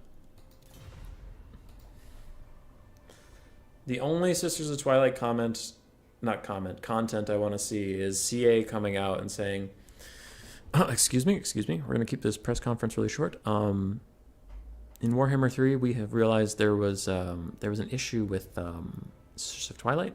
They were still in the game, and we have removed them. We have removed Sisters of Twilight from Warhammer 3. Thank you very much. We're not taking any questions right now. We're gonna, go back to work on the Ogre Kingdoms. Goodbye. It's the only content I want. Fuck them.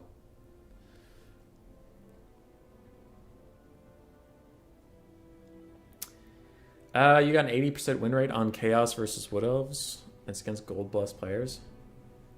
Oh, I'd love to see it. But usually the gameplay I see is just Wood Elves go full kite, like Glade Riders with Hagbane tips and stuff. And then Sisters, Branch Wraith, and then some great Stag Knights and Wild Riders, and they just kite, and whenever you get low on health, they'll start to cycle charge to kill some stuff, and then they'll kite some more. Even starts going Warriors of Chaos, fuck! Alright, I lost $350,000. Beastmen will win because they didn't bring Manticore.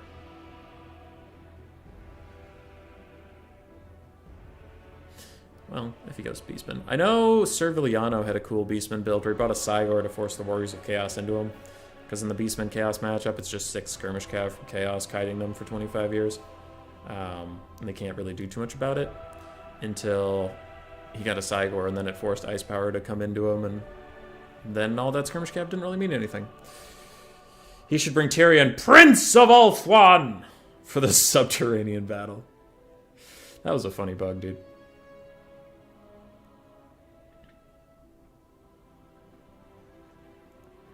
Warriors of Chaos versus Wood Elves. Surrender your money.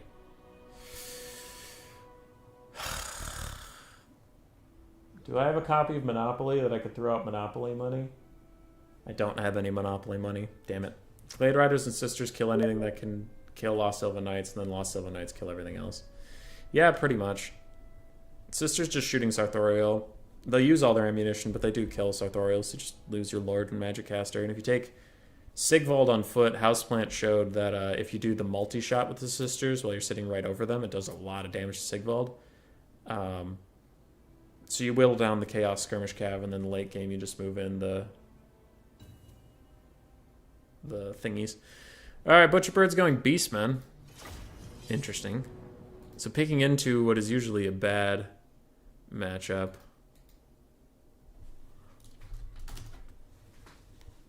If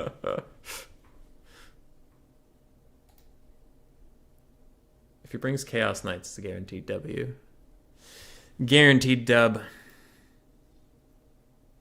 I'm curious what Evenstar's build is, so I'm going to put the blocker up while I look at it.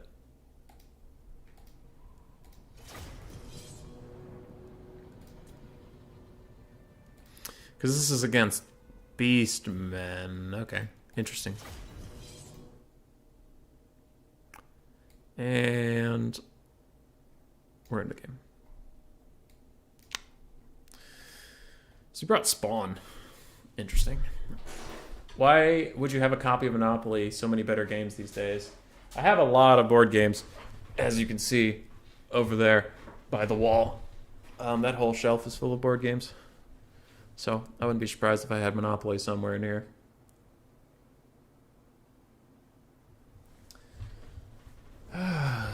Righty. Game 1 of the finals. We have 3 games left. Then we will ship everybody here. All 43 of you, 100% are going to go to Logic Stream for the Bronze and Silver League today. Because that'll be a fun stream. A lot of cool dudes in the Bronze and Silver League that I know. But first we will watch Evenstar and Butcherbird. So, okay, that's a lot of stuff. We have 4 or 5 Ungor Spearman Herds, 2 Bestigors, Torx the Brass Bull. We had a Wilds Caster. What spells does it have? Bray, Scream, and Traderkin. We have 2 Centigors over there, 1 over here, 2 dogs, 3 Centigors with throwing axes. And, yep, pretty good Beastman build. I worry that it might just get skirmished, but we'll see. We have Prince Sigvald in the woods, along with the Chaos Sorcerer of Death with Spirit Leech, and then Forbidden Rod and the Death passive, so really valuing that Winds of Magic regen, even at the damage of oneself. And then I saw the build. We have a bunch of Chaos Warriors, Chaos Marauders, Chaos Warriors with Halberds, all mixed in, so just spamming as much infantry as you can, it would appear. 4 Marauder Horsemen. I thought I saw 4. Why are there only 3 here? Huh, weird, just 3. And then 3 Chaos Spawn as Unbreakable, Fear-Causing Anchor Pieces. Interesting build. I still think Evenstar can kite a little bit, but he's not banking on it.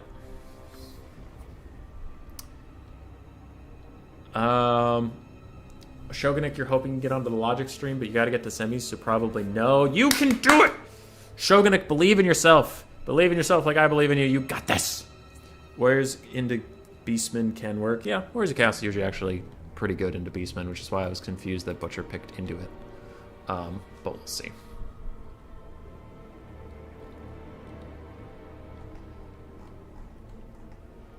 We will see. I'm worried about the Beastmen. I'm worried. The Infantry Corps from Chaos is better. Obviously, Evenstar invested a lot in it. And then the mobility from Butcherbird is better, but the Skirmish Cav could just run to the infantry and be fine. And it's just Torox versus Sigvald. He doesn't have a Gorbol to back him up. There's a bunch of Chaos spawn. I'm worried. I'm worried, you guys.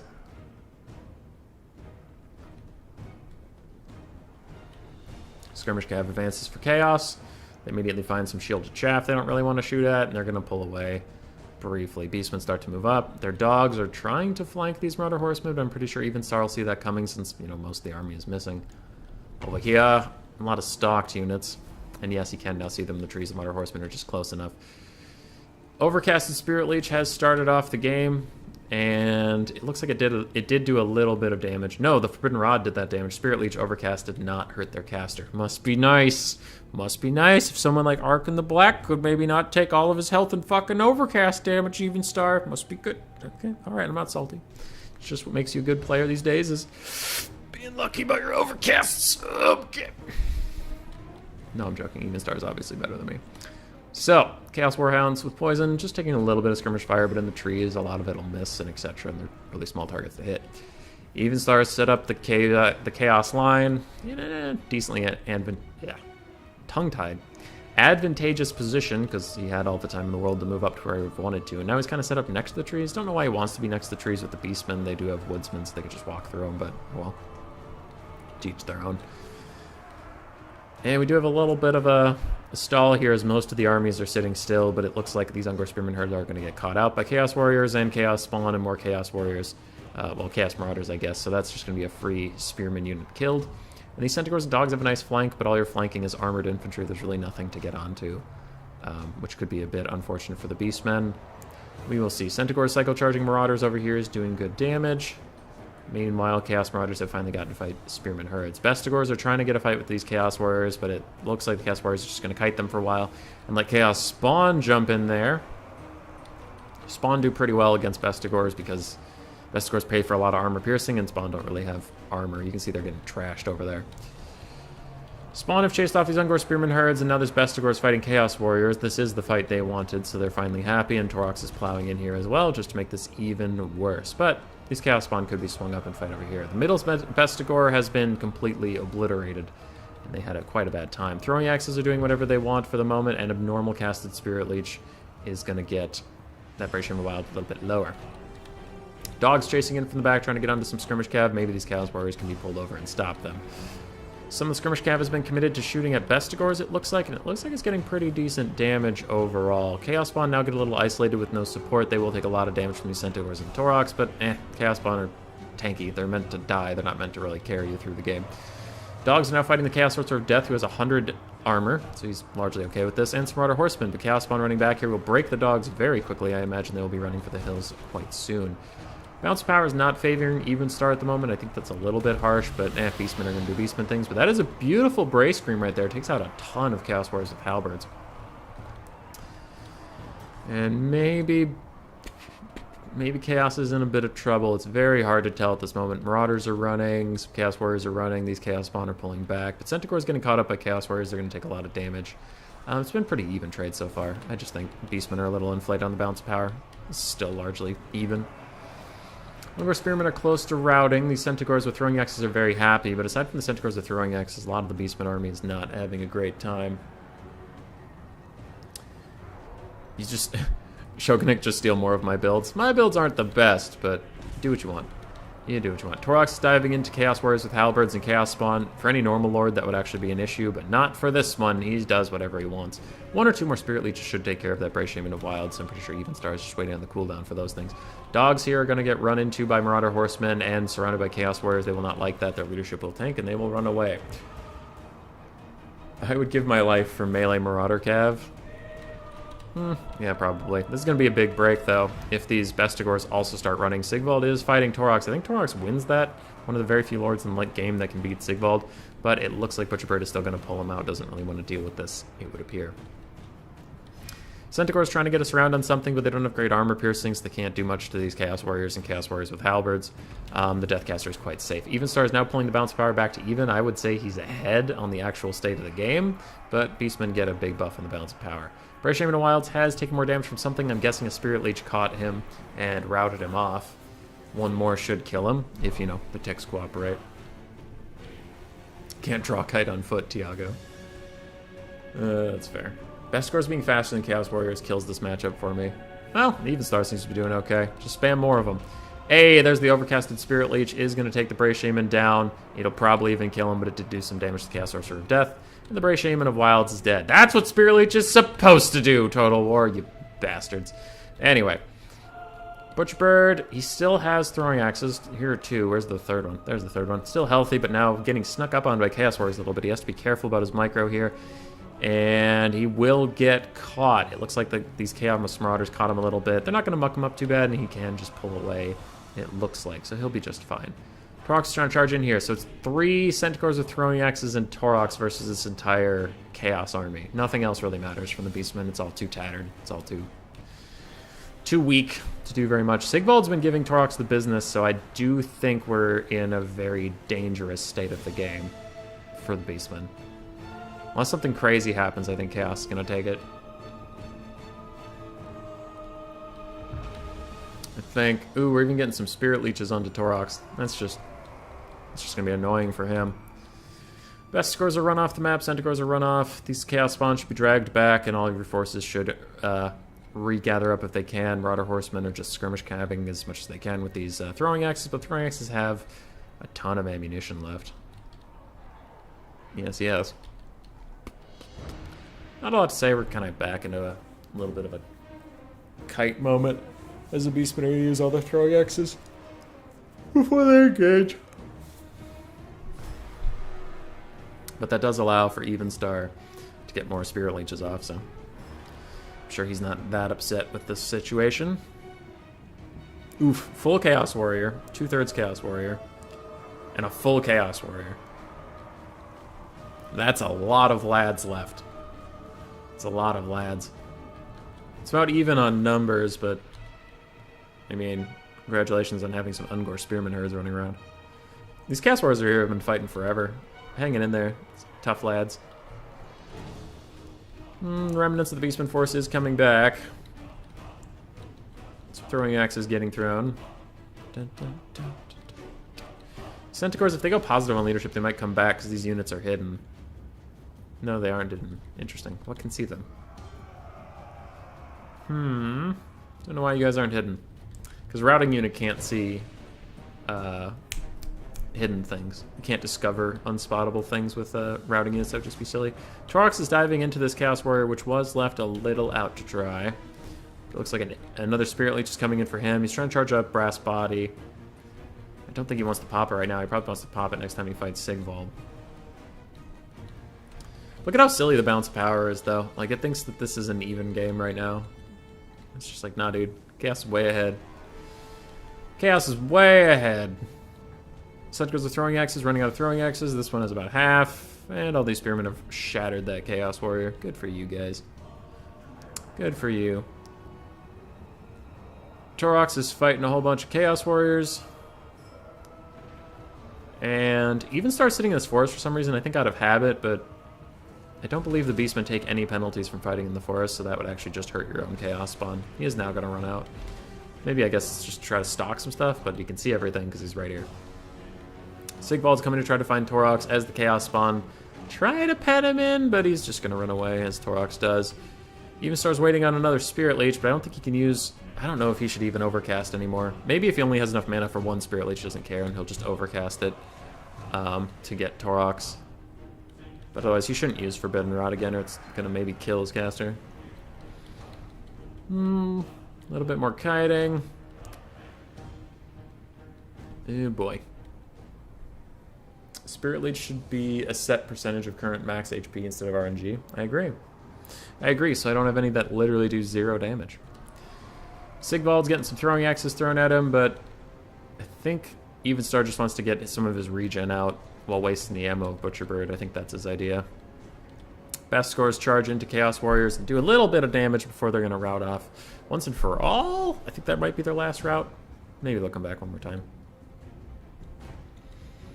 Chaos Warriors chilling with some Centaurs throwing axes. They do have one more route left in them. Chaos Warriors over here, getting charged by Centaurs throwing axes on both sides. Going to take a little bit of damage, but they don't have armor-piercing melee attacks. It's not going to do that much. Dun dun dun dun. Waiting, waiting. Some Ungor chaff is here to play. Forbidden Rod is whittling down the chaos. Sorcerer of Death, he might just die, or he's gonna rout. Centaur's gonna go and make him rout. No more spells for you, you stupid nerd. Alright, he's dead. Never coming back. I disagree with using the Forbidden Rod at that low of health, because as you saw, it just kind of killed him.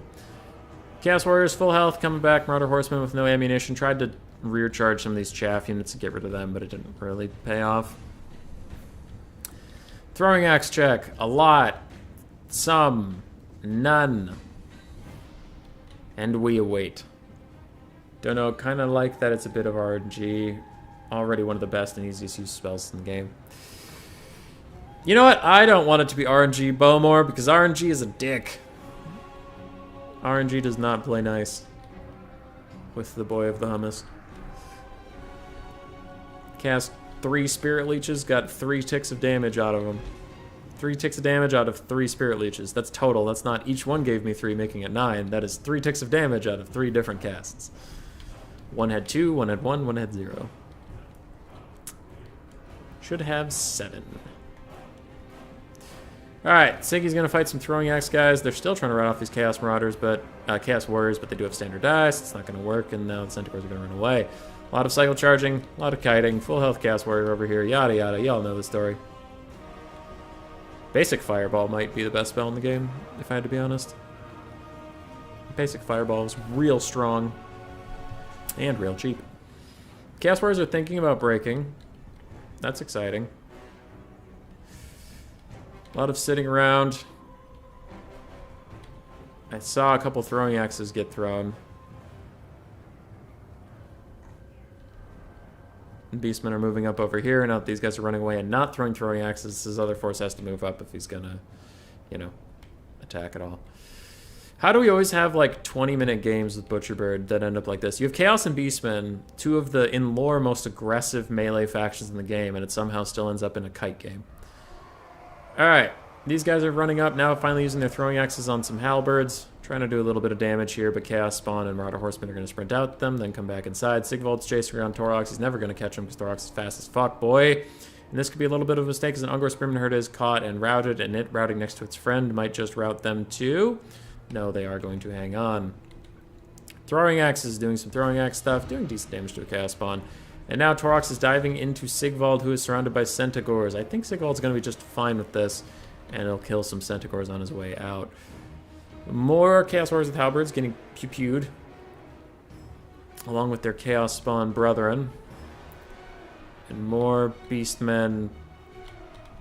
Ungors are rallying. Okay. Evenstar does have some Marauder Horsemen in the trees that could rear charge at any moment, but I think he's kind of waiting for an engagement to happen. Centaurs are throwing axes, charge into the woods to try and rout these Chaos Warriors with halberds, and also kill the Chaos Spawn. That works spectacularly, but they fall further behind in the bounce power the more stuff they kill, because I don't know, reasons. The less ammo they have, the less the bounce power believes in them, and I tend to agree. I don't know what here can kill the Sigvalds. This is all kind of buying time. Alright, those guys have shattered. Cool. He's going to have to move up and start throwing axing some Chaos Warriors again. And Evenstar, if you wonder why I haven't asked if he's fulfilling the attacking role, it's because as long as his opponent has ammunition, he can't catch anything. He's not really obligated to attack because he's just taking ammunition from his opponent. It's in the rules, it's fine. He's doing fine. Okay, Centaurs running out here. They don't really have a lot of throwing axes left. Still setting up to fire, and Evenstar's just letting his troops rest and get back to fresh while they try to take as many throwing axes as they can on their shields, because he can't do anything else. He's just sitting here. Tournament idea: the guy who's less entertaining loses. Neckbet, I agree. Evenstar is going to run at these Centaurs with throwing axes for just a little bit. Then I imagine as soon as his ones come up on his flank, he's going to turn around and stop or something. Alright. Boom. One Centaur has ammunition left. Then the Beastmen are going to have to attack a lot more aggressively, and there's no more of these shenanigans. Chaos is still ahead on the bounce power. Still chilling. Still chilling. Looks like there's a big rush coming in from Butcherbird. He's going to probably try to break off this Chaos Warrior, and then once he breaks it, he'll back off, wait for it to get away from its compadres, and then chase it down. But he's just doing a quick cycle charge, just going to run away because Sigvald's going for Torox, and now he has some Centaurs charge in wherever Sigvald isn't. Sigvald did pop standard die, so there's a bunch of melee defense, 68 on each of these models. It's almost nice, and extra leadership for them too. Centaurs are charging in, doing great. I think Evenstar should probably pull these Marauder Horsemen up now-ish and get a rear charge in somewhere, because right now he's just getting bullied a little bit. One Chaos Warrior does break. Centaurs are throwing X's. Looks like they are firing. They are firing. They're throwing at the unit that's already routing. That could be a big mistake, as a whole salvo goes on to something that was never coming home anyway, as Centaurs are just going to chase it off the map. Evenstar, you could just walk with it and try to protect it by proximity, but it looks like he's not going to. I have a message. What is it? Is it important? Logic. Okay, cool. Cool. Chaos Warrior that was routed is almost entirely dead. They're probably going to shatter soon or just die the last man. And Sigvald's running around. Centaurs shattered them, so they no longer count as attacking. And there are no more throwing axes, so the Beastmen do have to engage. They cannot use ammunition as an excuse.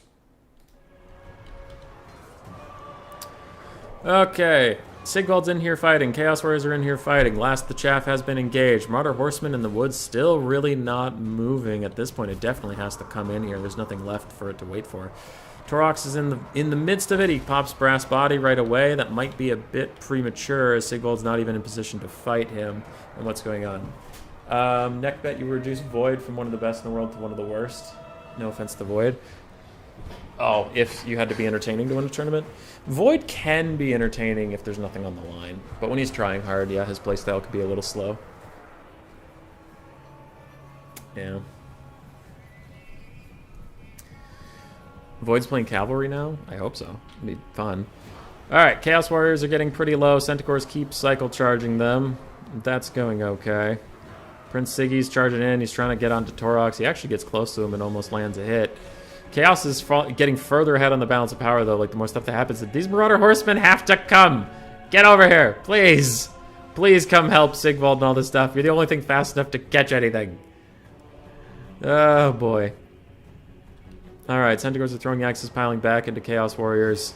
And now these Chaos Warriors being surrounded on both sides, getting charged on both sides, they are going to start routing. Okay, probably, possibly. And it's getting down to just the Sigvald and this frickin' Horseman that I'm not mad it hasn't gotten involved at all. Now it's funny that if these guys rout, it's actually going to be a rules thing that Horseman has to move out of the forest, and I don't know if Evistar even knows it's there. But that Horseman is going to be his only multi-entity thing, so it has to attack. So that's kind of funny. But I honestly think he's just forgotten about it. There's no reason to leave that thing there for that long. Alright, last of the Chaos Warriors somehow hanging by Sigvald's side. Some Centaurs are breaking. Bounce power is very Chaos favored at this moment. And these Chaos Warriors are out. He'll move it soon. If he doesn't move it, I don't know. I'll message him.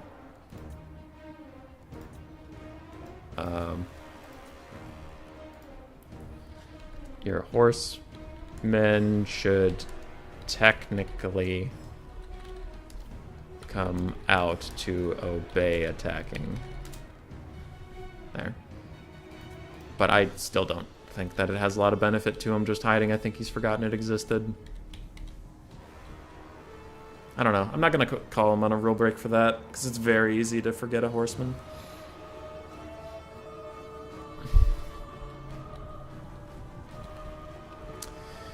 Alright, Sigvald's fighting a whole bunch of these things. Torox is trying to get a cycle charge, but instead he just kind of walks up to Sigvald. It's a little interesting. Hey, the horseman's moving! Let's go! Nice. And army losses? No, okay, it was just a bunch of leadership blinks at the exact same time. Torox gets another charge onto Sigvald, but if Sigvald can just stand up and hit him once, this game will end. But no, Sigvald is not able to get him. Horsemen are coming, though. The Rohirrim are here, the Rohirrim of evil, and now all of their leadership starts blinking, and all of a sudden army losses, just because, no reason. GG, well played.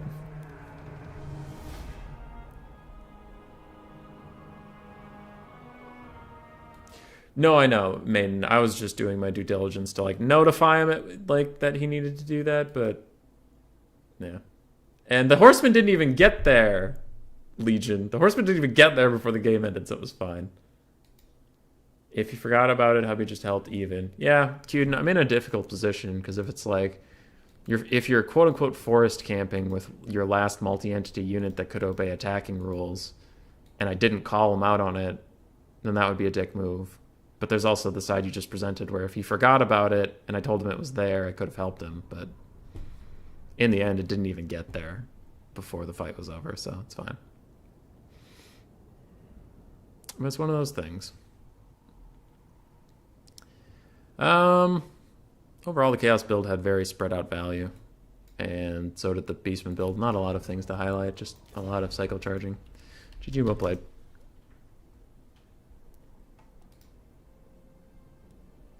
But Siggy alone had it. The Lost Crater.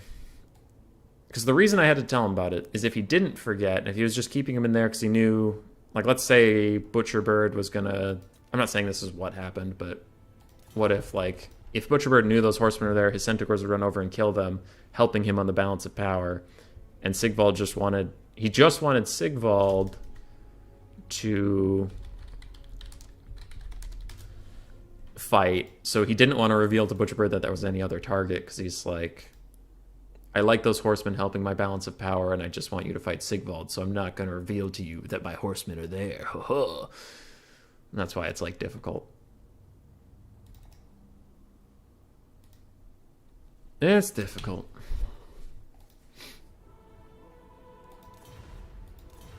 Okay. Steven starts up 1. We have moved to the map.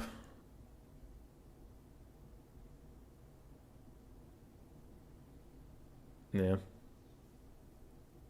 You think I might have helped him out for his frost? It's true. Yeah, it didn't matter. Indeed. Even Stars hovering Skaven. And I'm going to take the sweatshirt off. BRB.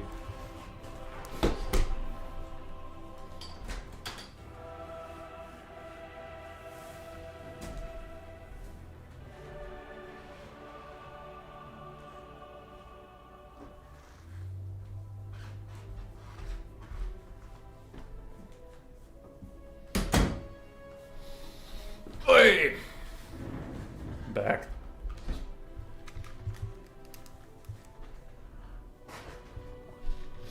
I'm back. Alright, we got our Skaven shirt on, so let's hope Even Star picks Skaven. That's what I want out of life. Oh. Oh. Ha, I say. Ha.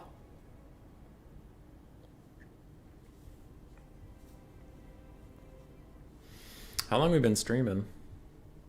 Oh my god, 4 hours. We're going for 5. I didn't think this tournament would go this long. My lord. Greenskins. Even Star's probably going to pick Lizardmen. I think both of these matchups are... Not both these matchups. Greenskins into Skaven is fine for Skaven, but I do think Lizardman is actually advantaged there, so I think he's going to just take that.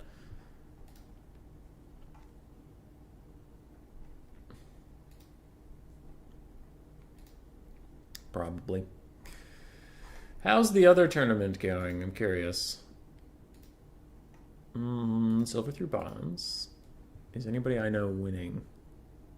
No, tournament just started, so no games have been played yet. Okay. Quick battle at the end of the stream? I could. Yeah, Butcherbird played really well. He did. Don't pay attention to these haters. I'm totally right. I'm always totally right. I'm literally perfect. That's why I'm winning this tournament right now. Oh. Oh, wait.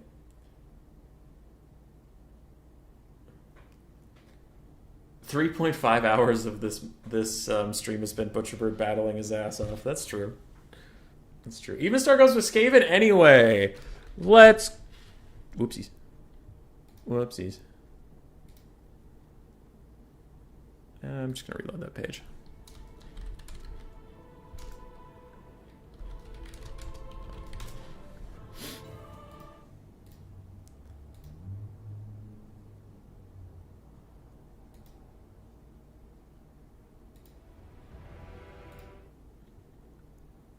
We love the rats.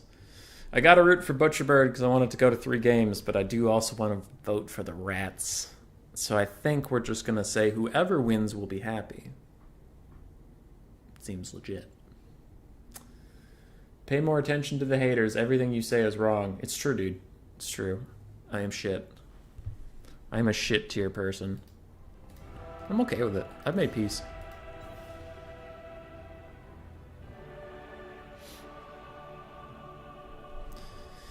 It's always exciting to see other players' Skaven builds. Because I lived in a bubble of being, like, the only Skaven player I saw a lot of places for a while. Because a lot of people took a break from playing Skaven, and then a lot of top-tier Skaven players haven't played a bunch recently. Chosen One, I haven't seen him for a while. Hadri's I haven't seen for a long time.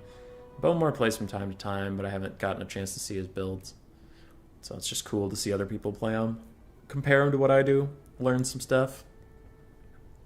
There's always shit to learn. You can play a faction as much as you want. You'll always find out interesting little facts. One of the people in the YouTube comments, and I'm going to forget his name, but I think it was Dave the White Lizard. I think.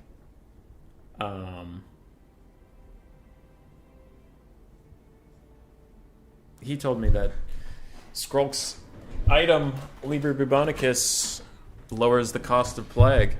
Didn't know that. Where's Hazel? I don't know. I'm going to mute while I shout at her.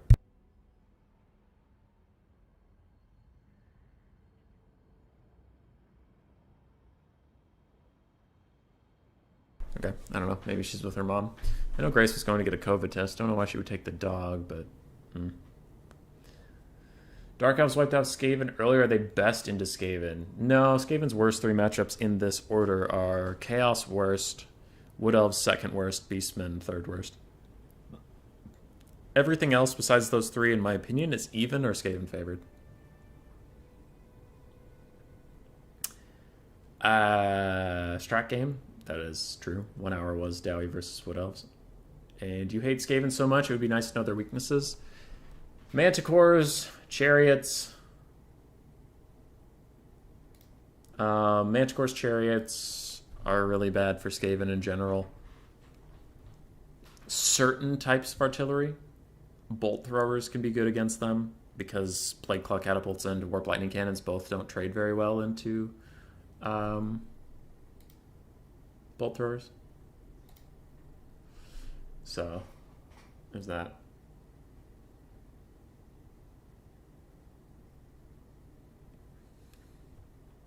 But yeah, mostly just Chariots, light cavalry, single entities with terror.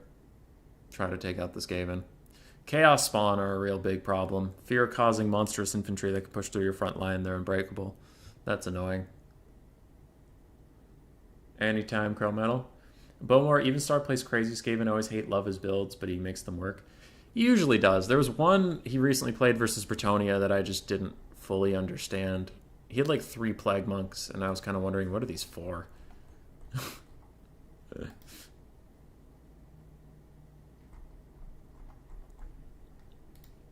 I didn't understand. Because he had plenty to kill peasants. He didn't really need Plague Monks.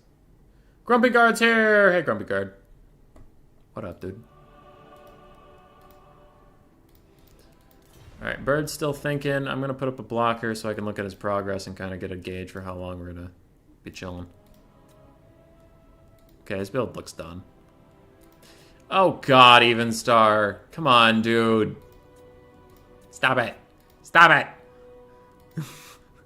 I'm pissed off. I'm fucking furious.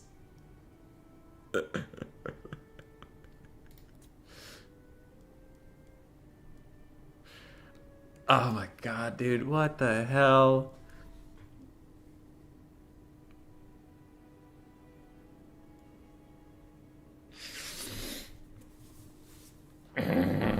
Okay, not happy.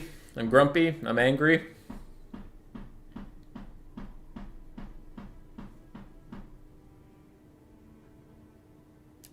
I don't love it.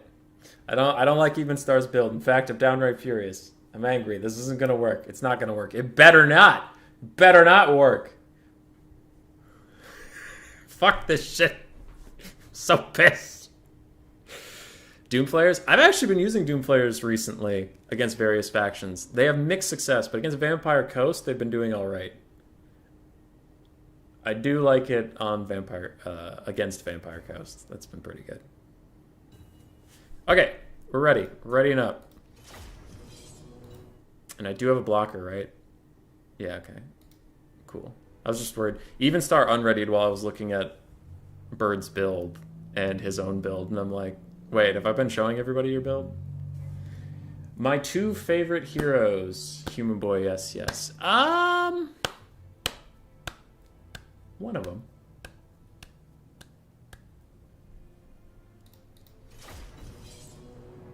I mean, not favorite, but yeah, you get the point. I really, I am not... I can't say this without potentially revealing part of his build, so I'm going to shut my mouth until we load in. Okay, we're loading in.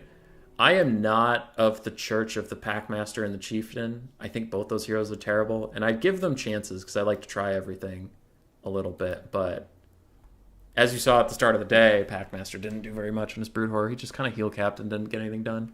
And Chieftains feel like a big target for me. But they're not in this game. And then that way, if I said, oh, I'm not a fan of Packmaster or Chieftain, but Evenstar doesn't have either of those, it kind of limits what he does have. He has fucking Gorich. He has fucking Gorich. And while I would normally be like, yeah, let's go, Gorich, yeah, all right. I hate Gorich so much to my bones. that whenever he's here, I'm like, I hope you do bad and die. Otherwise, I'm going to get a whole bunch of messages on Discord or on YouTube. But we saw Evenstar win with Gorich. I'm like, yeah, he got 400 value and he routed off the map, but the rest of his army won, so I guess Gorich is good now. Oh, I'm not ready for those messages. I really don't want Gorich to win this game. It is Throt and Gorich, yes. Evenstar always takes Gorich. I don't know what he does it into Chaos. I don't know what his deal is. All right, he's a madman. Anyway, for Butcherbird, we have Orc Boys, Goblins, Orc Boys. We have 2 Skirmish Cav. That's it. All right, 2 Skirmish Cav, Morgan's Mange Marauders, and another Wolf Rider. We have Moon Howlers, Goblin Wolf Riders that cause fear against Skaven. That's pretty fine. Then we have Night Goblin Squig Hoppers and Forest Goblin Spider Riders. We have 2 more Squig Hoppers, and we have more Goblin Wolf Riders. We have 2 units of Stone Trolls. We have Grom the Paunch. We have a River Troll Hag with Doom and Darkness. I think that is. Is that aspect of the Dread Knight? Nope, it's Doom and Darkness. Doom and Darkness and Spirit Leech. Decent little spell kit there. For Evenstar, he's currently setting up his formation. He does have 2 Skaven Slaves in a very narrow column so that they take little damage at a time and don't rout as quickly. If Gorich does okay, you have to delete your channel? No.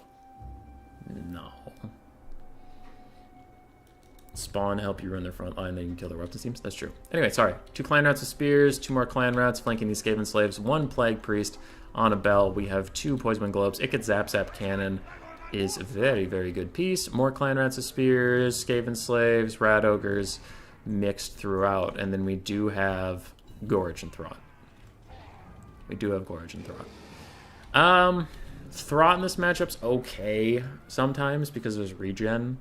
And they don't really have a lot of fire damage to stop you. They can't just spam Fireball on him. I still don't like him, though, because he can lose in a duel with Grom the Paunch. But we'll see. Throt's not terrible here. Gorich is still terrible. Gorich is always terrible. Clan Molder healing, it's fine, but sometimes Throt honestly needs his own healing. This is responding to a question about Gorich. And Gorich is he's so expensive, dude. He's just as expensive as your Lord. So between Throt and Gorich, he spent about 4,500 gold. So that's a third of his army in those 2 units. And Gorich only has 70 armor. He has 30 melee defense. So he's squishy as all hell. Yeah. I don't like it. Throt's being annoying. Well, Grom is kind of zoning him out because Grom knows Throt doesn't want to fight him 1v1, especially with support all around. And Butcherbird's going nice and slowly, trying to set up a surround. He's not super worried about the Warp Lightning Cannons, but shooting his Orc Boys, they are essentially still chaff. They're only 450 gold. And Grom now gets his fight against Throt. Now, if no one supports this, Throt will probably win, because he has anti-large and all that nonsense, but, I mean, there's a Goblin here, there's a Ritual Hag. I wouldn't be surprised if she Mithers him. And now there's some Warp Lightning-friendly fire, and I don't really know what the plan was here, but he took about half his health all of a sudden. Warp Lightning Cannon's trying to offer some assistance. I think a couple of those bolts hit the River Troll Hag, and that's why she hasn't Spirit Leeched his ass yet.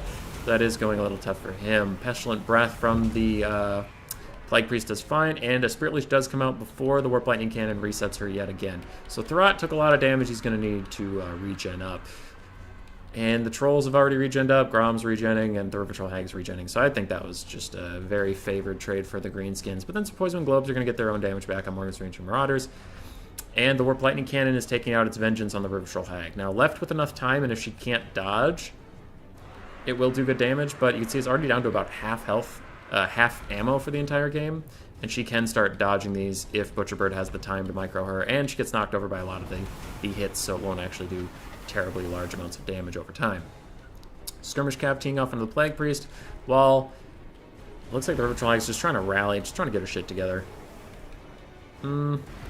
Maybe this will rout her? No, she's hanging on. He does need to start dodging with her, though, but he obviously has a million micro things going on. He needs to, get a full surround. He has to start charging in. He has to make sure everything's on board, so he can't just sit here and micro the River Troll Hag, which is one of the reasons I really like taking Icked Zap and just putting it on a caster. It does great. Poison Globes teeing off into the 8 Peekaloons. That is a pretty good call out. Night Goblin Squig Hoppers piling on to these Clan Rats. Are they a summon? Doesn't look like they're a summon. It looks like they're real, but they do swerve away at the last second to get onto Skaven Slaves, and they will shut down the Poison Wind Mortars soon. Grom the Paunch is chasing down Throt, yes, until Gorich comes out to play. Then he's going to rear charge some Stone Trolls, and Butcherbird does need to pull Grom back in here and help out these Stone Trolls. Otherwise, they will probably rout. Night Goblin Squink Hoppers are getting messed up by Rat Ogres and Throt, but they have pushed back the Poison Globes, which is their main point. Gorch is getting messed up at the moment. We'll see if that is the final word on that. We do have some Night Goblin Squink Hoppers and Wolf Riders Forgotten in the back. It also looks like there are more over here, but it looks like, you know, Butcherbird's micro is elsewhere. River Troll Hag, where are you? You dead? You dead or did you rally? She's dead. She's dead somewhere. I think that's her body right there. Yep, she's dead. Skaven are still even on the balance of power. Warp Lightning Cannon's now going after Grom. Gorch is down to about half health after he got a remoldered, so that's pretty brutal. Throt only has one more remoldered left for him. Throt does summon a Rat Ogre in the middle of the chaos just to run around and do some more damage, and one of the Stone Trolls without any support is going to Terror Route away. Balance power is still even. I tend to agree. This is a pretty even state of things. On the high ground, Rat Ogres and Clan Rats with Spears catching all these cavalry is very bad for the green-skinned player, but he's doing okay at being disruptive in this central line. Throt is going to try to get on top of Grom, but he misses his charge and instead continues it for a little while. Hate when that happens. And then Grom runs into his own Stone Trolls because, I don't know, reasons. Throt does get a nice attack on his back, and we'll just let them Benny Hill around for a bit. Now, Stone Trolls are shutting down a lot of things. Poison Globes are running out of places to run to, and the Warp Lightning Cannon has 2 ammunition left? No, 8 ammunition left. Okay, so it getting shut down is actually still pretty meaningful. Gorch and Throt are coming to play with Grom the Paunch. He is faster than them, so he should be able to outrun them, but speed's a suggestion, so you never know. Full health Stone Troll unit coming over here is going to try to surround the Plague Priest and do a lot of damage to it. It's going to depend on whether or not Gorch and Throt can bail it out. But there's so much chaff around here that could actually be a dangerous proposition to try and do. So we will see, though Grom does have to come back and support those Stone Trolls. Their horrible leadership will prove to be their undoing. All that cav on the top, they got capped by the Rat Ogres and the Spears, is getting routed off. Greenskins are falling behind on the balance of power, and I do tend to agree. Night Goblin Squink Hoppers are in here trying to deal with these Clan Rats and Spears, but they are getting slowly whittled down. And these Stone Trolls, without Grom the Paunch's support, did terror route a little bit. Now they're going to actually... No, there. Now they're terror routing, and they're going to naturally route. And where is Grom? Grom ran back here to try and rally some of his cavalry. I can understand that, but this full health Stone Troll unit might have been a little more important, because you can see Gorch is really low in health, and I think the second Remolder hasn't been cast yet, so if you could have cornered him right there and killed him, maybe killed Throt too, that might have been a little more valuable, potentially. Now, Bird is cleaning up these outskirts, but the outskirts aren't really the important part. The important part is this core, and the core is now going to be fine. You can see the Skaven reforming ranks, the balance of power going against the Greenskins, and I do think that will most likely be it. Probably. You look forward to how Evenstar made Gorch good? Well, he does have his evisceration thing, so that's pretty expensive. And he has 600 hull value. I hate Gorch. Don't take him. Just don't take him. He's not worth it. Alright. Work like a clock. Gorch does it. Your army won without Gorch, not because of him. Don't you spread your lies. If Steam Trolls are out, Greenskins have nothing left. It's true. Yeah, this is over. Greenskins have nothing left. It's just waiting on Grom to die. Don't spread your fucking lies about Gorch. He even got heal support in this game, and he still got 650 whole value. And army losses. Boom. He just, like, almost doubled his value with 2 auto attacks on Grom at the very end.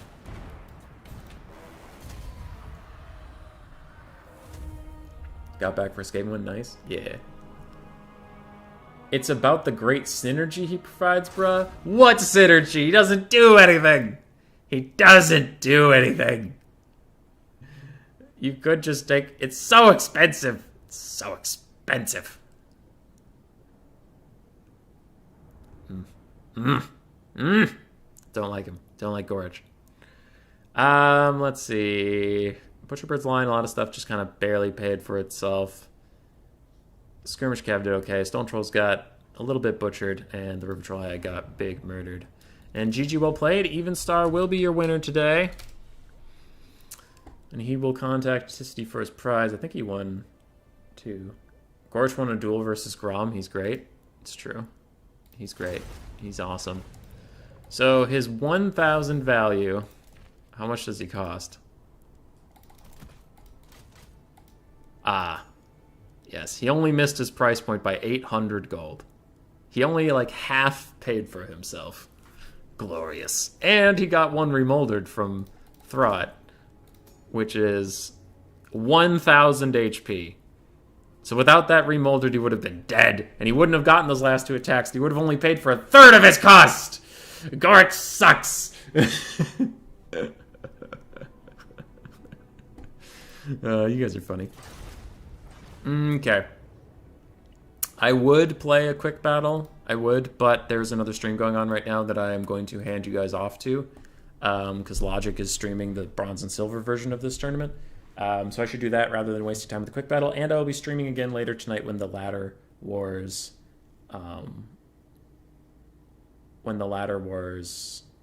are live. So I'll be streaming again today, and you'll get your feel of quick battles then. Frizz Froz 1600 naked. That is true, but Evenstar took him with the spin, the evisceration thing. It's true. RR Mutant and Radical Gorich. I actually like Morse Guitar's Hellion sometimes. It's good. It's good. Yes. Bird. I shouted out the patrons twice during this, but I can do it again. So, there are certain people who sponsor the Enticity ladder. Yeah. Certain people who sponsor the Enticity ladder. One of the big ones is Lore Master of Sotek. You can go watch his channel for various lore-based videos, but recently he's running a Lore Beards type of thing where it's a podcast and he talks about the lore of Warhammer with various guests. It's a good time, so go check that out. Other Patreons to Enticity are Strat Game, Cuden, Jack, Eli, Jay Phoenix, Brandon Wagner, Biblington, and Bowmore.